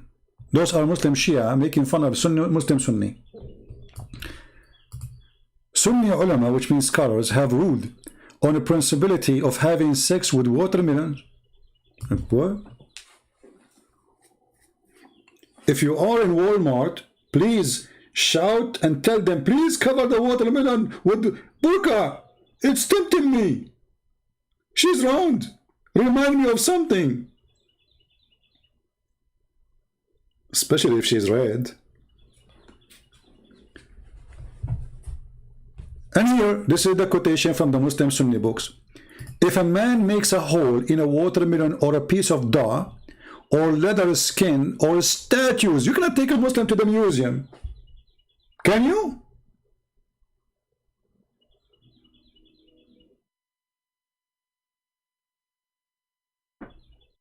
If a man make a hole in a watermelon or a piece of dough, we cannot leave you with the dough alone.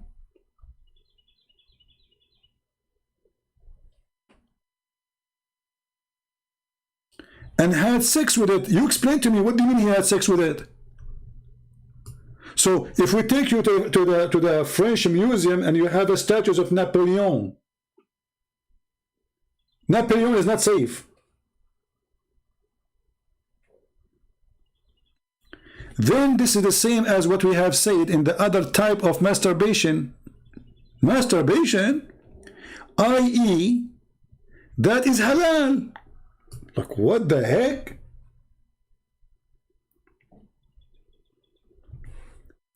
So now, brother, we made the women wear burqa, and now we direct our interest to watermelon. Because they are not wearing burqa, brother. Let us see what is object around us, and they are not wearing burqa. And let us do sex with them. This is Islam. And look here, the Shia, they are asking serious questions. So the Shia, the Muslim Sunni, they make fun of the Muslim Shia because they do muta. But muta is in the Quran, chapter 4, verse 24. So here they're asking a question. Muta, in the other hand, is an open license. They are saying to the Muslim Sunni, this is what you say about us. It's an open license for sexual pleasure with many women, as one can financially afford. This is true. The women who engaged in the muta are hired women. Thus, it can be performed with all women irrespective of their age, character, conduct, or religion. It required no witnesses, nor there is any obligation to the man provide food and shelter to the woman. And now he's asking, now the Muslim, this guy is a Shia doctor. He said, it seemed that Nasibi, this is how they call the Muslim Sunni. Logic having sex with as many women as one afford is utterly immoral. But having sex with as many watermelon as one can afford is not.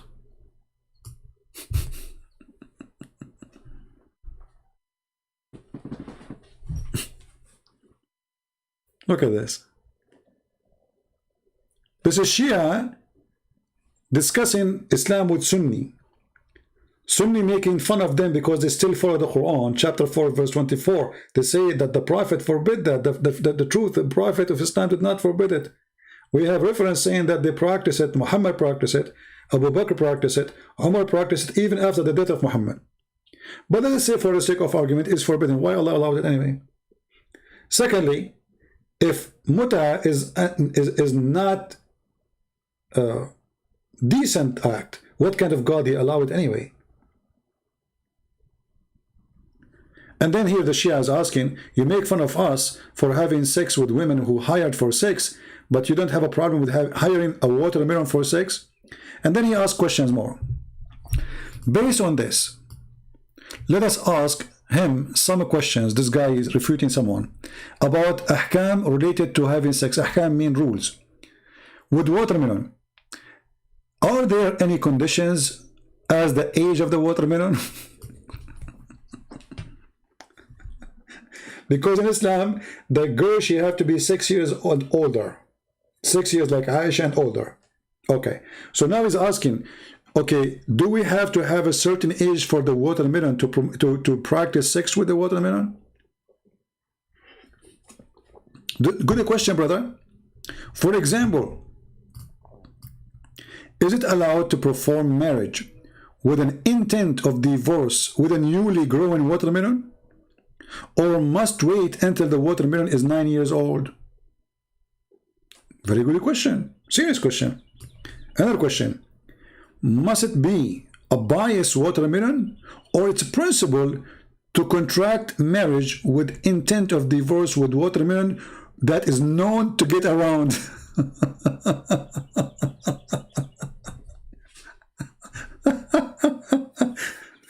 This is a whole watermelon. You know, she go around like, you know, come on. So should we go like have sex with the good watermelon, or like a watermelon was used by someone else before us? This is religion.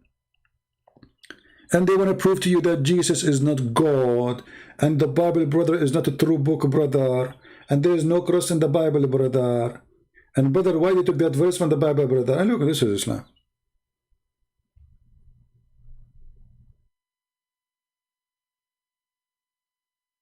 This is Islam.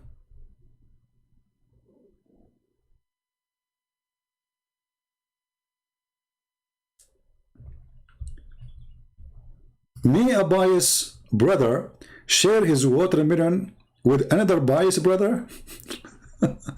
Or with the second man marriage with the intent of divorce constitute an act of fornication unless the watermelon observe proper idda, which means she have to wait for 3 months before she have sex with the new one. So he's saying, should the watermelon, after we have sex with it, wait for 3 months before another guy he make a hole in it or have sex with the same hole? And they say to you, why Christian Prince, he use a filthy language? This is your religion. If I have a channel to teach about Jesus, I will not be using this language. But this is the garbage. I open the container, there's nothing but garbage. It's like you're asking me why you are showing us poo-poo when the bottle, it says sewage. Sewage. Why you open it? So I'm opening a bottle of sewage. So this website here, they are showing you that they are discussing with Muslim Sunni. Look here. Shaykh al-Islam Ibn Taymiyyah, close to explain the details, said that the breast suckling by adult was necessarily, and he suckled then for patient of the marriage is established. Look at this religion. You go to a woman and you start sucking her boobs, and now she is the... I never heard of a man, he don't get excited no more if a woman, she give him her boobs. I mean, since when? Have you ever heard that a woman, to stop a man... Okay, look at this garbage religion. So, if a woman, she give her boobs to a stranger, he will not think about her no more than... So why you are wearing the burqa? Let the women go out and their boobs is coming out, and let everybody suckle, and that's it. We have perfect society. I mean, do you see the stupidity? In one hand, they say the woman, she have to wear a burqa. And the other hand, they say a woman, she have to suckle a strange man. So why we need the burqa? Let those women walk in the street with top, naked top. And their boobs is coming like boing, boing, boing. And any man is going in the bus. You go in the bus, you start with the driver 10 times, 10 different days, and then that's it. The driver will never look at you anymore. That's it. It's proven scientifically.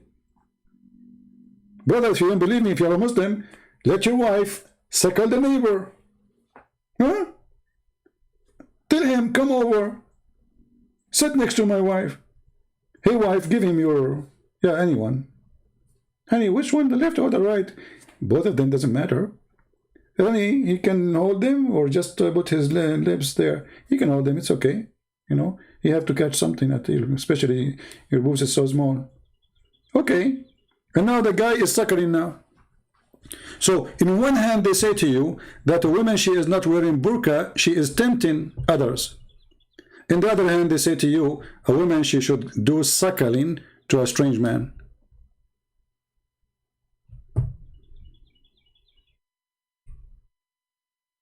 A person asking me, I want to donate, I don't have a credit card. My friend, don't ask me those questions. You can ask the admins. Thank you very much. As you see, we have a topic. But anyway, I think Patreon, they accept PayPal.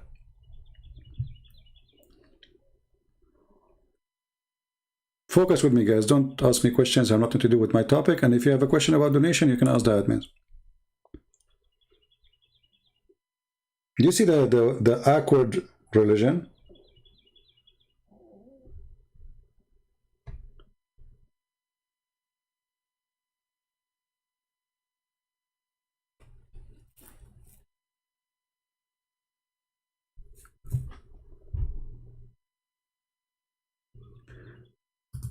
The breast suckering by adult forbids marriage.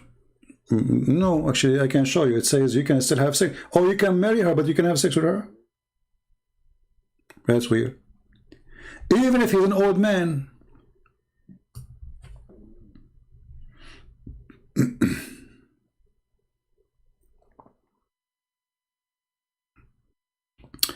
AJ is saying, why women in earth covered in burqa, but in heaven they are transparent? Yeah, no, in heaven of Islam, still women, she is going to not be exposed to anyone except her husband. You know, women in heaven, in Islamic heaven, they will be jailed in their houses. And the woman there, she will have a dress which have 70 layers, but still is see-through, and even you can see the marrow of their bones. So it's a see-through sexual thing. I mean, this the whole religion is supposedly, the logic is that if you don't do this in earth, you get it in heaven. This is the logic. But if it's wrong in earth, why it's right in heaven? You know what I mean? Very, very awkward religion. So they say to you, if you don't drink wine in heaven, in earth, Allah will give you a river on heaven.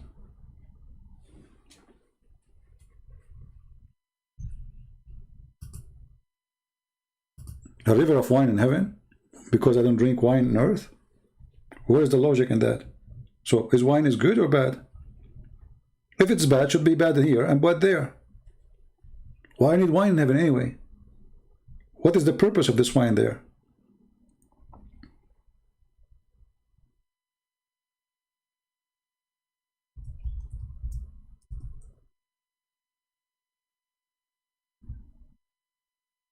Do we have any Muslim want to say anything?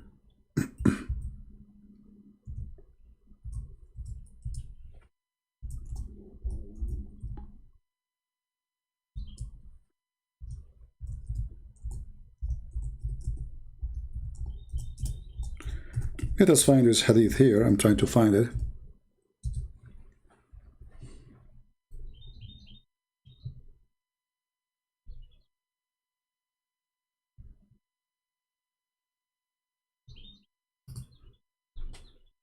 Even the birds are laughing at what we are saying. You know, if those birds, they knew what we are talking about, honestly, they will never come to my backyard.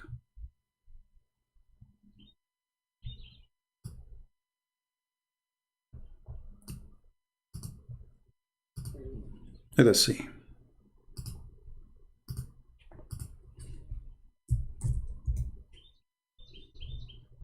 Read with me and laugh.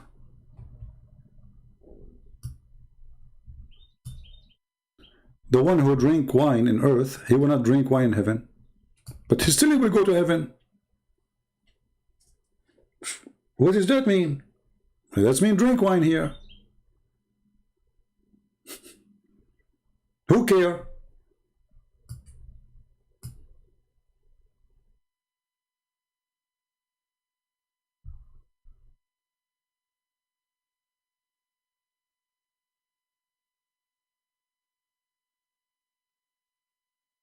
You see it? So still you will go to heaven.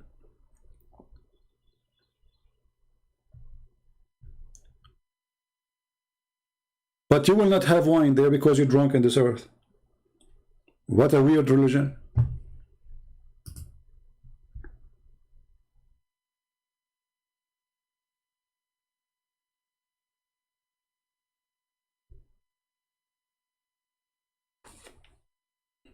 Come on, do we have any Muslim want to say anything?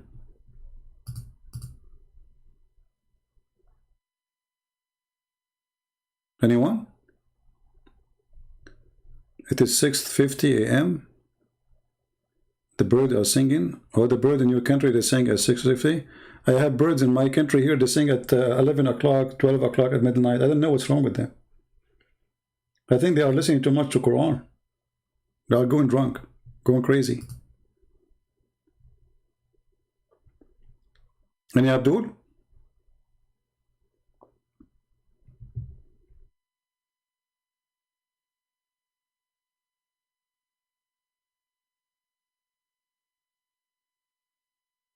Anyone?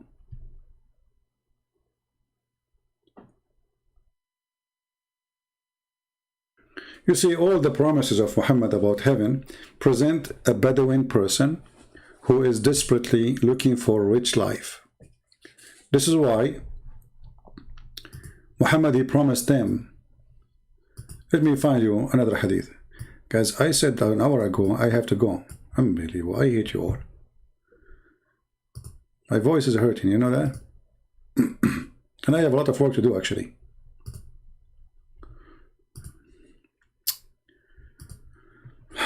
Lord have mercy. Which hadith I want to show you?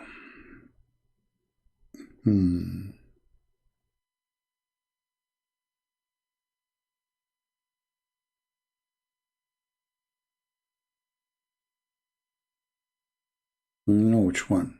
Let me think.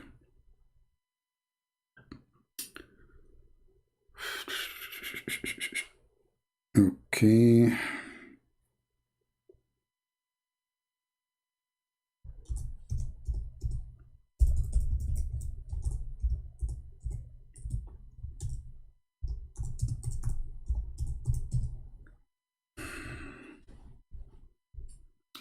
This one does not have translation. Why? Let me see why. There's no translation, look. Jami' al-Tirmidhi, chapter of description of paradise, and translation is gone. We have the Arabic. Okay.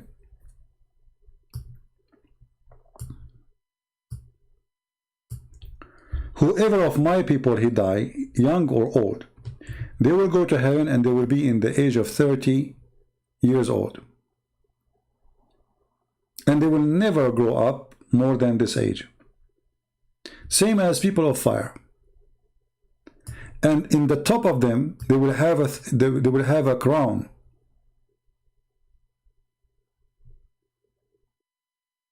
And the lowest pearl of it, or ruby of it, will be enlightening the east and the west. So now you are in heaven and you are 30 years old. Different hadith, Muhammad says 33 because he's an idiot. He keeps saying different story. And now you have a ruby in the top of your head. And each one of the rubies is enough to lighten the earth from all direction. Yeah, we cannot find the hadith translated, sadly. I don't want you to see the stupidity. In this one here, same. The lowest reward of a person go to heaven, he will have 80,000 little boys as servants and 72 women. This is the lowest. This is why many people, they have misunderstanding saying that the Prophet of Islam teach them to have 72 wives. That's not true. This is the lowest reward. This is for the bad Muslim. And those are the one who enter at the end. The heaven of Islam is 100 floor. So the higher the floor, the higher the reward. This is the floor number 1.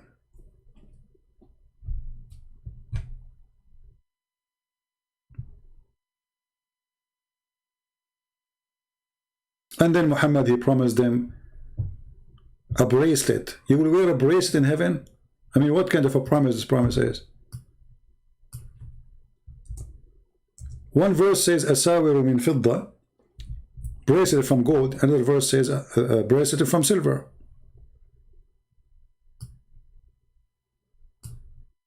Look at this. Chapter 18. So now you are in heaven, and you have a garden, rivers flow underneath of you, which is milk and wine and honey. And you will be wearing a bracelet made of gold. I mean, what kind of God he promised me bracelet of gold? What does that mean exactly? What is the value of gold in heaven? And you will wear a stubrak. You see the translation that says a green silk. The fact this is not what it says.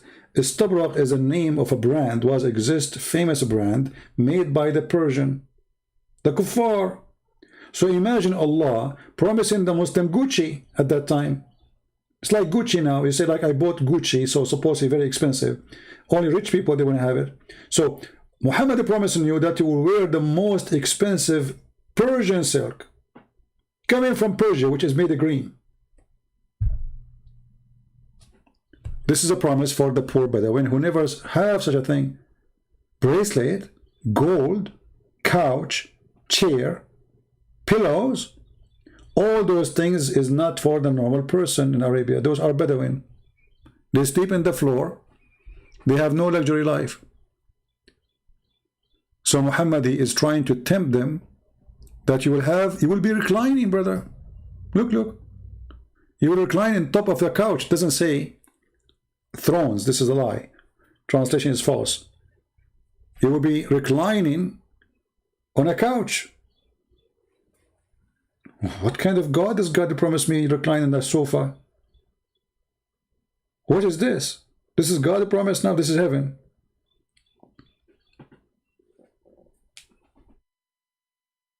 Why they keep liking the green color? This is a good question, actually. Think about it, my friend Comer.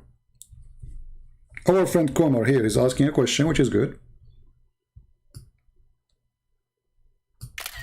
If you are a person who live in the desert, what is your favorite color, Comer? I think you know the answer, right? If you are a person who live in the desert, your favorite color is a green, because a green means grass.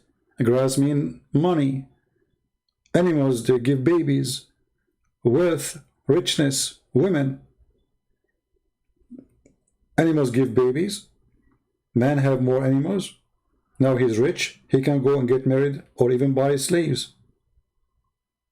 So the green color is made specifically for people who live in the desert, for they are desperately dying for it, literally. You will see, if Muhammad, he made a promise for heaven for people who live in Norway, he will not promise them a green. He will promise them sun, hot. But he is talking to people who live in the desert. And those people, they are desperate for the green. So now you are in heaven and everybody wearing green, as if you are in a surgery room.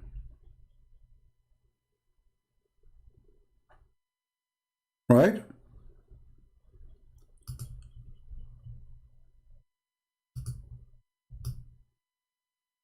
The desert suffers from two things. Cold at night, very cold at night, and very hot in the daytime. So if you go to chapter 76, verse number 13, you will see he's promising them, you will be in the garden, reclining over your couch, and there will be neither the sun, heat, neither the extreme cold of the desert. You see it? This is again a promise of people who they are living in heaven or in the desert. Those are desert people who they are suffering from the cold of the desert. I don't know if you've been ever in the desert. Many people think that desert is warm. The desert at night is extremely, I mean, the cold there goes through your bones. Very extreme, powerful cold, because it's a dry, there's no humidity, and nothing to prevent it. No trees, nothing, and no cloud. You see, always the most harsh nights in the winter is when the sky without cloud. Why? Because the cloud preserve heat between the sky or the cloud and the earth. But when there's no cloud in the sky, that night will be extremely cold. So Muhammad, he is speaking to the Bedouin Arab, who they are desperately hating the sun for being so aggressive in the daytime and hating the cold for its aggressive at nighttime.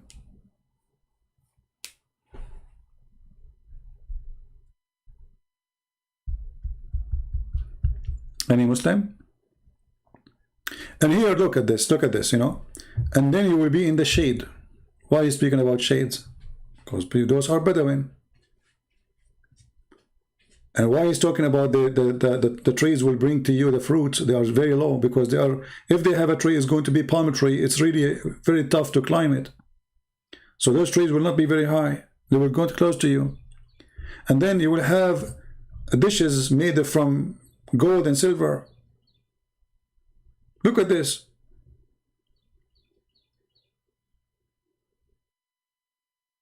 And then what the Arab like to drink? The Arab, they drink all the drink they have, even with wine, they mix it with ginger.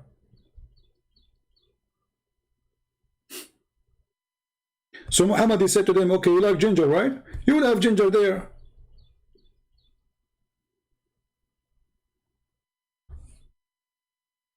Wine mixed with ginger. Do you see it? This is the drink of Allah. But you will notice why Muhammad, he used that.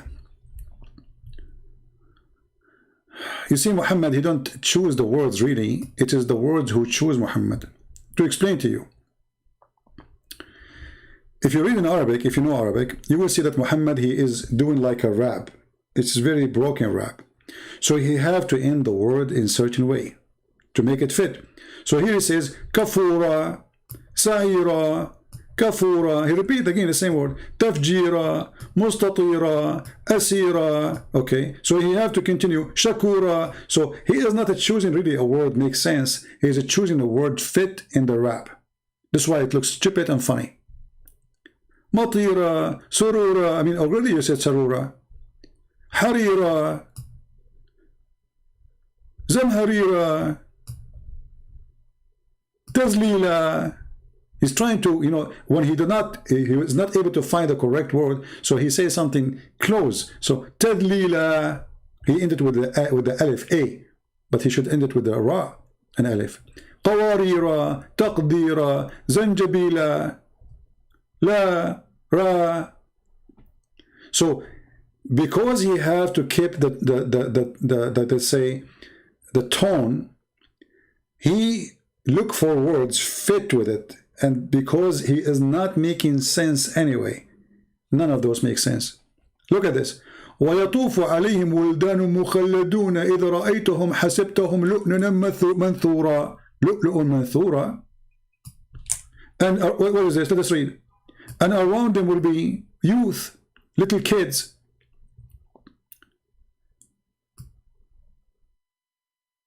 If you look at them, you will think that they are suckered pearls. What does that mean? Boys are like pearls? And those are boys who will serve us?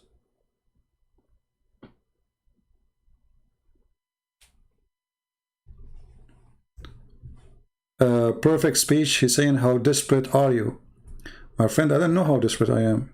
Do you like to call me and tell me how I am desperate? Because, you know, I need your help. These days I'm drinking camel urine for this purpose. Listen, huh?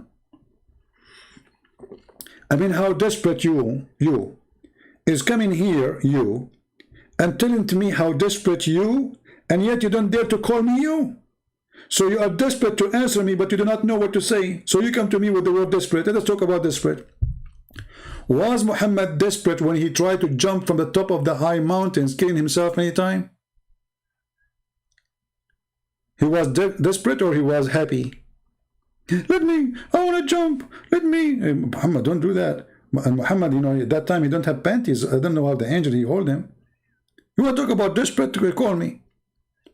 What kind of a prophet, how desperate he is, encouraging Muslims to fight the Roman by promising them to get the virgin, sorry, the blonde girls. How desperate? How desperate are you for sex to the point you force women to wear burqa? Because you cannot control your penis. Because if a woman walk without burqa, your penis will walk by itself. Like, there's a woman there without burqa, penis is running. Who is the one that's desperate? A Muslim talking about desperate?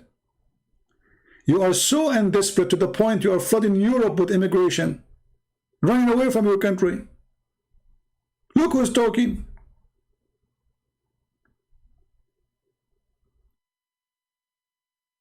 Is that why when you walk with your wife, you walk in the front and your wife, she is in the back?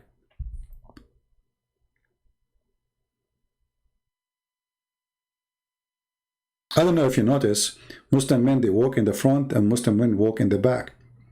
And I notice the reason they do that, because if somebody flirt with his wife, he will act as if he heard nothing to avoid the problem. You know what I mean?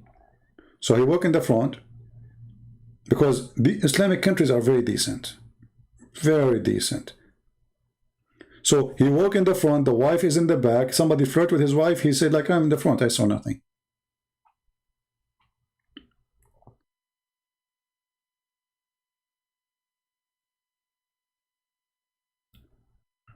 Do we have any Muslim who is not desperate? Because look like I'm desperate, what I can do.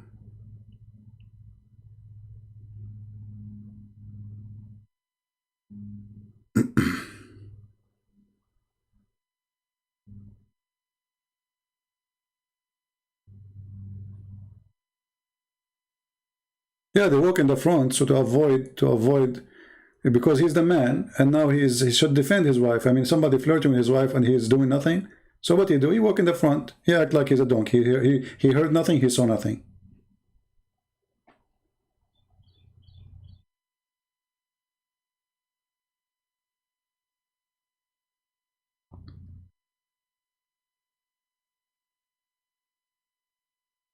No, women pray behind. That's for their safety too.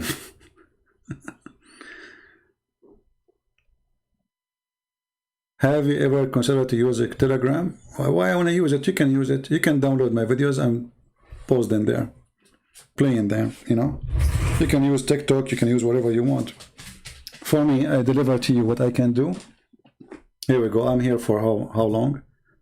4 hours and 29 minutes. And honestly, I said to myself, I should stop coming for like maybe make it once a week. And then I get tempted, even though that's, I think I should put I got an idea. I should put a burqa over my computer. Now I know why I keep coming and making videos. Like when I hang up, I say, okay, I'm not going to do it tomorrow, the day after, I need a break. Honestly, I'm sick of this garbage. Honestly, people, maybe you do not know, I really hate. This is the most ugly topic for me to talk about. I hate it. Text me, Abdul, text me. Are you texting me? Text me in Paltalk so I can call you, Your Majesty. I don't see your text. So I said to myself, I'm not going to go tomorrow. My voice is gone.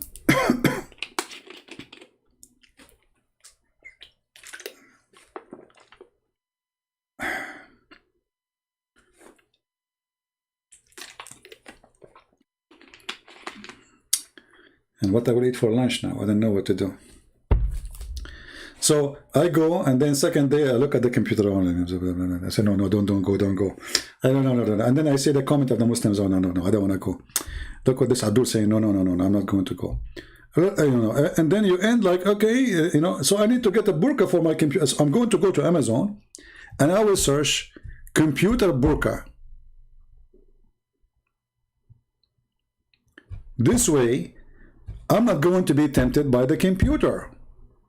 Period. And then I will buy another burqa for YouTube.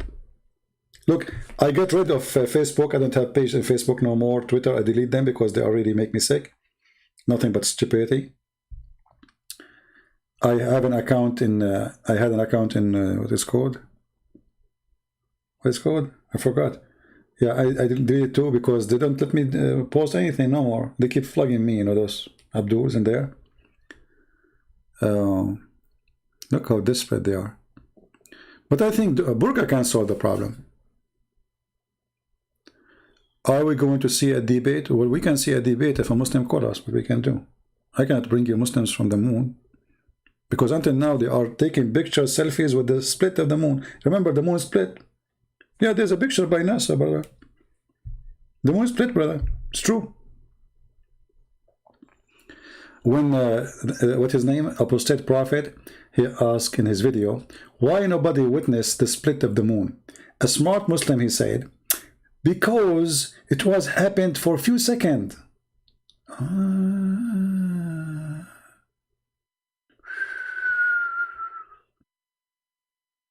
So nobody in the world saw the moon split because it happened for a few seconds. And it's known that Chinese people, in order to see the moon, they have to see like a minute or more. Few seconds, they cannot see it, you know. So it have to be a long thing, you know, like if you go to China, by the way, I don't know if you've been in China. By the way, in China, there's a lot of Chinese, unbelievable. I went to China, like, the airport is Chinese, the police is Chinese, the passport, I mean, everybody is Chinese. Okay. Going back to the topic, okay. Yeah, a lot of Chinese in China. I was like surprised. Like, what? Everybody's Chinese in China? You go to Germany, you don't find one German in Germany. I mean, honestly, go to Germany. You will not find one German in Germany. They call it Germany. Where are you from? I'm from Poland. You, Ukraine. You, Pakistan. You, India. You, Iraq. You, look, where is the German? There's no German. Anyway, going back to the topic. So, the moon is split, and the Muslim Abdul want to explain why nobody saw it in the world. Nobody mentioned that. Because it happened for a few seconds. That's very deep. I love you, CP. Good night. I know it. I love you, CP. Good night. Okay. I think you are saying to me, I love you, and please, can you go? You people like love me a lot. Asking me to go, right? Okay. Do we have any Muslim? And by the way, even the verse, the Muslim, they said, Zakir Naik, he says, the moon is split, brother. Now, hold on. There's a video.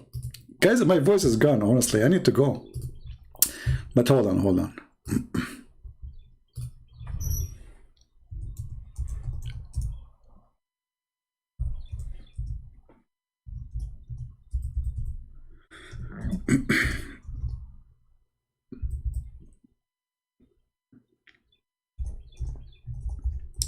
I'm trying to remember the name of the video.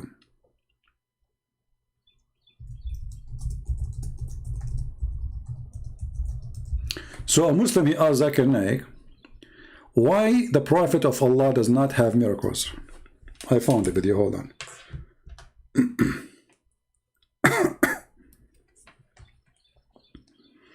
And my throat is hurting me seriously. Okay. Let us see. On him did not do miracles like the previous prophets. To say that Prophet Muhammad, peace be upon him, did not do miracles is totally wrong. Absolutely. There are various miracles that the Prophet did. Various, For example, the Prophet, he split the moon. The Prophet, he split the moon. Where it says that? Muslims, I'm willing to shave my 28 long beard, 28 foot. If you can show me where it says that the Prophet, he split the moon.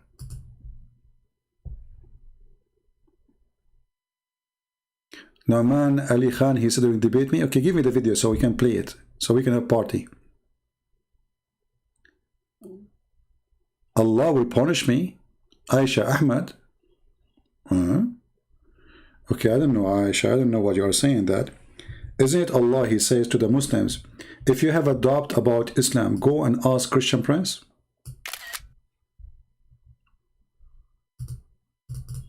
So why Allah, he wants you to ask me about Islam, and then you are saying to me, stop?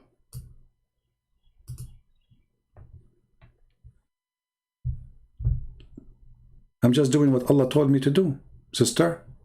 Look, if we go in the Quran, it says here, Allah, he said to Muhammad, if you have a doubt about what is given to you, go and ask Christian Prince. Let me show you the verses in the front of you. Chapter 10, verse number 94. If you were in doubt, that what we have sent or revealed to you, go and ask those who read the scriptures before you. Who are they? Those are the Christians and the Jews. So your Quran order Muhammad himself. If you don't believe, go and ask Christian Prince. We are the people who read the book before you. Which book? You tell me. The Bible and the Torah. And not only that, talking about punishing me, we will go back to Zechariah. Don't worry. Be happy. Look what your prophet he did. Your prophet, he warned the Christians, if we don't believe in him, Allah will erase our eyebrows, our eyes, and he will make our eyes in the back, and my mouth will be in the back of my head. Now, not later. Chapter 4, verse number 47. The Christians at that time, they laugh at Muhammad. They says, okay, we are waiting for it. Oh, people of the book, believe in what revealed to you now, confirming what was with you. She doesn't say what it was with you. It was with it, what is with you. Before we change the fame of some of you, it doesn't say some of you, no. It says before we change your faces beyond all recognition, and we turn them hindwards. By the way, right now I'm speaking to you and I'm turning the back of my head to the microphone because this is where my mouth. This is a threat your prophet, he made 1,400 years ago, and he threat that now will happen to you, not in the judgment day. He said the same as we did to the Jews who we made them pigs and monkeys. And Allah, he made them supposedly pigs and monkeys at that time right away, not in the judgment day. So Muhammad was a threat in the Christians. If you don't believe in me now, you will wake up tomorrow, or maybe 2 hours from now, and you will not be recognized by anyone. The Christian, they laugh at him, ha ha ha ha, and we're still laughing. So when you say to me, before Allah punish you, you made me fart. In some countries, they consider the farting of the Prophet as a perfume. Because the hadith says when the Prophet do poo-poo or fart, he smell like musk. Prophet. How beautiful your fart, Prophet, is. Oh, I have more. Hold on. All what I need to do is to eat more beans. This is the only religion worshipping the fart of a prophet.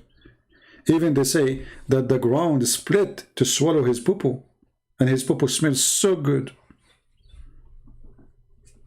You know, I heard the news that huge trees, they grow over the poo-poo of the prophet right away, like second day, like you go there, because it's a miracle to grow fertilizer. Now going back to Zechariah.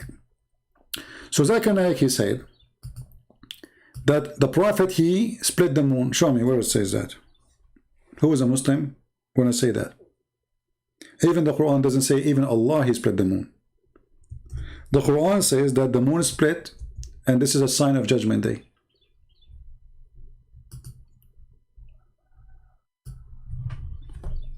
In fact, this is a proof that Muhammad is a false prophet, because he prophesied. This is the chapter of the moon, verse number 1.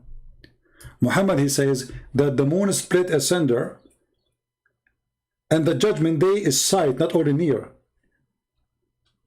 اقتربت الساعة. So Muhammad made a false prophecies 1400 years ago that Judgment Day is almost there. And here we go, started, the moon split. So the stupid Muhammad, he saw an eclipse.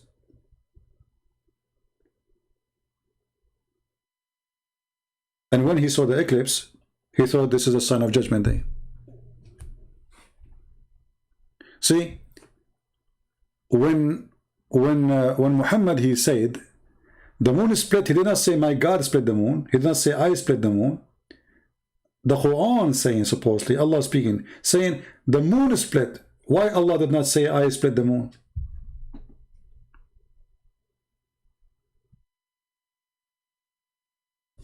The indication in the chat, in the text there, that it's not Allah who split the moon. Allah is telling you what happened to the moon. The moon is split, Judgment Day is coming. Who split the moon?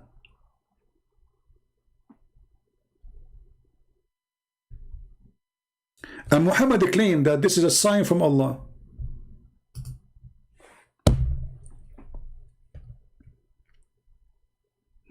But hold on. If we go and search in the Quran, we will find in different place, Muhammad, he said that Allah said, Allah refrained from sending miracles.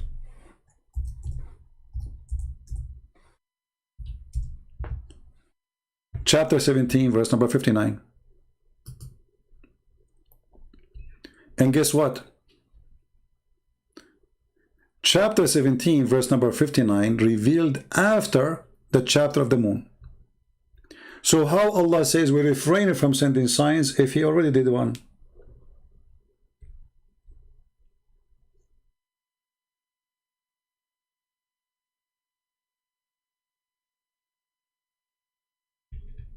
Any Muslim?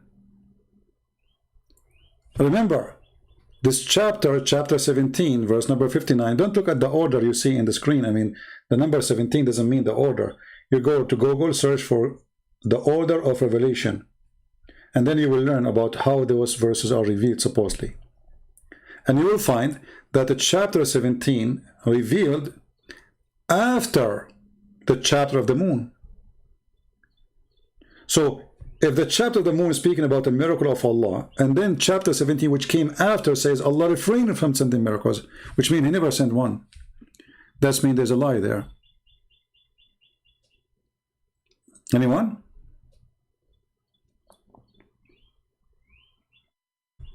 Any Muhammadan? And why Allah He refrained from sending miracles? Because former generation, they don't believe in them. But this is not true. All the Christians believe in every single miracle happened by Christ or by the prophets before Him. And this is not an excuse. Don't Allah knows that there's people who will not believe in Jesus? So why He gave him miracles anyway? And why He will not give to Muhammad? But because Muhammad is a false prophet, he come with this excuse. Do we have any Muslim here?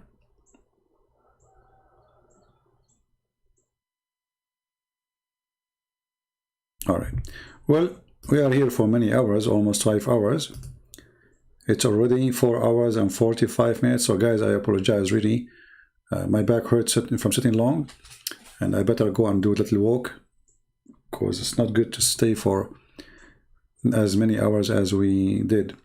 And I apologize really. I didn't intend to make it so long. I will try my best in the future to make it short. I don't know how short, what short mean.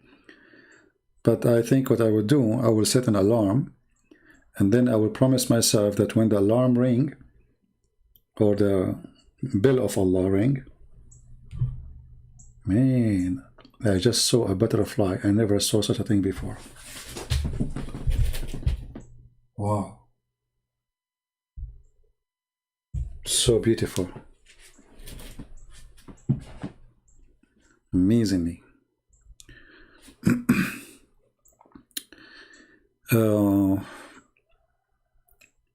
God is good, isn't it? You see, if you don't believe in God, by the way, I mean, there's some people who believe in superpower, right? But you need to know that superpower will not make such a beauty. I mean, nature is a power, yeah, powerful. Wind is powerful. Sun is powerful. But the design is amazing. If you look at Little Rose, you know, Little Rose, how it is decorated, it's so amazing. A butterfly. There's no way I can decorate myself. And I'm talking about my skin and my face or my wings. It's impossible to believe in such a silly thing. Otherwise, I like to have wings. Then let me design wings for myself. A human being always wanted to fly. So why after 1,000 of years don't have wings? I want wings. So God always, he proved himself. And this is why the Quran cannot be from God. Because it's silly, it's stupid, and God has no way to be there for a second. God is amazing. The God of Islam is an idiot. Is silly, is stupid. He don't even remember which one he created first, the mountains or the stars. In one verse he says, the moon split. Verses after says, we never send you a sign. We refrain from sending signs. While Jesus raising people from death, making the blind see, healing the leper, healing whoever even just ask him, a blind, he came to Jesus, he's in the street, he's begging not for food, he's begging to see. He's blind, but yet he see better than us. He knew who was the one who can give you vision. So he did not say to Jesus, and which I find it very strange story, a blind man in the street, he did not say to him, Jesus, give me food. I'm blind. He said, let me see.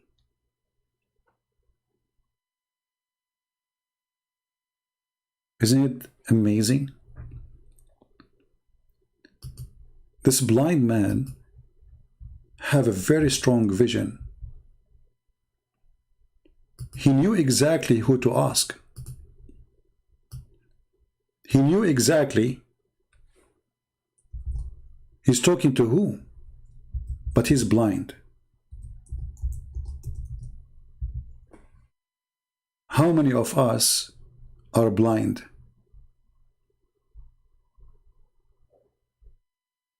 Yet we have eyes.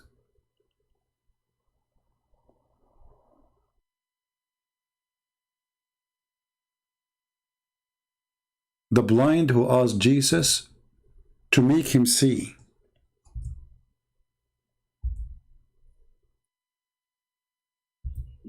Is no blind.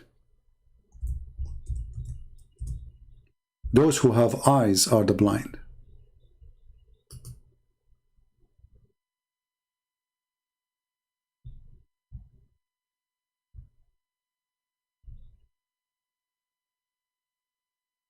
Each time I see or I read a story in the Bible, it's amazing. And when it's come to Jesus, it is beyond amazing.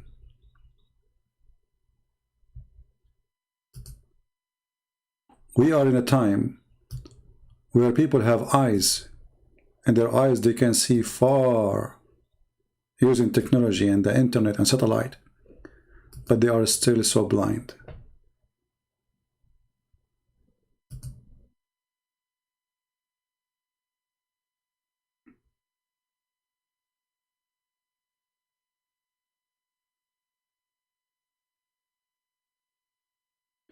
If you cannot see what the blind man he saw when he spoke to Jesus before he gave him eyes, you will not know how beautiful Christ is.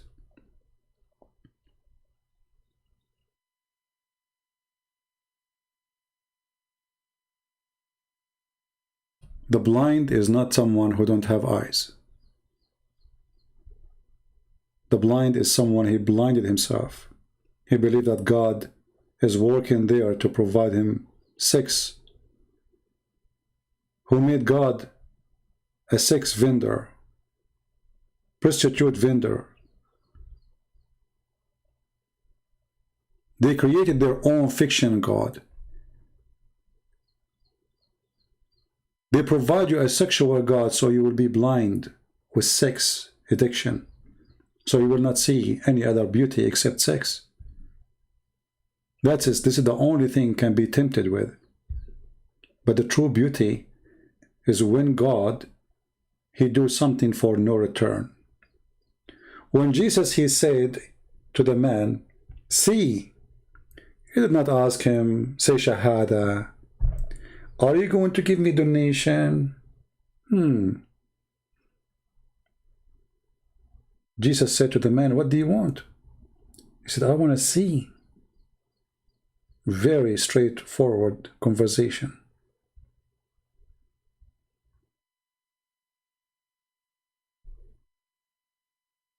So if you learn, and if you are a Muslim, if you want to learn how to pray to God, it's not by bending over. Because you bend over or you don't, still you are so short for God. You are not even the size of a mosquito. If you stand up, if you sit down, still you are not tall for Him. If you are on your side, if you are flipping, if you are upside down, still that will not change who you are. If you want to know how to pray to God, say to Him, I want to see. Don't ask Him for silly request. Give me the versions. Shame on you. That is not God. You are talking to a pimp.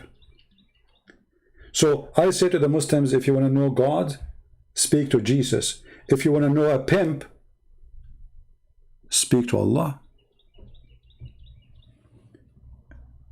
And Allah will blind you more.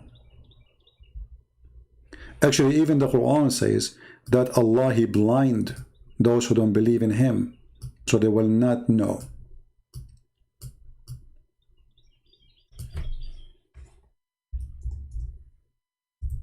So they will not see. So they will not hear. And if Allah is the one who sealed our heart and our eyes, and then Allah is going to punish us for our heart and eyes are sealed, so who is this Allah? While Jesus making the blind see, Allah, He make you blind. The Quran says so.